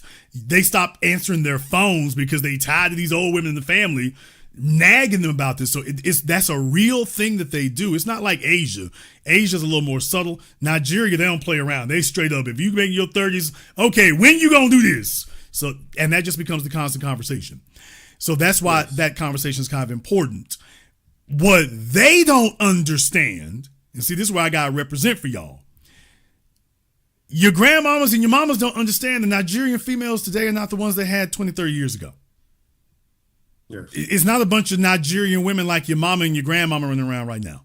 That's not what's out here. Your grandmama and your mama wasn't camming up at the internet cafe for white men. Mama and grandmama wasn't sitting up here talking about the G-Wagon in 19, living their Nollywood fantasy, shaking their butt cheeks on Twitch. Mama and grandmama wasn't doing that. And they want you to make a lifetime commitment and choose from that group right there, with no idea that what your grandfather and your father chose, those are not your options you have being presented to you today. You got something totally different. That's why you hitting the damn brake pedal when they start talking about it. It's like, hey, wait a minute, you want me to marry this one? And I got to get in the dirt with it for a minute though, bro. They bring y'all these chicks, but they don't want to acknowledge things that y'all are concerned about. Like, for example, they bring you some girl, I don't give a damn, she been to church. Being a Catholic school girl is not a good thing. That's a negative. Yes. Or they bring you a chick and they don't know she got a body count. You're looking at her social media. It's like, oh, wait a minute. Hold on. Mama sitting up here talking about she go to church and you went to her Instagram and it's like, hey, she got it popping. Hold on a second. Hey, I know them two dudes back there that she in this picture with. I know them. Oh, they don't pose with nothing they ain't laying up with. They don't understand this. They don't get it. So you all are not hesitant for no reason. You're hesitant for a damn reason. And it's a hard conversation to have under those circumstances. I'm not going to lie to you and tell you that it's going to get better because it won't. What? You're not going to want to hear this. You don't want to hear these negative vibes, brothers. You really want to hear this? Or would you like to just go ahead and hang up so you can sleep tonight? No. Let me have it. All right, nigga, it's your insomnia. Don't say I didn't tell you. All right, folks, here's the global order. I'm going to give it to you in 60 seconds flat, period, 60 seconds or less. End of the agrarian society at the end of the 19th century, entering the 20th century, we enter the Industrial Revolution. America takes the lead, especially after World War II. That lead is solidified. Bretton Woods, we're the economic dominance powerhouse of the world. And that's the end of America being the world's manufacturer and its base of the economy.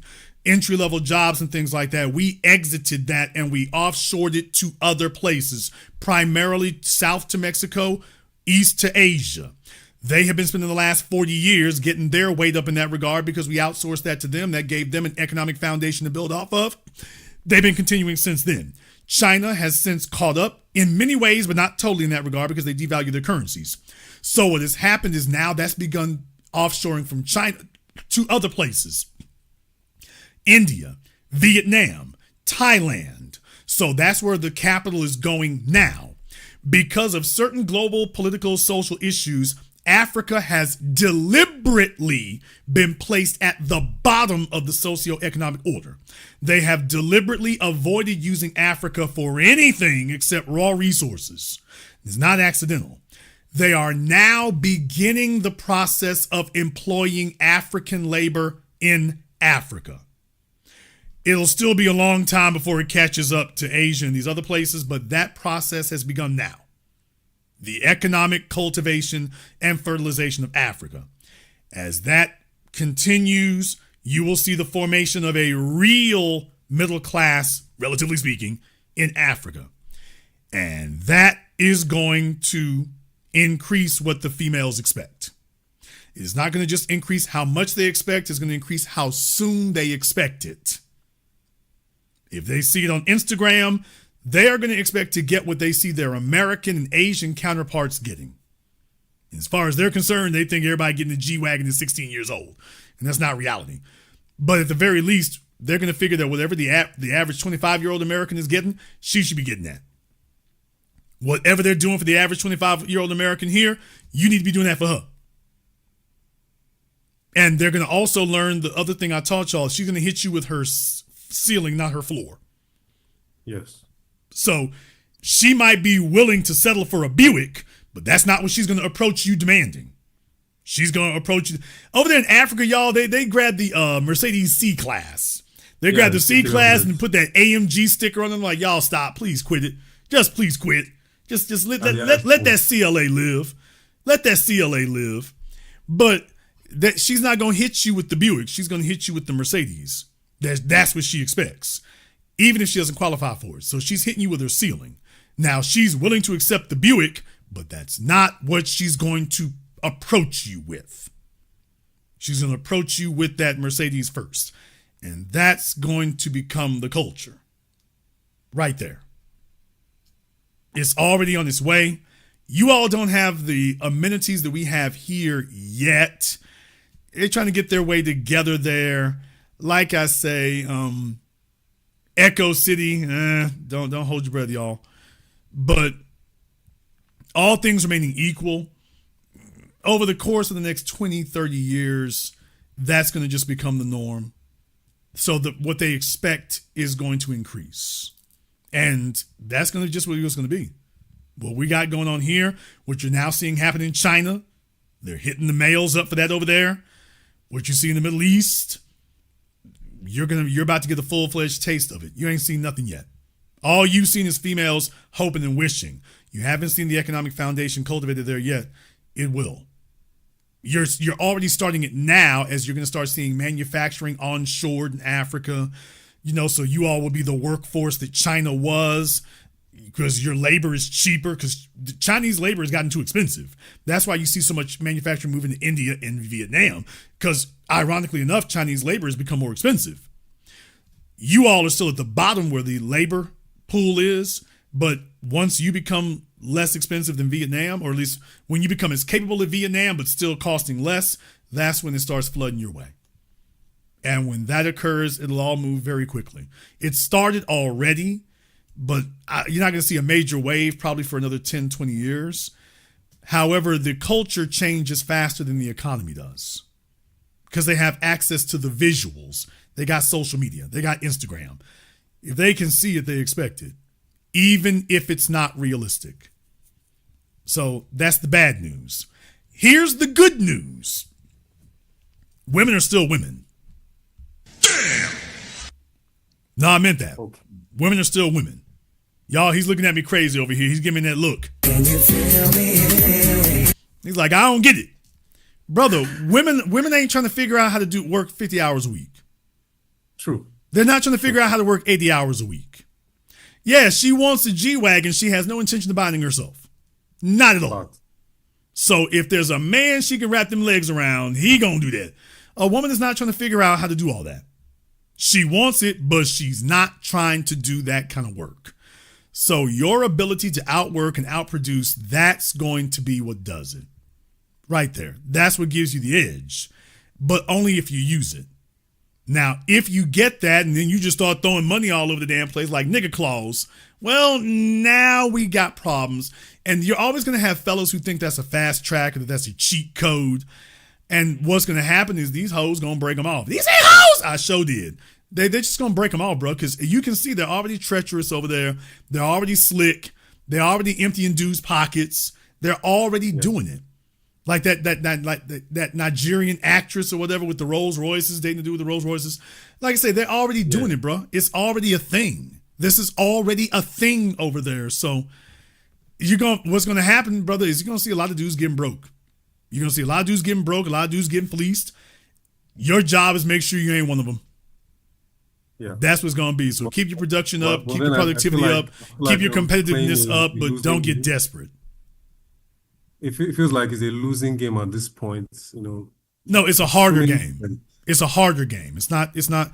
Look, brother, competition always moves. The world is not going to be stagnant. What was good enough 10 years ago is not good enough now. Accept it. That's the way it is. The clothes you wore 10 years ago are not good enough for you today. Yeah. So this idea that the world's going to freeze and be stagnant because that's convenient for you, keep dreaming and get left behind. The reality is the world is competitive. Competitive means it's going to be always moving. I think you know enough about biology. What is the organism that dies first? The one that refuses to adapt. Yes. Now, you can adapt to the environment or you can get left behind. That's a choice too. You got that choice too.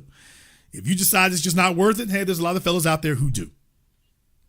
But they end up signing up for OnlyFans or porn or some other destructive behavior. If you don't want to be one of them, I'm just telling you what the situation is so you can prepare for it, so you can meet it properly, which you can do, but not if you refuse to accept what the odds and what the realities really are. If that chick wants that G-Wagon and that Range Rover, you can be the lick, but that you're going to tell her, okay, and this is what I got to get. See, the whole thing for you is to have a nonverbal conversation. This is the level of productivity you give. This is the status that you're on. And this is the kind of female you're going to do it for. So when Miss Size 14 with the bull ring in her nose and the big fat shoes come at you, you're like, baby, not you. Not you. I'm doing it, but I'm not going to do it for you. Now, that's the spot you want to be in. Simple as that. Now, you can choose not to. I mean, that's up to you, bro. But the world has moved on. The women over there have been exposed to Western culture and the imagery and everything else that go along with it. You're not putting the genie back in the bottle. That's not going to happen. So you need to make a decision to yourself what you're going to do and what you're not. But this is the reality, and it's not going to change, and it's going to accelerate. They will expect more. My recommendation is put yourself in a position where you can expect more too. That you don't have to settle for a raw deal. She wants more. Okay, I can do that. What I'm not going to do is settle for a raw deal. She ain't going to get something for nothing. And she's damn sure not going to get everything for a little. Yeah. She's going to get everything for everything. If you have to be the total package, she's going to have to be the total package. If she's not, side chick. Oh, I'm sorry. I got to introduce y'all to a new, because that damn polygamy thing, y'all doing it wrong over there. Y'all been doing it wrong for a minute.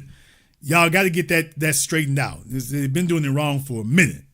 They sort of, in Nigeria, they don't have side chicks. They just have a bunch of chicks that get pregnant. We got to tell y'all, okay, you're giving up your leverage, y'all, because that's changing too. You can't have 5 or 6 chicks with your kids out there. And I know your child support laws don't work quite the way it does over here, but you're putting yourself behind the 8 balls. Them chicks are going to push till they get them codes updated. So I've been talking about that for a while, but they don't take me serious. Like in the next 5 years, these laws could change. Yeah, because the females are losing. They're losing right now. So hoeing doesn't work for them like it does in America or in Britain. Yeah. So being a hoe don't work over there like it does over here. As things change, they're going to try to push to make it where they got a little safety net. And the safety net is going to be hurting you That's going to be the safety net. So fellas ain't really doing it right. If you're going to have side chicks, that's fine, because that's the whole thing is, look, the whole thing is to have the bait and never give it to him. When she got the kid, nigga, you gave up the bait. That's it. You're supposed to hold that out there. You're never supposed to give it to him. They're supposed to chase it. You're never supposed to give it. Once you give it to him, that's it. You're behind the 8 ball now. Now it's her game. So y'all got to make sure you don't. Y'all got to make sure you don't fall for that. Talking about legacy. How about your legacy? You want to like, what's this legacy? You don't even have money, and you're talking about legacy. What legacy? You want to have a child outside so she can rope you with that. You know. Yeah, I mean, look, legacy is a conversation for a person who qualifies for it and is worth it. It's not a conversation for everybody. So if she's not worth having a legacy with, we ain't supposed to be talking to her. And if he's not a man who's actually even building one, she shouldn't be talking to him. I need fellas to understand what value is and leave that where it is. I'm not here to police people like that. If you want to run through all the hoes and Legos, nigga, run. Put your track shoes on and run. But be smart enough to recognize that's what you're doing. If you want a wife, well, I guess if you're just hell-bent for leather on that, sure, go ahead. I just advise you to be honest with yourself about the quality of females that are out here and what you're actually dealing with. And don't be so desperate to quote unquote have a wife, either because you're lonely or because your family's pressuring you, that you end up making a bad deal that you end up regretting. Because you were looking to cash out and solve the nagging problem. Great, now you got a new one that's way bigger than the last one. So when fellas have options, they tend to not be desperate. They tend to be disciplined and make choices on your timeline. And that's the real thing about it. So things have to change. That's just the bottom line, because it's already started. If a Nigerian female can get a white man who's going to buy her a Beamer, bro, that's your competition. Whether you like it or whether you don't, that's your competition.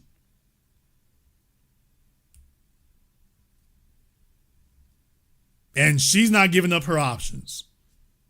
Now, maybe she's not even worth pursuing. Maybe not. I do know one thing. Females like nice things. They like soft things, and they're looking for a man to take care of that so she can sort of do something else. That's not going to change. Your women didn't have these options 20 years ago. They're starting to get them now. And they like it. They're starting to get those options, and they like it, and they don't want to go back.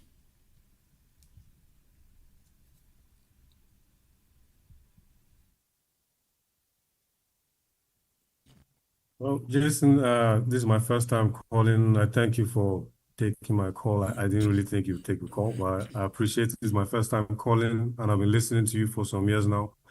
I always get, guidance from listening to you, and I really appreciate. Keep doing the good work. What time is it over there? It's 6 a.m. I have a flight by 10. All right, brother. Be safe out there. Thank you very much for giving us a call tonight. Yeah, you say 6 in the morning. 6 in the morning. Let me go take one more call here. Well, building every day. I wonder if he woke back up again. I hung the thing up and then he calls back in. Y'all notice them old men. Them old men go to sleep early and it's, you got me up way late. Then they try to stay up till midnight and they just doze right over. All right, building every day. Where are you at? Unmute yourself. There you go. Can you hear me now? Yes, sir. We can hear you. What's on your mind? Okay, now I just wanted to come up, man. I've been trying to talk to you for months, man, like straight up. And I just, just want to give you flowers. I just want to thank you for, doing what you do, saving, you saved my life, especially with the power dynamics, relationships and all of that. I was going through a lot with that and had no idea what was going on until I ran across your videos and the way you break it down, you need to open up a school or something, because I'm telling you, it really need to be heard globally, because like I said, it saved me. So, like I said, I'm going through a divorce and all of that, and I had no idea what all this stuff was until I ran into your videos and seen breaks, step by step of what I was going through. I was actually about to go back until I ran into your video with about Judge Mathis. And I was literally going through that, you know what I mean? And you know, since that time, I've gotten like way stronger. So I've been trying to go back. Yeah, like, cause I had no idea, you know what I mean? Like what was going, I'm just watching my life go down the drain, and the woman I done invested in is turning on me too, you know what I mean? But I'm not realizing what is actually going on. Like, you know, cause like I said, it was a series of things that happened that kind of broke me. And once I watched your videos, it was a lot of things that I did in that space and that mind frame that, you know what I mean? That kind of, I'm like, oh, so this is what's going on. You know what I mean? So, and where is she from? My ex-wife. Yes. She's from Chicago. Oh boy. Yeah. My fact, like we met 10 years ago, man. And nigga, where you from? I'm from Memphis. Nigga, you ain't ready. Now, let me explain to y'all now. Memphis is a land of pimps. Memphis got a pimp pedigree to it. Shout out to Memphis. I can't fake on the game. Memphis got a pimp pedigree. But Chicago chicks is gully. Now, we as men from the South, we respect that. Chicago chicks are straight up. They gully. If she about to paper, she come to you like that. If she about to status, she come. They don't mince no words. They just come straight down the middle. It can be, you know, abrasive. It can be boorish, but a nigga from Memphis gonna like that because he know what he dealing with. So he know what he dealing with. It's like, hey, as long as you know what the deal is, he like, I can roll with it. Yeah. But the problem is they also cutthroat. Now that's the issue with Chicago chicks. They gully, they gutter, and if you get the wrong one, and half of them the wrong one, but if you get the wrong one, dude, you about to find out ain't no mercy in the city. It ain't. And I did. I found out the hard way, man. Like she left me, like I'm talking about, like all the like your videos are literally truth. I mean, all the stuff I built in trying to keep this together, like she left me with, like it was nothing. You know what I mean? Like I didn't invest the last 10 years of my life. How many children did she have when you met her? No kids. Neither one of us got kids. So how old was she?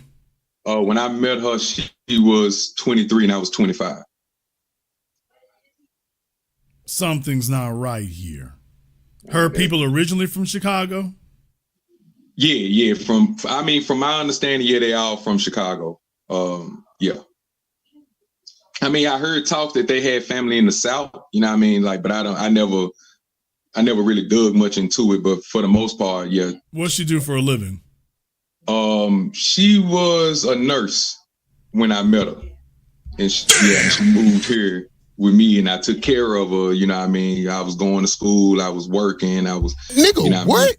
Yeah, look, man. I know now, big bro. I know now. Okay, y'all. Back then, like I was trying to, just be a man. Like I thought, she was. Oh, stop! Stop! Yeah. Just quit. That's not what it is. Just stop, dude. Y'all, he got a hold of some little 23-year-old thing. I know she got to be a size 6 or 8. No bigger. I know she a size 6 or 8. You talking about now? No, then. Yeah. She was bad then. Like she was. I mean, she's still beautiful now. But like, that's exactly it, right there. That was it. Y'all, listen to me. I don't say it because it sounds cute. I don't know why people keep overlooking this. Nurses, military, hairdressers. This is hoes. Ho, please. These are hoe careers, fellas. They didn't get into it by accident. So I'm not hating on nurses. I just need y'all to keep it real. I'm going to keep it real with you. Keep it real with us. Stop trying to pull the wool over folks' eyes. It is what it is. If you got a nurse, that's what it is. If you get a chick in the military, that's what it is. If she was in the Navy, niggas ran through her on the boat. That's just it. Okay, the only nigga don't believe it is the nigga she just talked to who ain't in the military. No man in the military wants to hear, if he hears a chick was in the Navy, all he wants to know is, were you ever on the boat? If she says yes, she knows she can't lie to him. He knows what happens on the boats. So if your chick was on the boat, that was it. If your chick was in the barracks, that was it. If your bro went to Iraq, nigga. if she went to Iraq, if she was stationed overseas for more than 6 months, other niggas was gripping them butt cheeks. It just is what it is. If you don't want to hear the stories, don't ask, but stop pretending that that's not what you're with. That is what it is. So if you get a nurse from Chicago, first of all, he said nurse. He didn't say CNA. He talking about a CNA or LPN. Yeah. Man, I was younger, man. Like I didn't know. Right, but bro, he said he was younger, but the bill about to come due. Ignorance won't protect you. It's just that I'm saying this. You're a cautionary tale, so you can sign off on everything I'm saying. Because if she was a nurse, the only thing I would say, I mean, if she worked in a place where there's nothing but females, that's one thing. If she worked in the hospital, all bets is off. So if she was in a hospital, she probably done cheated on you at least once or twice. I wouldn't be surprised. She claims she never did. She always, man, even to this day, well, not to this day because we don't talk no more, but up until the day we was talking, she swore she never cheated on me. But like you saying, I don't believe it, man. Yeah, so just I want y'all fellas to know this. You overlook that and ignore it at your own peril. If she is in nursing, I don't give a damn about it. Okay, she's got a job. Okay, but she's a nurse. That goes along with that. Ask any divorce attorney, ask any psychologist, any couples therapist, nurses, military, hairdressers. Those are my top 3. I already did the program about hoe careers. Those are my top 3, but they're not the only ones. And that crushed me. I'm like, God, you know what I mean? Right down. This gotta be a joke. Oh, he's exaggerating. It's hyperbole. No, this is life. Yeah. They end up in those careers for a reason. So, fellas, take it from his experience. He'll tell you it is what it is. Your experience is not rare. Your experience is the rule. And I'm not hating on hoes or nurses. I'm just saying, let's be honest about what it is. That's what I'm saying. So that you can make a proper decision. She a nurse from Chicago, bro. I'm just, look, to all my females in Chicago, y'all already know it's just, they ain't got no heart. It's just, I mean, it's just, if it's time to be ruthless, they ruthless. Chicago chicks, I love y'all. Y'all are straight up. Y'all gully, you're gutter, but I got to call it for what it is. Chicago broads is ruthless. They ruthless. It's just that is what it is. They're ruthless. They cut and dry. They don't beat around the bush. You like that on the front end. Just understand that's the way they're going to be on the back end too.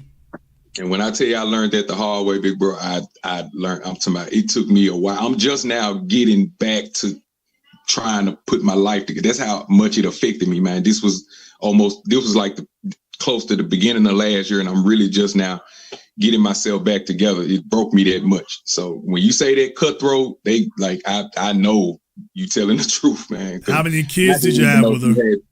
Nah, we didn't have kids. You didn't have any children? Nah, no kids. You said y'all were together for 10 years? Yep, 10 years.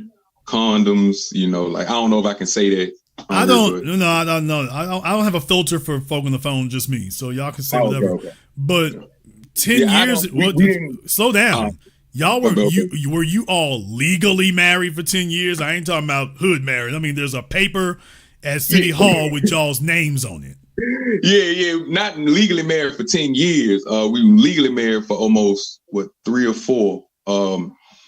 And we was together for about 6 years before we got married. Because, like I said, I was overlooking so much, No, you didn't. I started marrying her with, you know what I mean? Like you say in your videos, like I went through that for real. Like there's a lot of stuff I thought doing, like marrying her and investing and trying to, prove my worth and all. Yeah, but the fact that you were with her for 6 years, that right there tells us everything.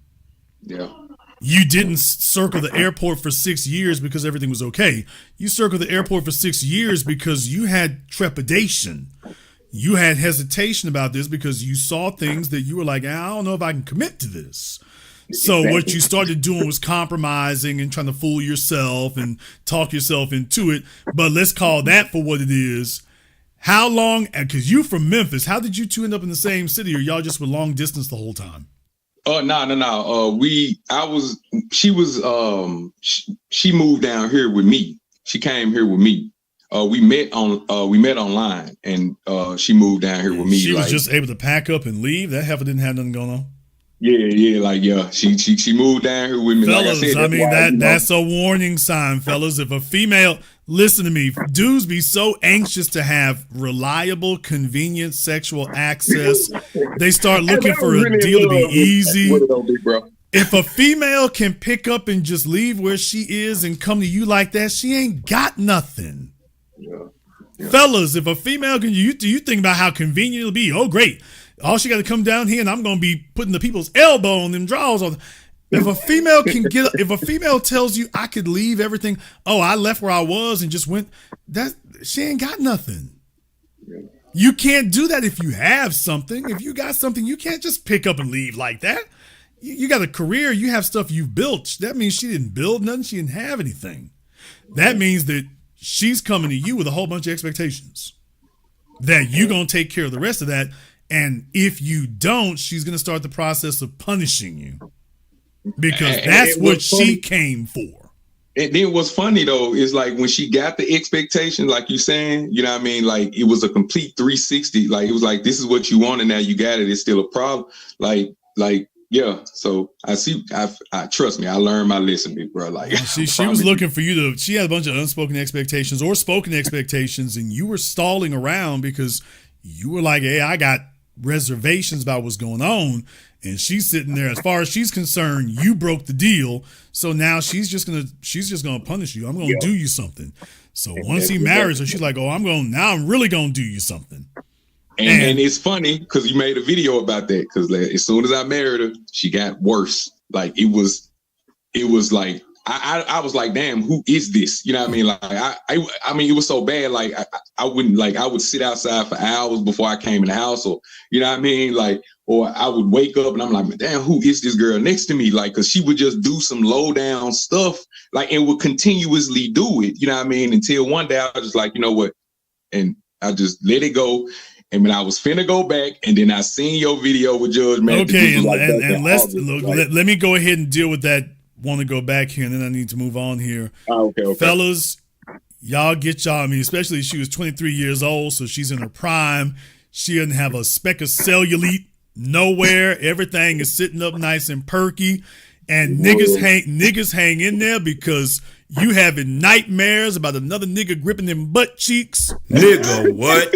So that you become paranoid. You become paranoid. You know every crack and crevice, and you become paranoid about the idea of another fella getting Michael Jordan size gripping the basketball chunks off your broad. And it just, I mean, you sitting there in tears. You're like, Lord, don't let him do it. And and that's what gets leveraged against you because, you know, that becomes your priority and she knows it. So once she knows that that's your priority, your whole world is around that. And what I'm saying is you got your eyes focused on that so much, you're not, you know, accepting the fact that, is that worth the trade-off? Because now remember, that's not about sex anymore. Keeping other people's hands off your property, that's not about sex anymore. Mm-hmm. Like you wouldn't want another nigga sitting up here sitting on your car. You come outside and he's sitting on the hood of you from Memphis. He's sitting on the hood of your car right there. Oh, wait a minute, dude. This can go all the way left. It will. Put them butt cheeks someplace safe because they're not safe where they're at right now. So what I'm saying is that you can be about a female the same way. It's like, hey, hold on. And that's not about sex anymore. Now you're in competition. Now you're fighting for some emotional thing that may have absolutely no reality or connection to the value of the person. Now you're chasing a symbol. And that's where you get into trouble. And then you married her and realize, wait a minute, this is what she really is. And what you may not want to accept now is that's what was always there. You married that. What she was doing after you got married, she was doing that before you got married. Maybe she turned up, maybe there were some incidents that you consider to be worse after the fact. But her character and personality, did her character and personality change? Or did she start just doing some more reckless, ruthless stuff? I agree with you. I think it was always there. Like Her personality was most likely always the same. It's just now she's become hella inconvenient. You were tolerating it when it was convenient and when you were determined to try to lock them butt cheeks down. Now now the inconvenience just outrageously outweighs any benefit. And that's when men want to cut bait. And I'm just became a disciplinary problem, just like you said. Yeah, but I want you to understand where we went wrong. Where we went wrong is when you were year 2 and you were not moving in that direction. And it was very clear she wasn't wife material. That's the time to make the psychological adjustment. And that's the time to accept them for who they are. Now, if you don't have a lot of experience with females, and you haven't been to that kind of thing, that may be new to you. So now you're going to get ready to get your heart broke. But the good part about getting your heart broken is because, let's just call it for what it is. Would you have listened any other way? At that time, nah, I wouldn't have, because I would have thought I was saving and trying to, make her happy. So at that time, nah, I wouldn't have. Now I am. Yeah, because, understand something. Most men need to get their hearts broken so that they can realize this world ain't going to play with you. You can fantasize all you want to. The world's not going to fantasize with you. And I can tell you, but nothing drives it home like getting your heart broken. Now you take it seriously because you've seen it. You know they really will do you dirty like that. Going forward, ain't nobody got to teach you nothing. Now you understand it. You've seen it. You really do believe it'll happen. Now your perspective on this is going to be different. And how you approach it going forward, especially that time frame.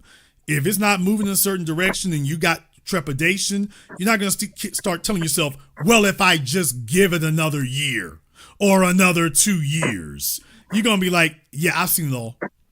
Yeah. Mm-hmm. First year or 2, yeah, I've seen it all. I've seen it. This is what it is. I'm going to decide what I'm going to do with it, but this is what it is. I've seen it. Now I don't just need another year. the first whiff of disrespect, I don't even, I walk off so, I'm walk away king now. I don't even, you know what I mean? I don't even play. You might be from Memphis, but you were a bit naive where females were concerned. Getting your heart broke is the cure for naivete. Yep. When you realize the world's not going to play naive with you, getting your heart broken, they'll get rid of that naivete. So that's the good news about it. Hey, the better news, though, is that, look, you didn't have any kids with her, so you ain't got to do that DDG fighting with her and stuff, because imagine going through that one. Yeah. That would be a nightmare scenario. So you don't have to do any of that. So that's the good news. The worst that happened is you got to sit up here and divorce the broad, and, you're going to have to cry over it for a little bit. You'll recover from that. Imagine having to fight with her for the next 20 years. Now imagine that with her putting whatever kind of thoughts in your kids' heads, and that's going to be your legacy right there. Imagine if that's the worst case scenario. What happened to you is not the worst case. That was just unpleasant. Worst case scenario, some chick got your bloodline and she's messing it up. That's the worst one.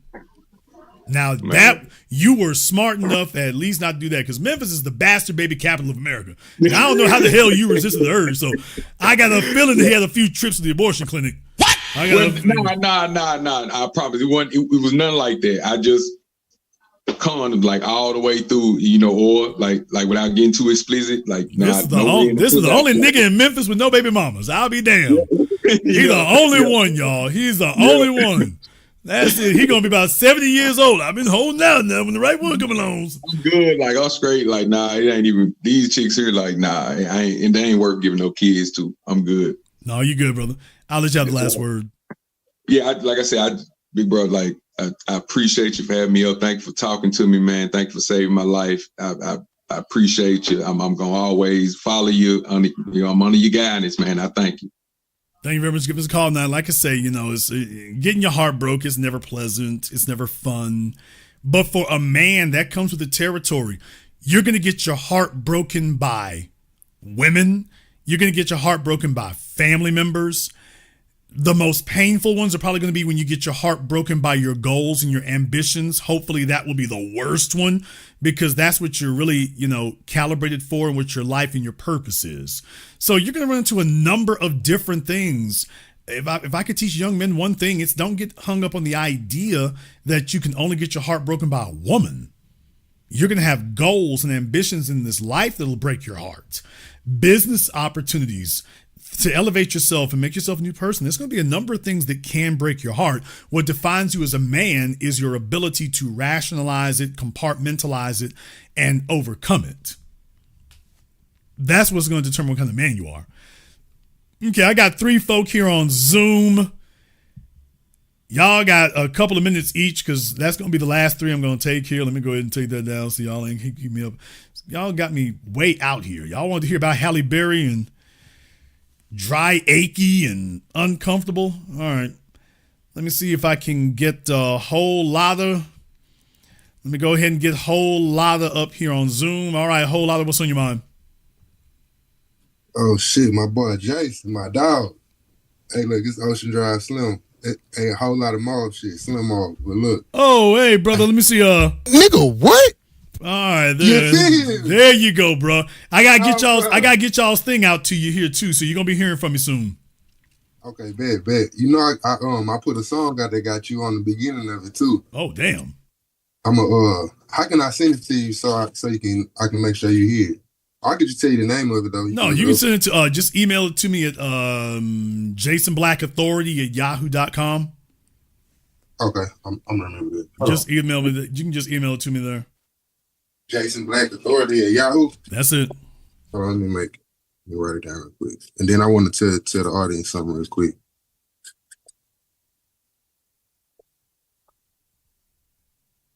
My bad. All right, so look. So I called in because, man, as usual, you giving them the game, you spilling.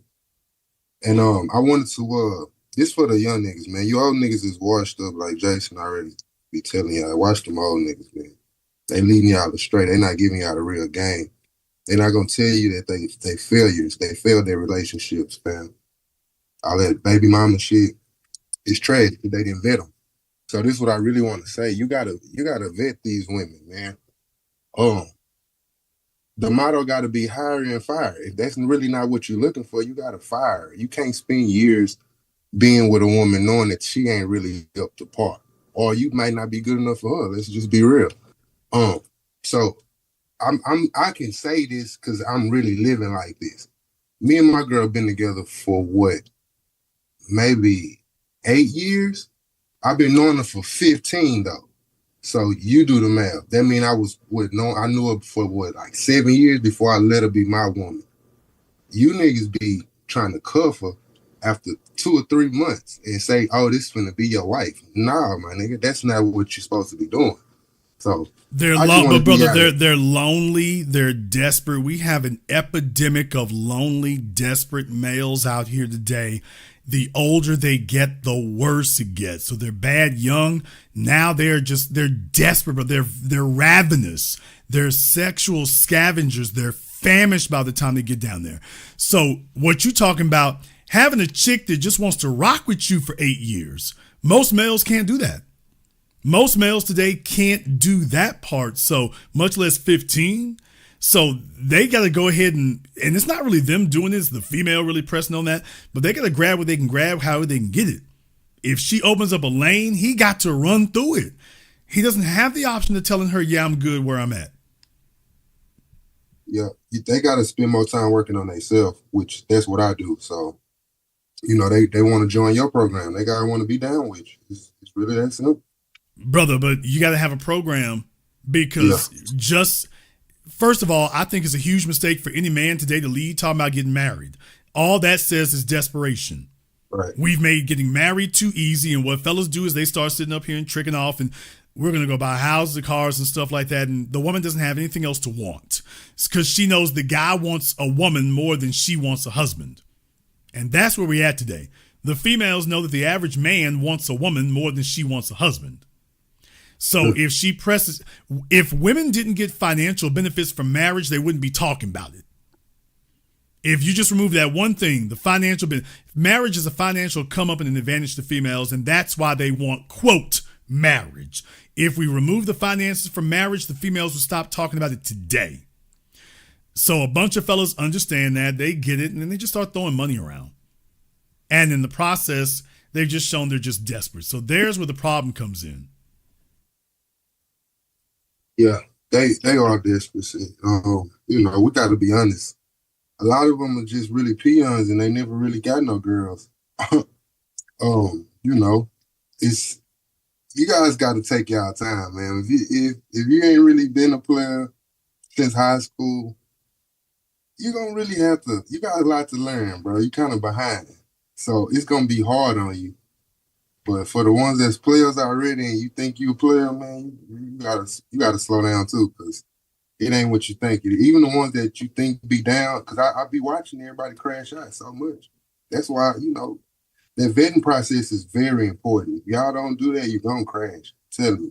Yeah, but you gotta be you know, but first of all, what you said was correct about you got to work on yourself, because if you're not together, that doesn't work.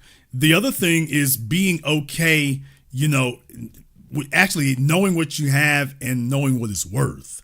If you don't have anything, but you tell yourself it's worth, you're delusional.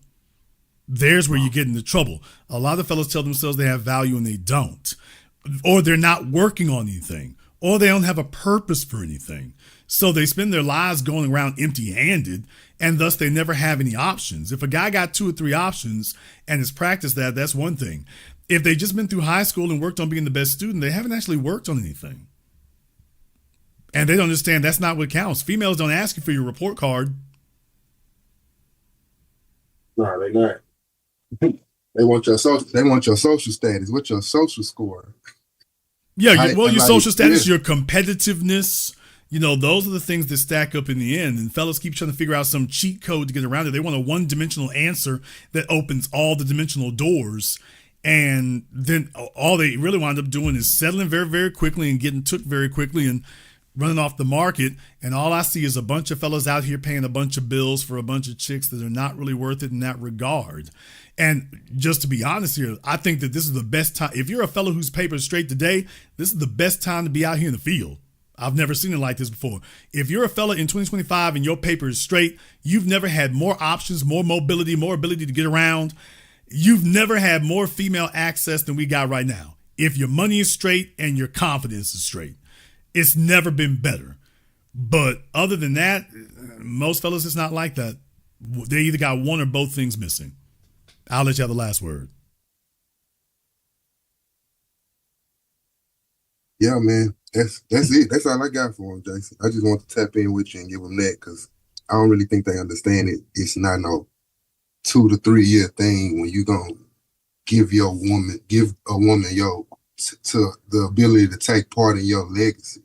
This shit is real, and a lot of this shit, you niggas is failures, man, because you didn't vet them. And I wish y'all niggas stop lying, acting like y'all not failures, and acting like it's cool to have 3 or 4 baby mamas, and this shit is functional. This shit is dysfunctional.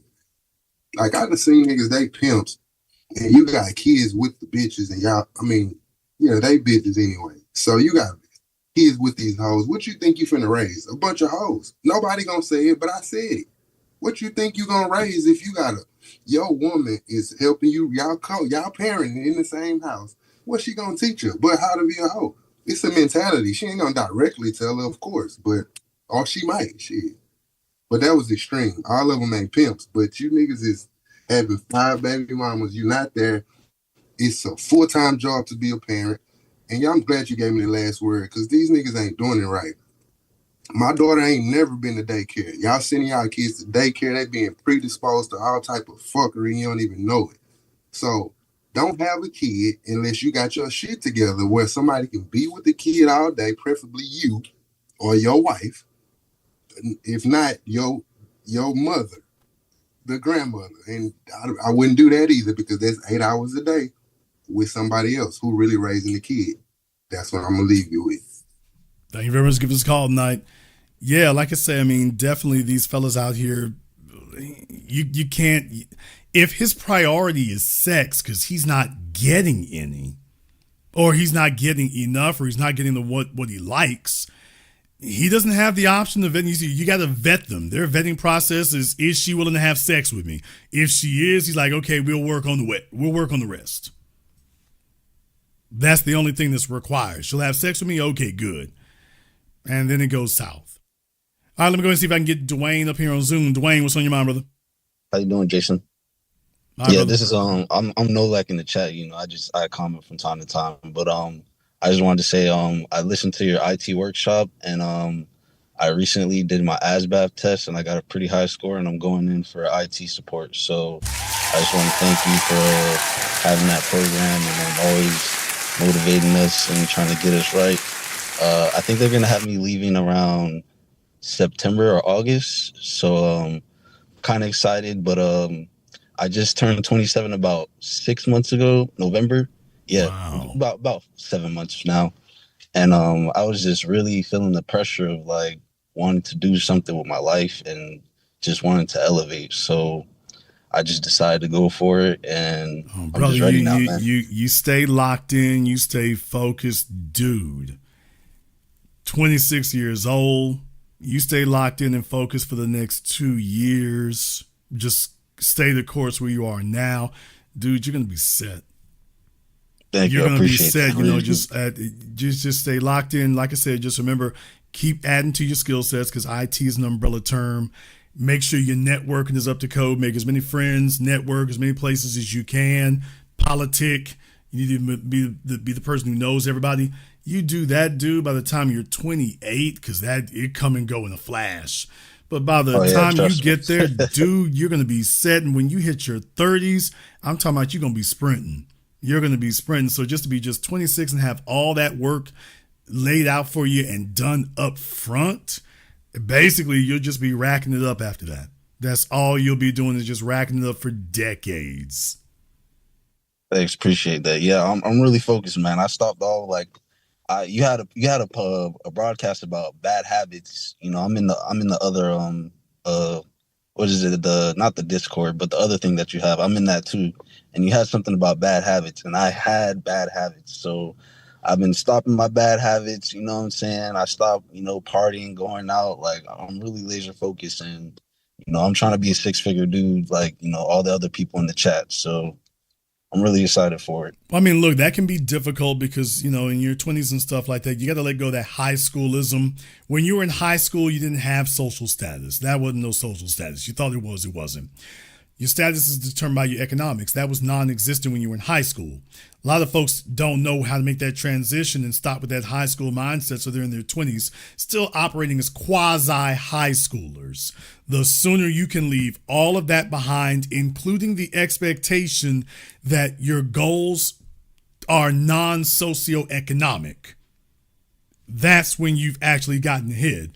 Most of your peers, it's painful to make that transition. It's painful, it's difficult, it's inconvenient, it's uncomfortable.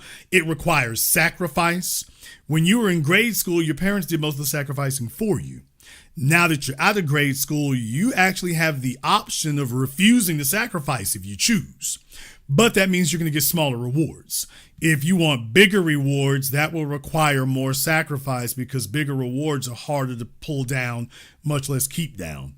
Most of your peers will not do that. They're going to go for easy wins, easy rewards, and that means wine, woman, and song. They're going to do just enough money to keep that perpetually going. You're going to have a different decision to make for yourself. And it really does come down to that. They're going to have the life they can get, and your choice is whether not having the life you want. But your ability to stop doing what they're doing and allocate that time towards your goal. Because let me tell you right now, if you got a chick you're laying up with 2 or 3 times a week, that's time. That right there is time. Brother, after I lost my first business, after I was 23 years old, I spent the better part of the next 8 years. I didn't have a girlfriend. I didn't have one. Yeah, I dropped. I had a couple girls past couple years, and it didn't work out. So I've been floating by myself. I think during a building phase, I think the most important thing that especially a young man can do is put that bullcrap to the side and get locked in and laser focused and obsessive about it. Your work is your woman. Your goals are your woman.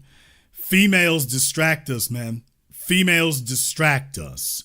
And the real reason why it's a problem is because you don't have anything to offer. It'd be different if you had something to offer and she was there. But really, the time you're allocating or allotting to her, number one, it takes you off your focus. And number two, it takes time. So I'm not telling you what somebody else told me. For the better part of 8 years, I didn't have a girlfriend at all. I didn't have anything. It was just work, sleep, work, sleep. And this is the time to be doing it. Also, so you can demonstrate you can do that, because let me tell you one more thing. If you have trouble putting broads down, you're going to have trouble putting broads down. Oh. If you have trouble prioritizing something other than women, then you're going to continue having trouble prioritizing something other than women. And this is how you get caught up like my man in Memphis. Yeah, I got caught up in the loop a couple times. I know you have. I know you have. That's why I'm having this talk with you now. So glad you did the IT thing, but I see signs that very clearly show me, just understand your inability to focus the entirety of your being, to be 100% focused and locked into what you're doing. If you can't do that, you will never excel. You can't make excellent money if you cannot excel. You can't excel if you can't be 100% obsessively focused on one thing and can shut everything else out. And I don't mean just can, that you demand to shut it out. There are annoyances, there are distractions. We got something we're trying to build. The female's going to be there. When you get done doing whatever you're doing, she going to be there. I cannot promise you that your opportunity, what you're working on, is going to be there. I remember Gilly saying that on $1 Million Worth of Game. He said, the women don't understand. He was talking about his woman. He said, I told her, baby, if it's out here, I got to go get it. I can't wait till next week. I can't sit here with you. I said, I'm a black man in America. It's not always out there for us. So if it's out there, I got to go get it, and I got to go get it now while it's there. Because you can come back next week and it's not. The women going to be there. Your opportunities may not be. Yeah, it feels like I'm staring 30 down the barrel. So it's like you are. If I gotta make a move right now. If I'm gonna make a move, so if you squander, the reason why dudes struggle in their 40s and 50s for the rest of their lives is because they didn't properly utilize their 20s and their 30s. If you screw that time off and you don't get focused and get solidified, if you still spinning your wheels in your late 30s, you're in trouble. And if you're in your 40s, bro, we halfway through the game. So this is why it is so important for you to get solidified now and have something solid, a solid skill set, solid career. Your money-making ability is stable. That doesn't mean necessarily you're one employer for your whole life, but your ability to make money is stabilized so that you can start making some long-term plans. You can't do that if your whole situation's unstable. Well, if you didn't get a skill set and you can't bother to be focused, and by the way, Jason, I can't focus without weed or woman. I need some weed, I need a woman, but I can't do without both. Okay, you got weed, woman, and work. You're like, okay, well, I can't do the work without the weed and the woman. I'm going to show you a fellow who's going to have a hard time succeeding. Yeah, I definitely put both of them things down. So I'm locked in, bro. I'm trying to get my things going all right. And the other thing is, as you begin excelling, you realize that's what's important. There's the other thing. Fellas sit up here and start exercising a lot of sexual energy because they haven't built anything. They're not cultivating anything. They don't have anything of excellence. When you have something of value, that's where that energy goes for. That's where the testosterone is good for two things, sex and aggression. And that's what it's for. That's why it boosts our musculature. But those are the two things it's directed towards. What I'm saying is that what if you could take that energy that fellas use so obsessively for women and dedicate that to your work? What if you could point it in that direction and give it that same fervent, passionate energy? What if you could do that? Brother, you're going to soak up IT. You're going to soak up levels. You're going to be ultra competitive and you're going to soak up knowledge and information. We can come back to the women anytime we want to. Only now we're coming back to them with leverage, which is what you currently don't have. You get that thing together. Now we're not competing for 6s or 4s anymore. Now it's just whatever you want. But that's going to be dependent on what you built. So we can lock in and focus on getting everything we want, or, but I think it's very, very important to make sure you prioritize that and also to have that as a skill set, because I can't promise you that the chick you're dealing with is going to stay faithful. I can't promise you that trust she's me, gonna... I've already seen everything I need to see with females, bro. I already know, man. I'm just saying that you heard what old boy said. That takes you off your game. That takes you off your job. That's messing with your headspace. I can't promise you that she's going to be 100% dedicated to you. I can't promise you that you can be 100% dedicated to your goals and your purpose. You can be. So if I'm going to lead you in the direction of focusing your energies, that's the one I'm going to lead you in the direction of committing to, because I know you'll stay committed to that. Your work is never going to, like the old saying goes, your work is never going to get up one morning and tell you it doesn't love you anymore. Your work isn't going to get up one morning and tell you I'm not happy. Your work isn't going to get up one morning and tell you you don't treat me as good as Ronald did. Your work and your purpose isn't going to do that. So as I said, if you can't do without women, you're not going to be able to do without them. If you can do without them, you'll become a man who can do without them. And that's where you want to be, is that you have her there because you want her there, not because you need it and can't function without it. And that's how she wonders, how in the hell can you go for 3 or 4 weeks and didn't talk to me? Just got to be locked in, man. And women don't believe you can do that. They're accustomed to us. She's like, we don't even have to wait him out a week. Just wait him out a couple of days. He'll be on my phone begging. And I need fellas to understand, every woman in here has the same feeling of satisfaction when she sees that. When she's only had to wait a couple of days and there you are. That tells her who runs this thing. Right there. Nonverbal communication. You can't go more than a day or two without talking to her. She's like, I run this. You just showed her I run it. You can go 3 or 4 weeks and they ain't said nothing to her. She's like, I'll be damned. This nigga has a life. If I ever mess up, this is where he already locked in at. He doesn't have to transition. He's already locked in. So if I want to get a seat on the train, I got to watch my P's and Q's because he's already got a focus. Nonverbal communication. You don't have to say it. She can see it. I got you. I want to hear back from you in August. Yes, sir. I'll definitely give you a call back. Thank you very much for giving us a call tonight. To the young fellas there, that's one thing I definitely want to impress upon you, your ability to focus. If you can't live without women, you become a man who can't live without them. And this isn't about disrespecting women. I love women. Y'all know damn well. Side chick applications. What? Have no problem with that. We'll continue to have no problem with that. But you need to stay focused and have a purpose. That's what gives you value. If you can go weeks or months without courting female attention, you're in control of yourself. Lack of discipline leaves you vulnerable to somebody else pulling your card. It leaves you vulnerable, and that's where you don't want to be. So just a cheat code to the fellas in here, please understand, women watch for that kind of thing. Women don't tell you this, but they watch for that. She watches to see, kid. If you can't go more than a couple of days without talking to her, she's like, I run this. I run this. That's important. Okay, somebody tell Noah in there, dude, this dude's trying to get grown men's attention. Come on, man. We don't do that. We don't do that. Take your thong off. It's never a good sign when grown men, you're 5 hours late. It's never a good sign when they're trying to get grown men's attention. It's never like, this is what the new niggas do.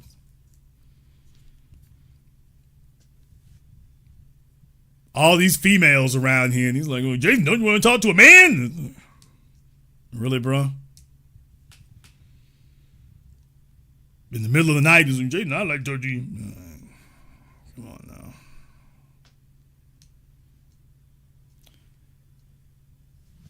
All right, if you want to talk, Noah, you can give me a call up on Patreon tomorrow. If you want to talk, then if you've completed everything, then you can give me a call up on Patreon tomorrow. In the meantime here, folks, it's getting crazy out here. It's getting nutty out here. Discipline is so important. Discipline is so important. We got young chicks out their minds. We got older females offering us time at lube.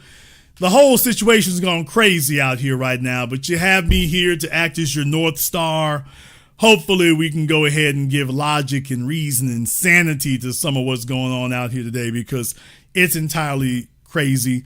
If you're joining us late or recorded for the program, you probably already heard what it was if it was recorded, but if you're joining us late, you can go ahead and review that.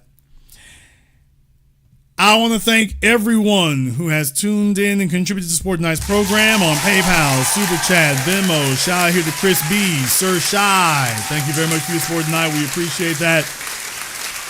Pharaoh's Kingdom. To all of you here, thank you very much for your support tonight. If you are new here to the business, welcome to the program. To all your favorite YouTubers love to hate watch, click that red subscribe button, click that yellow notification bell. Join us each and every time that we're here. If you haven't been to our Patreon, the link is in the description.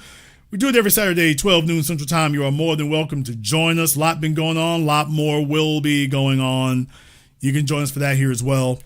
I want to thank all of you for tuning in to tonight's program, live or recorded. Thank you for liking, subscribing, and sharing. And this concludes tonight's broadcast of The Business. I am your host, your brother, your humble servant, Mr. Jason Black. And until next time, my brothers and my sisters from around the world, remember, handle your business or your business will.